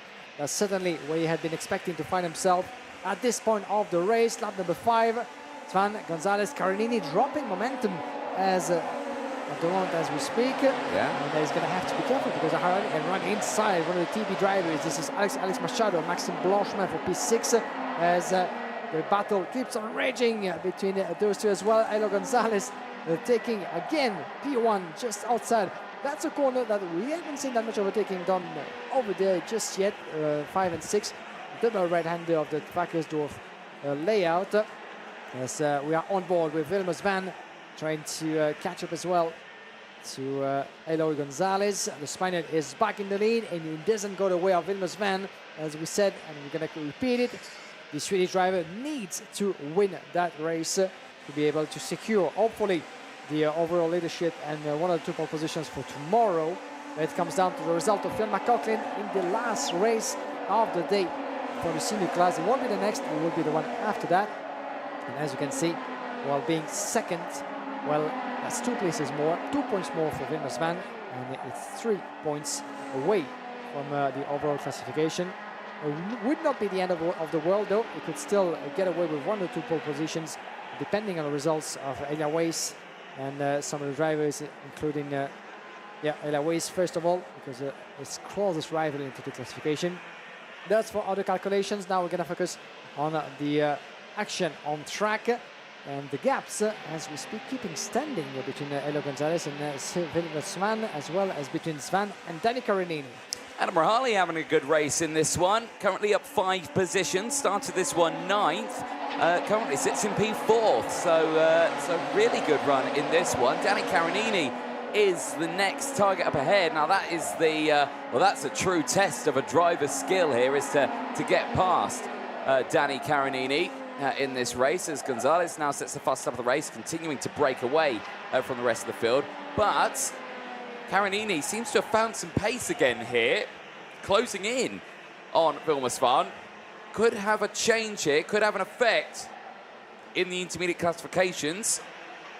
At the moment, Carinini sitting there 17 points. Svant with 11. This would jump Svant down 1. It would gain Danny Carinini another as well. I don't think it would change the order too drastically between them. But certainly, every overtake counts for Danny Carinini here to really help him out, lose as much points as he can, because remember, still 2 more races after this. And even though if Carinini would win this one, he would be not close enough in terms of points to try to snatch any of the pole positions, fortunately for him. But watch out for the slipping water, as Danny Carinini is one of the strongest drivers so far in this year's IAME Euro Series, as second to the championship for 6 points to Marcos Luzio. Still very much accurate before the championship points will be awarded after the superheats of tomorrow midday before the finals. But Carinini is still one of the big contenders on the chase for the final win this weekend. And it comes with experience from those top drivers of the classes, you know, knowing that they don't need to outperform themselves at every race. They just need to secure strong results be consistent, grab the points, build on the confidence, and try to save a bit of the tires. And it all comes down to the most important races, the superheat, and especially the finals, to try to make a difference. And that comes with years of practice. That comes with experiences of those high-level races, and that's unlike what you get to see in the junior and especially the mini classes, when every driver, due to their young age and the inexperience, of course, which is very much local at this stage, they are just there for the taking. They're just there for the result. They want to live to win and to get as high as possible. And sometimes it's better thing long game, but that comes with practice, that's for sure. Yes, indeed. Here we've got two feeds. You've got the live on board on the left-hand side of your screen. You've got the live feed on the outside of the battle as well. Vilma Svan holding on to second place, but Danny Carinini closing in towards turn 4. There's always an opportunity here. Carinini says no to it, stays behind. Now he's going to have to wait to get into the next hairpin where he could have a chance. That'll be in towards turn 9. Watching them through the chicane here. On board, and again, beautifully done there. Nice 2 double apexes all the way throughout the corner into the braking zone again.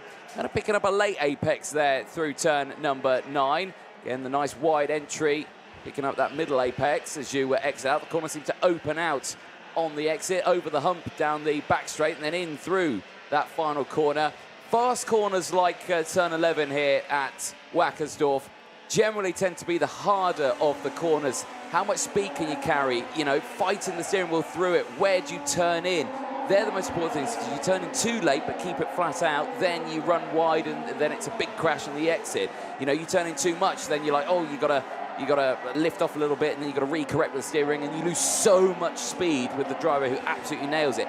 They are the harder corners on these tracks. Yeah, definitely so, as we just got ourselves into the final lap of this qualifying race for the senior class.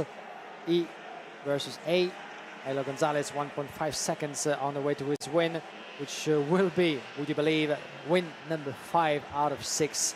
Certainly, Elo Gonzalez would have been our overall leader and first pole sitter if it wasn't for his disappointment earlier this weekend. But it's been absolutely immense throughout the course of the weekend, as Elo Gonzalez picking up win number 5 out of 6. Vilma Svan, second place of this race. He did the job and is sitting currently in second position in the overall classification. Could be pole sitter for race number 2. Remains to be seen. Fionn McLaughlin is still very much your leader.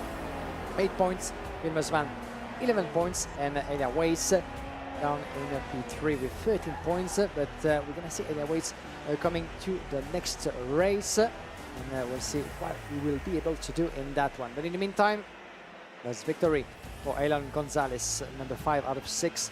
Vilma Svan second, Danny Carinini in third.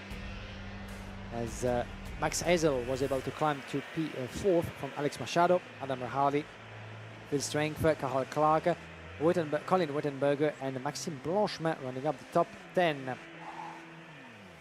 P11 for Enveuke from Riccardo Ferrari, dropping all the way down 10 places. He lost Riccardo Ferrari, so very disappointing turn of events and conclusion to what had been a strong day so far for the winner of Franciacorta, the round 2 of the championship. Manuel Wagner, P13 from Fred Green, Miguel Silva, Luis S.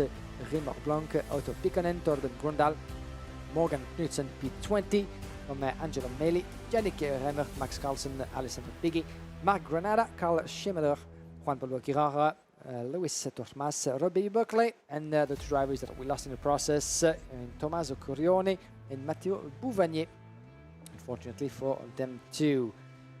A couple of warning flags that have been picked up as well through the process of that race for the 400 and the 404, which are Karl Schimmerer as well as Luis S. So at the moment, still no decisions to be known, but we'll keep you up to date. Waiting for any comments and a little bit of an inside interview from some of the contenders of that race.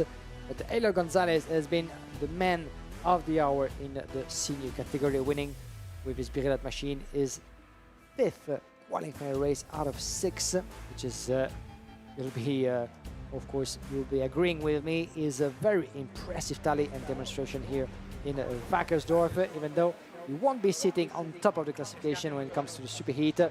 But Elo Gonzalez can be very much satisfied with himself. and the way he's been working on his chassis, setting up all the machinery, working the tires, managing them as well. As while we wait for a little bit of inside interview, let's have a look back at how things unfolded on track. It all started good for Danny Carinini on pole position, Riccardo Ferrari by his side as well, but Vilmos Van, who needed a strong result, picking up P2, needed really to get away good from those first few corners in the opening lap, and he did so and even took the lead from Danny Carinini on board with the Swedish driver, but he had at least tried first time out on Danny Carinini, then had to back off a little bit with a very compact field, getting away from lap number 1, then lap number 2, another attempt on same place, same corner number 2, then it paid off. He just made his way past for what was P1 at the time in his hands, and for the back we had the recovery from Halo Gonzalez, the 210, getting ahead of the 421 of Max Hazel from CV Performance Group, pushing along and getting P2 from Danny Carinini in turn number 4, and then next up was Vilmos Van.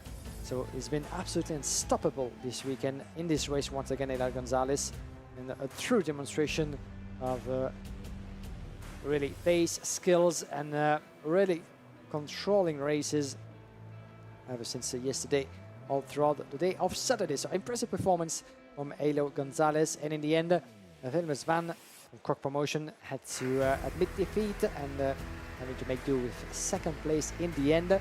He's still second in the overall classification with 11 points, 3 points shy from Phil McLaughlin, the overall provisional leader in the qualifying heats. Phil McLaughlin will be up and running in 2 races from now for the last one of the day, opposing group C and F. In the middle, we're going to have D versus G with Joseph Smith and Paul Chaus leading the way in just a few moments. But let's head down to the Parc Fermé and Anthony Jordan.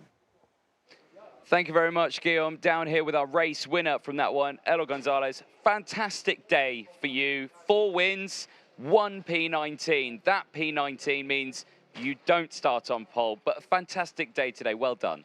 Yes, all the team had a fantastic job, and we try to win tomorrow and make P1 another time tomorrow. Yeah. Do you enjoy the circuit? Is this a nice circuit for you? Yes, I love this circuit. It's my favorite, I think, and yes, I'm very fast. Yeah. Well, congratulations, well done. We'll see you tomorrow. I'm looking forward to it. Thank you very much. Excellent stuff. Halo Gonzalez there, brilliant stuff from him. Let's bring in Vilmos Van, who is a potential to be starting on pole in these super heats. Vilma, brilliant day for racing for you. That's exactly what you need to do, wasn't it? Yeah, it was perfect day. Just a P5 in the other heats. Yeah, so it's been really good. Yeah. Let's talk about tomorrow. Obviously, challenges ahead of you. There's still 2 more races to go, so we don't know where you're going to be at the moment. You could be Superheat 1 pole, you could be Superheat 2 pole. We just don't know. Are you ready for both options, or what one are you hoping to be in? Hopefully A, but Superheat B is still good. Yeah. Well, congratulations, well done, and we'll see what we can do tomorrow. Yeah, thank you. Excellent stuff there. Vilmos Van and Halo Gonzalez. 2 more races to go for today, and they're both Senior X30 races. Guillaume, back over to you. They are indeed. Thanks very much, Anthony Jordan, and thanks to drivers for making their way to our little interview square and talking to us, as we always try with RGMMC to try to give you as much insight and interaction with the actors themselves, the drivers, the true heroes, the true warriors on track. And as you heard, at this point, it's still very much an open game for who will be starting on pole position, in what order. We do have Phil McLaughlin leading the way. He's going to have one last race, or maybe, hopefully for him, he will be trying to pick up a 3rd win in the course of 11 laps. But it will depend where he will be finishing for Vilmos Van to start either on pole, either for Superheat A or Superheat B. Remains to be seen. In the meantime, we're going to have D versus G. The starting grid in full. As it comes, the drivers making their way onto the track, led by Joseph Smith, the record holder of Wackersdorf. Paul Charles Rivero, the Spaniard, by his side, followed by David Dragan. Then we have Elia Weiss, Luca Bettoni and Christian Biziazati on row number 3. Row number 4, Marius Barryberg and Hugo Erwan, followed by Nado Wixelbaumer and Milan Mazak, Enki Kalteren and Luca Auto on row number 6. Row number 7, Peter Stiller and Patrick Ogorovic. Then we have row number 8, Natalia Granada and Louis Schultz, followed by Wesley de Goy, Lewis Bird, Maximiano Raleigh da Silva, Delano Wellens, Auk White, Luke Taylor, number 12, Marlon Vater and Hugo Besson, Eric West and Andrea Rirovano on row number 12, row number 13 that is. Then we have Victor Kulmala, Eden Spanswick, Marco Pislo, Keanu Wellens and Luca Orsica. That's a full grid, pretty much so, as Lewis Bird and Patrick Okudovic, unfortunately, not with us. Certainly some mechanical trouble. I do hope that prevented them for the past few races to be with us in those qualifying races.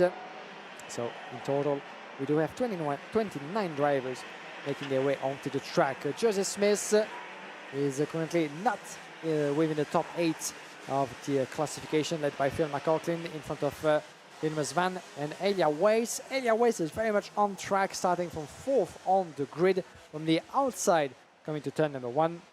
Let's see what the Simon driver will be able to do at the wheel of his Cosmic Machine. 11 laps to go through for the D versus G race for the senior class, the penultimate qualifying race of the day. We've been through 24 races today, almost 10 yesterday, and it all comes down to the last few races, the superheat and the final tomorrow. Drivers making their way back onto the start-finish straight as Joseph Spetty on the left side, Paul Cheos on the right. The lights go off, green, green, green, we are racing, and a good getaway from Joseph Smith just in front of David Dragan. Fantastic start as well from the outside, from the inside, shall I say, from the Zanki Motorsport driver. Everybody diving through turn number 2, the hairpin, as the Zanki Motorsport driver is up into second place, just in front of Paul Chehos. Everybody through the second hairpin, unhurt for pretty much all the competitors. That's good to see. I start to see the end of that day without too many damage, but the drivers from the Italian team of Zanki have been absolutely on pace all throughout the day since yesterday. Not only David Dragan, but also Danny Caronini, and despite his less positive result, Riccardo Ferrari as well. And you can see the gesture of Joseph Smith saying to David Dragan, it's maybe a little bit too soon to start fighting, mate. Let's try to keep it together, work together on the same goal, trying to build enough of a gap from Paul Cheos and the rest of the field to have a good explanation. Well, now Dragan is not waiting around any longer and takes first place on the start of lap number 2. Let's see if that strategy, that switch of position, might work better, maybe, even though it could have been a little bit early to try to make good use of that starting order. And that could do the way of Paul Cheos actually coming close very, very soon indeed, as Elia Weiss dropped down to P4 from Biazati, Maribor Terouin, Marzak, Luca, and Enki Kalteren. That's your top 10. Well, a calm start then at the beginning of this penultimate race of the day. Still a defensive line there from Hugo Heron. Milan Marzak, who had that retirement earlier on, is trying to get past, not able to do so on this lap. Still stays there, no change between the top 10 over the line. From 13th place there is changes. Peter Stiller up into P13. Louis Schützer up into P15 as well. David Dragan now leading the way, fastest lap of the race, using that cut to his full advantage, and the clean air is breaking away now from the rest of the field. A little bit wide there out of the corner. Hugo Heron, Enki Kalteren and Luca Bettoni, all in that trio there on your screen. Back here a little further up the order, right, well, you're seeing at the thumbs up there and the push for Biasati to Marius Barryberg. Marius Barryberg having a really good run in this one, up 3 places. And stayed there, hopefully, in this race. Luke Taylor up 11 places as well into P11, is having a very good race. The same could be said for Keanu Wellens for the Oakman's Grand Prix Racing team, is up into P20, 10 positions gained. So there's some good moves happening all the way throughout there. Yeah, that's what we like to see indeed. As the drivers head towards the conclusion of the day, around the inside in turn number 4 on the 255, beautifully made by Milan Mazak from DFK on Elia Weiss, and I'm afraid for Elia, that's no good news at all. as he was getting into that race from P4 in the classification of the qualifying races. Now finds himself all the way down to P7. And the battle keeps on raging with 2:59 of Myers Weisberg. Oh, coming together just before the 9, just in the middle of the track. Oof, and drivers are going to have to be careful. Stay in your karts, guys. It's the safest place for you to be. Don't get out of that around there. You'll be skittled, and amazingly, they all avoid any contact there. And, well, that is absolute drama for Paul Chaus and Christian Biasati, who were fighting right up at that sharp end. Now both right at the back of the field and, well, effectively out of this race. That gives Dragan still, he's still there in front. Joseph Smith is there 0.6 of a second behind. Marius Barryberg all on his own in P3. This is now the new battle for P4. Elia Weiss and Milan Marchak battling away. And, well, Marchak had disaster earlier on. Checks over the shoulder to see that, well, it's Heikki Kalteren, the next driver, but don't worry, you're clear by, well, some way. Now, what happened here? This was over the hump. Oh, running very wide there is... now, who was that? That looked like, was that Pirovano? Andrea Pirovano, I think it was, in the 279. Here's the contact running wide. that we're going to see with Paul Chaus on the outside. Myriberg, first of all, gets ahead. Checks, knows he's there. Yeah. Oh, misjudged the braking there. Oh my misjudged the braking. Well. Paul Chaus was a complete passenger victim into that one. There's nothing he could have done to prevent that incident, unfortunately. And that's a disaster for Christian Biasati. As you said, he misjudged completely the braking point coming to turn number 10. Just ran into the back of Paul Chaus. And yeah, he's actually gesticulating, saying, what on the hell just happened? What did you do? What did you do that for? And certainly no intention, no purpose out there into the incident. But as a result, both of the race of both of the drivers really put into the bin. Yep, indeed. Well, we're on lap 7 now of 11-lap race. And still, Elia Weiss holding on to P4. This is still Marius Barryberg there in 3rd place. Now, gaps are coming down a little bit here now. I think Weiss and Marchak closing in. Tony still there, P6. Kalteren able, but I think Barryberg is closing in on Smith as well. Gap not too much. There is Joseph Smith having a good run. The gap between himself and David Dragan is still just under a second. Like, they're still on the same straight. They're still on the same part of the track. There's nothing more disheartening to a driver, you know, racing. You're in second. You can just see the leader there just slowly eking away. And that gap now extends to over a second now, 1.1. So that was 0.2 faster on that lap difference between David Dragan and Joseph Smith. There into the pit lane comes Christian Biasati with the heavy front damage there. That will most likely be a nose cone penalty, as well as maybe more drama happening later on as well. Of course, race control will be looking into every incident and be in constant communication with race director Martin Bean, who's got a fantastic view of the whole circuit. Marius Barryberg picks up a warning flag. That is interesting. Marius Barryberg in 3rd place. Now, we've not seen anything, but we've only got the cameras that we can see, that you can see at home, which is only about 5 of them out there on circuit. Race control has 40 of them, and probably seen something that we didn't. Yeah, certainly so, and hopefully we might have another angle of the incident back in the replays, but it doesn't come by chance to have an investigation for a warning flag, shall I say, for the driver involved, Marius Barryberg, who's currently sitting a little bit further back. He's at P3 at the moment. The warning flag so for Marius Barryberg from VDK Racing. You're going to see him entering the chicane just behind Dragan, Joseph Smith as well, and another driver, the 317. It's Paul Chaus only getting back to the pits right now. So we had both Christian Biasati and Paul Chaus, the 2 drivers involved in the incident, still running on track. But one after the other, they decided certainly that it wasn't worth it after tumbling down the order at the queue of the pack. So quite an unfortunate conclusion of the day for those 2. I do wonder now what the officials have seen through the camera with Marius Barryberg, because it was just in front of the 2 that made his pass ahead of Paul Chaus. So could it be that he had something to do into Paul Chaus maybe lifting the throttle just a tiny bit, or being a little bit in comfort with Marius Barryberg on the way. That could have led certainly to a get together that took Christian Biasati by surprise. That's still speculation at this stage. As you said, we don't have any more information that you do, guys. So all comes down to the decision of the officials post-race. Yes, indeed. Well, it's nearing the end of the race here now as we go on to the final lap of this one. Joseph Smith has managed to close up that gap just a little bit. It's eked down to around 0.7 of a second, but I can imagine that's David Dragan just helping himself out a little bit this one. Right, the only change in the intermediate classification, I'll apologise if you already mentioned this one, Guillaume. Elia Weiss, with that position, drops down to 4th in the intermediate classifications. Danny Carinini bumps up to 3rd in the intermediate classifications. That won't affect, well, actually, it may affect, because if McLaughlin in this last race has a really terrible result, that may put Vilmos Svan in pole position for Super Heat 1 and Danny Carinini pole for Super Heat 2.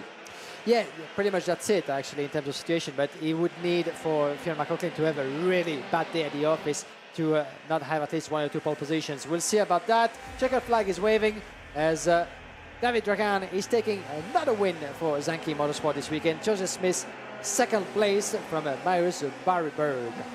Indeed. Well, the top 3 can be delighted with that one. It's a good result for them. It doesn't affect the top 8, but still, it's a fantastic end to the day for David Dragan coming away with that win there. Well, how many wins has he had now? I think that's a 2nd win of the weekend for David Dragan. Of the day, I think he took a race win yesterday as well, so I think all in all, I think he's had 3 qualifying heat wins for David Dragan. But still, overall, a fantastic end to his day. Joseph Smith, an impressive P2, then ahead of Marius Barryberg, Elia Weiss from Milan Marjak, Luca Bertoni from Hugo Heron from Heikki Kalterin, Peter Stiller from Luca Horton, Luke Taylor, Hugo Besson, Danielo Wellens, Natalia Granada, and Hawk White rounding out the top 15. 16th place downwards is Keanu Wellens from Arlen Vatter. Then it's Maximilian De Silva from Lucas Horchica. Then it's Luis Schutzer from Andrea Pirovano. Marco Pisler from Nando Weichselbaumer. Then it is Eric Weiss from Wesley de Goy. Spanswick from Kumala, Rivara, and the rest as well. At the end of the field, you had Victor Kumala finishing in 27th place, Paul Chaus retirement, Christian Biasati retirement as well, and the 2 non-starters of Ogrodovchik and Bird. Well, 1 more race to go in the senior X30 category of today's racing. And, well, it's all down to Finn McLaughlin in that next one. Dragan's done all he's needed to do on this one, take a race win and help himself out as much as he can in that intermediate classifications and then really push himself forward on the Wackersdorf circuit. Really strong performance from the Romanian driver. Let's have a look at how he done it. Highlights here from that race.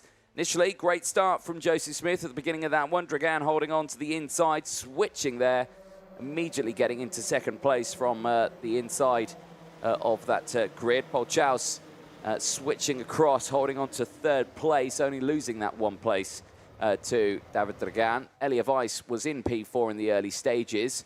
The train starting to form all the way behind. You could see there the TB carts in the early stages. Biasati trying to hold on to those positions. Biasati was ending tears later on. David Dragan getting the move done on Joseph Smith and seemingly at that point breaking away from the rest of the field. This was the moment that Elia Weiss got squeezed out wide a little bit there, really kind of concertina the whole field up. This was Andrea Pirovano running wide, getting squeezed out, just avoiding that cone. We nearly had a repeat incident with Romeo Rossell like we had yesterday, picking up those cones on the red line there.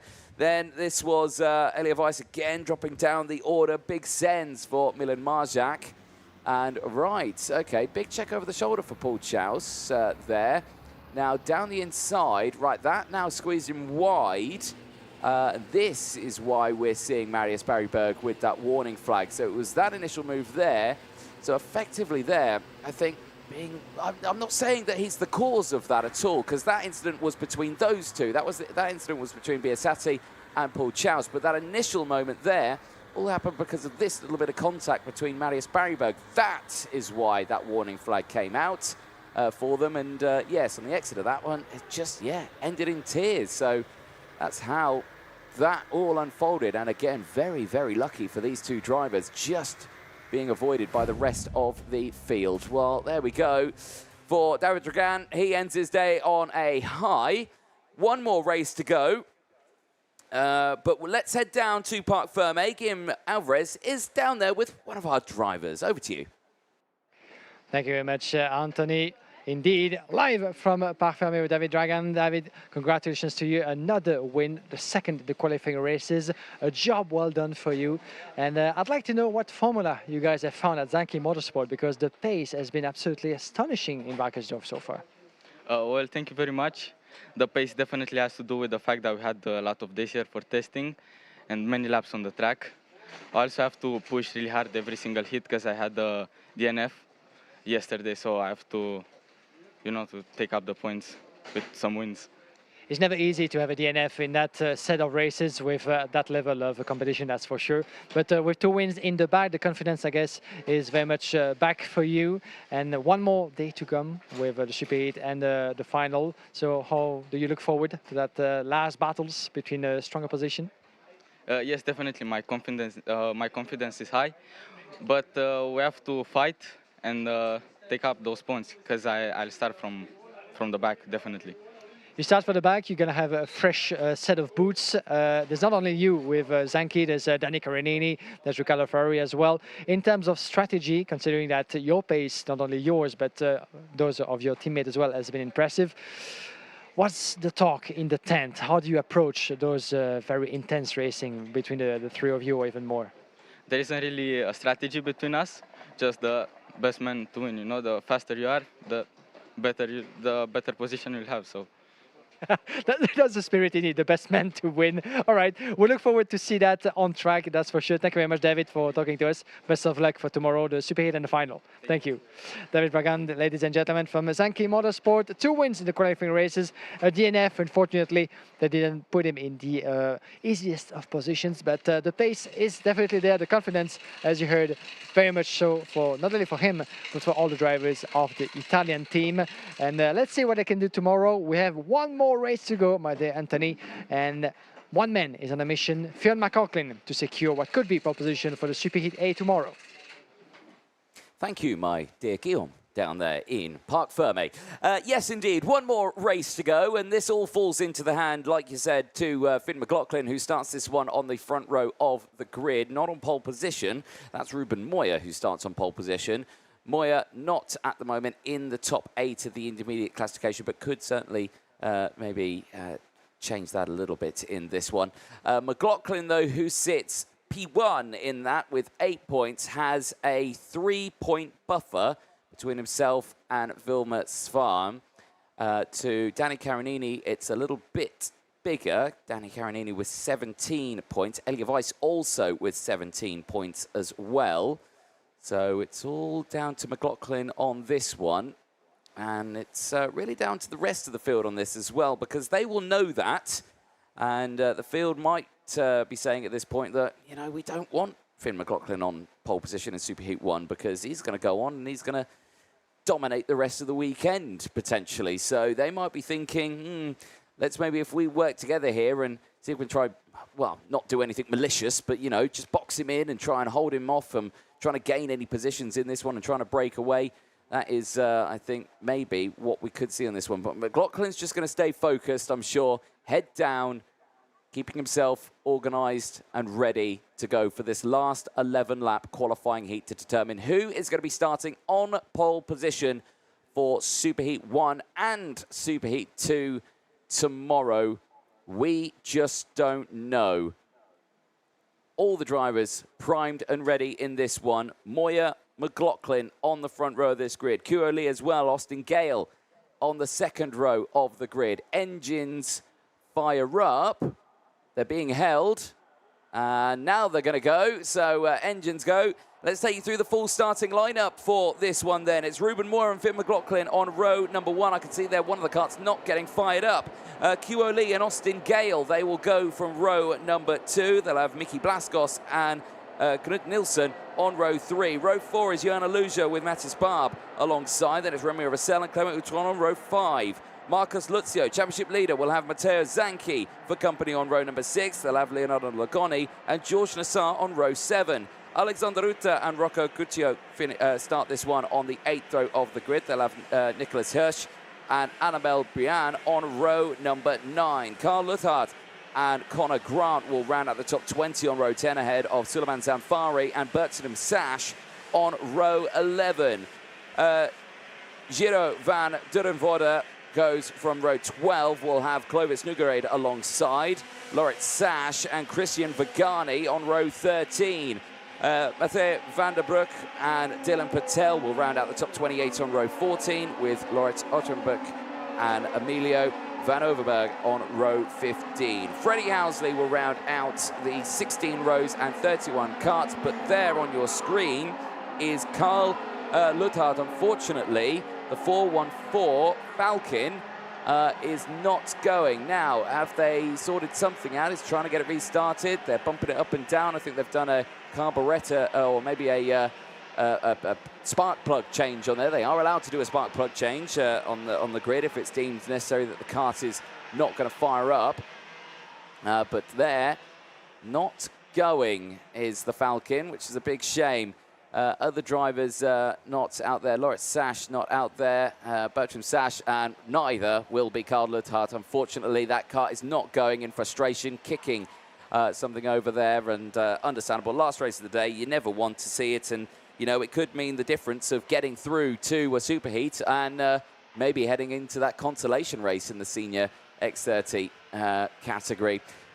Drivers then, for the last race of the day, superb synchronization from the marshals as the field make their way onto the start-finish line once again.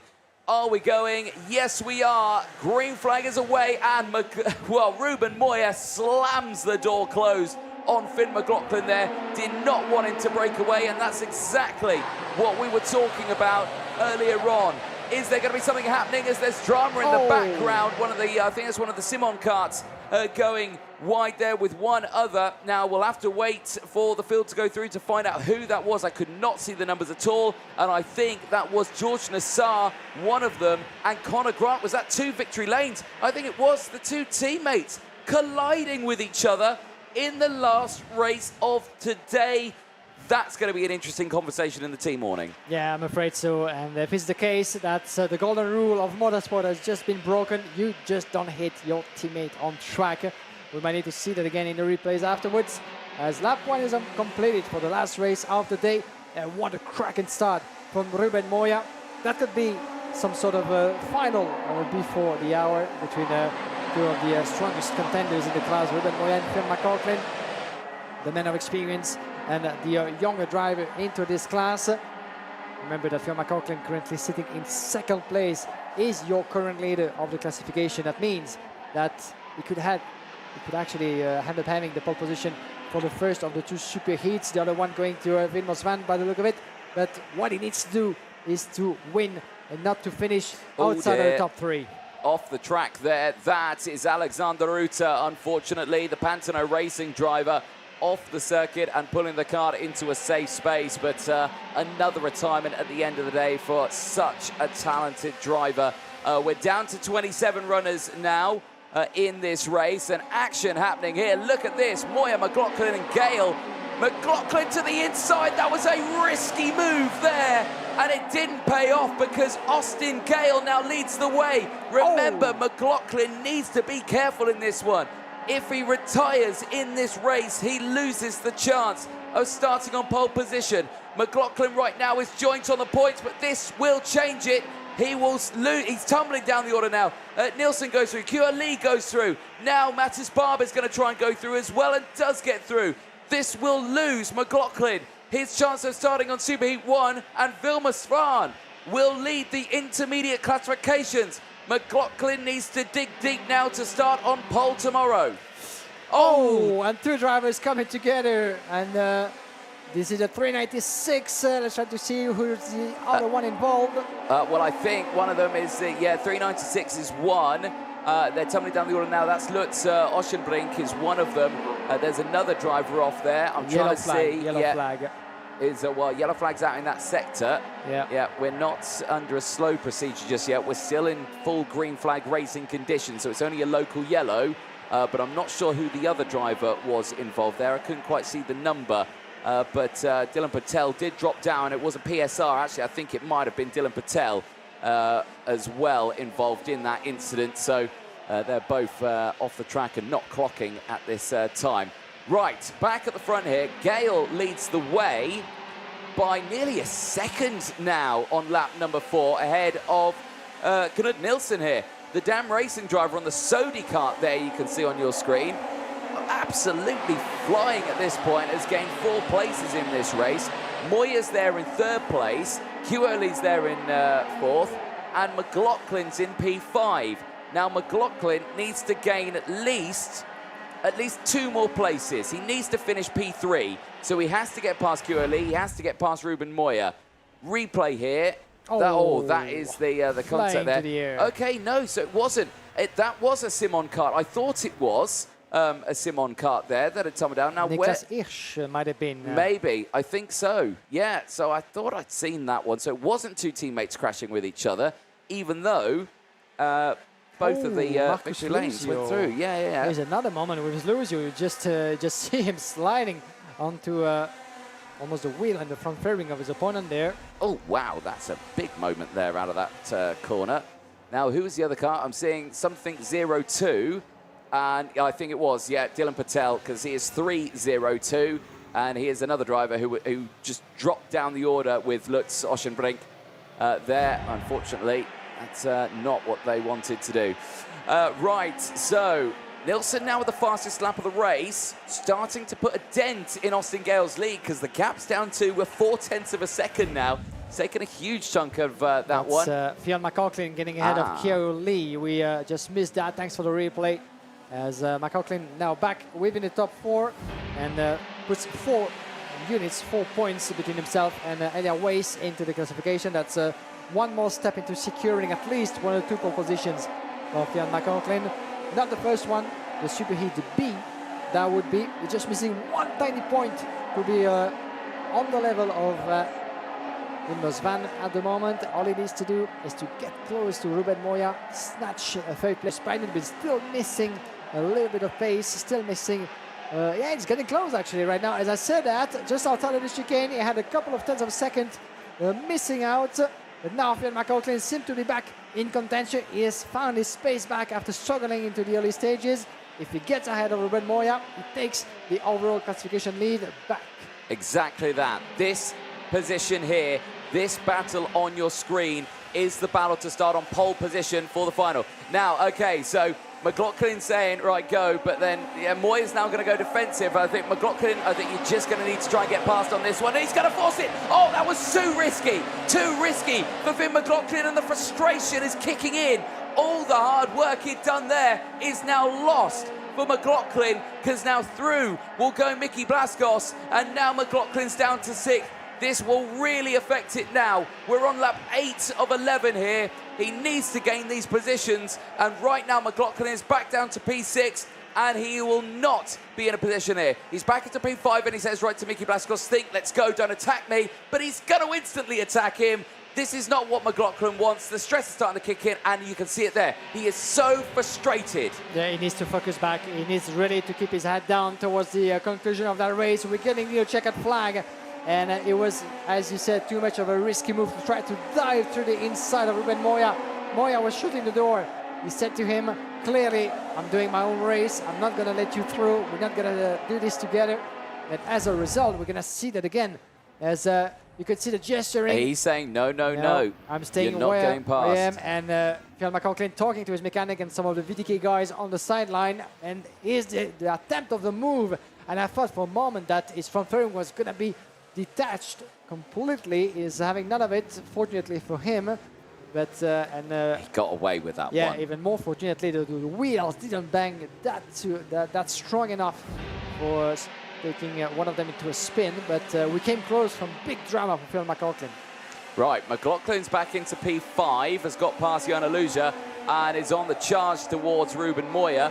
There is the points, you can see it. Vilmos van leading with 11 points, McLaughlin with 13. Again, it needs those two positions, needs to get past Moya, which he's found quite tricky to do, and also needs to get past Kyo Lee. But they're breaking away. This is Austin Gale and Claude Nielsen, who unfortunately we've not been talking about much in this race. They're first and second, doing a brilliant job. But everyone's really focusing on who's going to be starting on pole for that Sub-Heat 1 tomorrow. But their race at the moment, 0.2 of a second separating them as they're going to be going on to the final lap this time around. We could see a change with the lead right now. But now, look at that, McLaughlin's right on the rear bumper. And, well, now we could see some fireworks between these two. Big checker. Moya 100% knows that's McLaughlin behind him. And he is making that kart as wide as it can possibly be. Yeah, the difficult task for McLaughlin. He has 1 and 2 drivers to get past, not only Moya, but Kyo Lee as well, if he wants to make it at the end of the day in P1 with the pole position for the Superheat A. In this position, he could still have pole position for the second race. He's still going to try to get ahead of Ruben Moya. That's a risky attempt into that last lap. If I was him, maybe I could keep that result in the bag and one of the poles at least. But Ruben Moya is going defensive, looking both left and right in the middle of the track, not letting McLaughlin breathe at any moment. That's going to be a risky end of a race for those two. Almost a touch into the last corner. Look at Moya looking on his right side. Phil McLaughlin will go for at least one last attempt into the last corner on the finish straight, side by side almost. But in the end, Ruben Moya finished ahead of Phil McLaughlin. McLaughlin finally P5 on pole position, but for the Superheat B and not the Superheat A.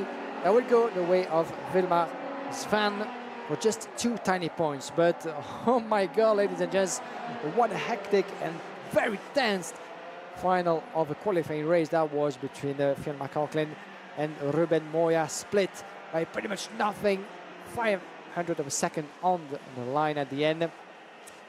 That could be interesting to hear for at least 1 or 2 protagonists from this battle.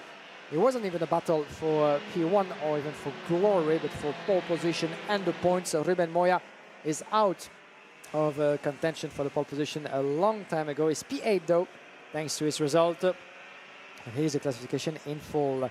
First win of the weekend. It's worth mentioning for Austin Gale, doing a great job in front of Nick Nielsen, both climbing 3 and 4 places respectively, and split only by 0.2 of a second. Following the battle between McLaughlin and Ruben Moya, we almost had lost sight of the fight happening at the forefront for the win. But in the end, we needed one last winner of the day. Kyo Lee taking P3 from Ruben Moya, Phil McLaughlin, Miguel Blascos, and Marcus Luzio P7 after his slight moment of tension earlier on in the race. Clément Outran P8 from Juan Alura. Mathis Barbe P10 from Romeo Roussel, Suleiman Zanfari, picking up a 12th place. 9 places recovered for the Moroccan driver, followed by Leonardo Langoni. Then we have Annabelle Bouillon, Christian Vergani, Rocco Curcio, as well as Matteo Zanchi, Conor Grant, Niklas Hirsch, P20 for Emilio Van Overberg, followed by Jero van der Voorde, Freddy Ousley, George Nassar, Clovis Nougerade, as well as Mathis Van Broek. And he was the last driver, P25, to take it to a checkered flag. One that wasn't able to start the race, unfortunately, was Carl Luthard from Falcon Racing Team, joining the like of Bertram Sach and Louis Sach. So definitely a day and a race to forget for some of the drivers of the Falcon Racing Team. Back at the start and how things played out into that last qualifying race of the day. A good start and getaway from Ruben Moya on the outside line from Phil McLaughlin. Inside, sorry, and Phil McLaughlin down in P2. So Ruben Moya taking good advantage of that pole position as we run on board further back behind Marcus Luzio. It was an interesting view here, and we had a bit of a moment with Luzio that would come later into the race. Going on board here in the middle of the pack with Miguel Blascos, if I'm not mistaken, as we run on board. And here coming together from the two, it was one of the victory lane drivers getting squeezed as back here with Romeo Roussel, the Frenchman at the wheel of his Pauline machine. And that was the moment with Marcos Luzios sliding slightly and squeezing Romeo Roussel to the side of the track. The two coming together, but no harm done there. Could have been way worse between those two. Back in the lead, and the first attempt that proved very fruitful, as taking the lead instead of Phil McLaughlin and Ruben Moya was Austin Gale, putting himself in the lead. 2:21 it was this time around, as we'll get back to that. Keeps on fighting. 2:26 it was indeed Austin Gale. That was a moment that the BMR driver took the lead, not to be caught again, as Phil McLaughlin at some point lost a little bit of momentum and places as well, as Kiole and the 3:07 of Mathis Barbe would get ahead of the VDK driver, who would not surrender without a fight at the end of this last race to pick up a P5 finish. And then two drivers coming together in a very heavy fashion. 396 getting involved there, and with another driver coming together there. Big coming together, but no harm done between those two. Then further back on lap number 4, 2:03 of Ruben Moya still fighting his way through, as Phil McLaughlin, that was hammer time at the time for him to charge his way back through the field. And now, that was the interesting talking point of the race. Ruben Moya in front of the Irish driver. The attempt at turn number 2, that could have been really big drama between the two. That could have really led to disaster, as Ruben Moya was nowhere near ready to let him get past. And lap number 8, another difficult moment for Phil McLaughlin, who was determined to make his overtaking work against the Spaniard. In the end, we almost got caught up by the battle for the win as well between Austin Gale and Knut Nielsen. And in the end, it was a photo finish between the two protagonists of that qualifying race. Ruben Moya will end up ahead of Phil McLaughlin, and once again saying clearly to the VDK driver, it's not a way to do things. I wasn't going to let you through. I'm not here to do that. I'm here to do my own race. And thanks to his result, Ruben Moya made it to P8, and Phil McLaughlin consequently won't start from pole position in the Superheat A, but the Superheat B, something he might not be entirely happy about. Now, let's get down to the Parc Fermé with you, Anthony Jordan, for the last interviews of the day.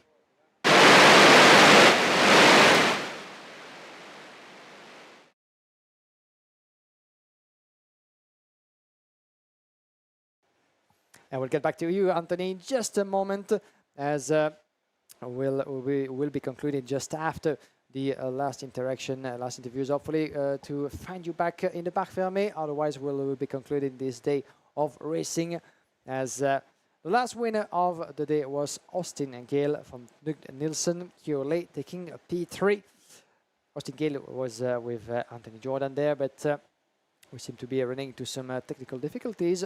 At least we could have one for the last race of the day. No big deal. Maybe we'll find him back in just a few moments, as this will conclude today's schedule, ladies and gentlemen, as tomorrow 10 races awaits, starting at 8:30 the action on track, with the warm-up session starting with the mini, the juniors and the seniors. But the big rendezvous, the big timing that you have to take note in your agendas is at 10:15. 10:15 local time will be live on IAME-Euroseries.com, on Facebook, YouTube and Motorsport TV. 20 past 10, first of the super heats in the morning, starting with the mini Group 1, mini Group 2, and then the juniors and the seniors. Same formula, Super Heat A, Super Heat 2, and then we'll have consolation race and the 3 finals in the afternoon. All information and schedule available on IAME-Euroseries.com. I think that we do have Anthony Jordan with us this time. Guillaume, yes indeed, here with our race winner, Austin Gale. Austin, fantastic drive for you. This is exactly what you needed it to end the day. Perfect result. How do you feel at the end of that? Yeah, I feel really good. I've worked really hard to get to this position, and we're struggling all day, so it's a refreshing feeling to finish first on the end of the day. Yeah. Let's talk a little about the track as well. Fabulous circuit. It's a real driver circuit, this one. Fast flowing, but demanding on a driver as well. How have you found it? It's been really demanding on the body, and it's been quite physical in the races, but it's a really nice track to drive, and it's been one of my favourites to drive. Excellent. Well, congratulations with the race win at the end of the day. It was slightly overshadowed with the battle that was happening just behind you, but congratulations, well done. Thank you.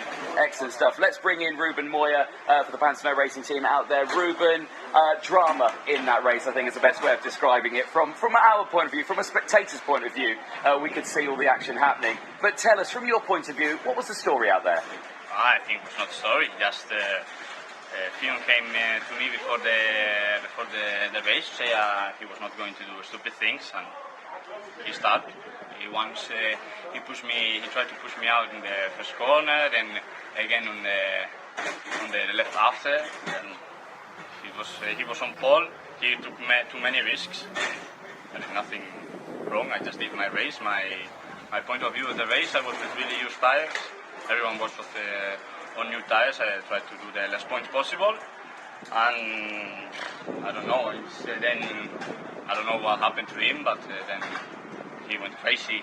His mechanic treating me, my mechanic insulting my family. I don't think he's right anyway, but it's how they are. We see how people is like after the races. So I don't know. Do you think this will affect the racing going into tomorrow? Of course, you've got superheats and finals you've got to contend with as well. Do you reckon that could cause more turmoil? I don't care. It's just a race. For me, there was no problem at all. I don't know him what he thinks. Looks like he's a little bit with the revolutions up, but I don't care what happens. It's racing, and tomorrow is 2 races more. I don't know if I'm with him or not. I don't care really. And at the end, he is the one was on the pole, and is the one that started in the front, so it's him that take the risks. Yeah. Okay, well today it's been a very busy day for so many drivers, including yourself of course. Have a good rest, we'll see you out there tomorrow, and congratulations at the end of the day, but a brilliant day for you. Thank you, yes. Excellent stuff, congratulations, well done. Guillaume, let's head back over to you. Thank you very much to Ruben Moya, thank you very much Anthony, Jordan, and to Austin Gale for talking to us. This will run things up, ladies and gentlemen, for this Saturday of racing, day 2 of round 3 of IAME X30 Euro Series in 2024. The best bit is yet to come. Tomorrow, Sunday, as we said once again, 10:15 will be live on IAMEEuroSeries.com and all over the world. 10:20, the first of the Super Heat Minis, then the juniors, the seniors, the consolation race for the senior category. A bit of a lunch break, as you can see, and then we'll be back in the afternoon from 1:30. 1:30 local time for the first of the 3 finals, starting with the mini, then the juniors, and the senior final at 2:30. That will be followed by the podium ceremony at about 3 o'clock local time. So please join us at the Polkart Raceland of Wackersdorf in beautiful Germany. 3:15 precisely for all the podium ceremonies to be enjoyed live as well. From Anthony Jordan and myself, Guillaume Alvarez, this has been a pleasure as always to follow all those 24 qualifying races today. A lot of interaction, a lot of interviews. We do hope that you guys enjoyed the day. There's been absolutely splendid in terms of action on track, in terms of weather, and in terms of interaction as well with the actors, the warriors themselves. Now, we have some more coming our way tomorrow, 10 races on schedule, and we'll decide who will win round 3 of this year's IAME X30 Euro Series. But in the meantime, this is a good evening, and we'll see you tomorrow. Bye-bye.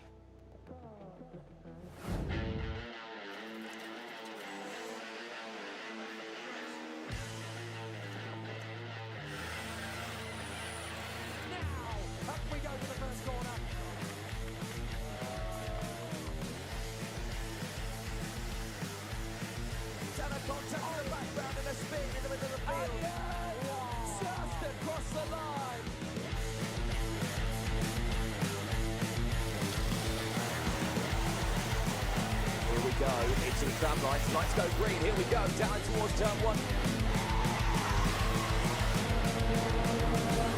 Big dive up the inside jump. And keep an eye on the spin. Amazing!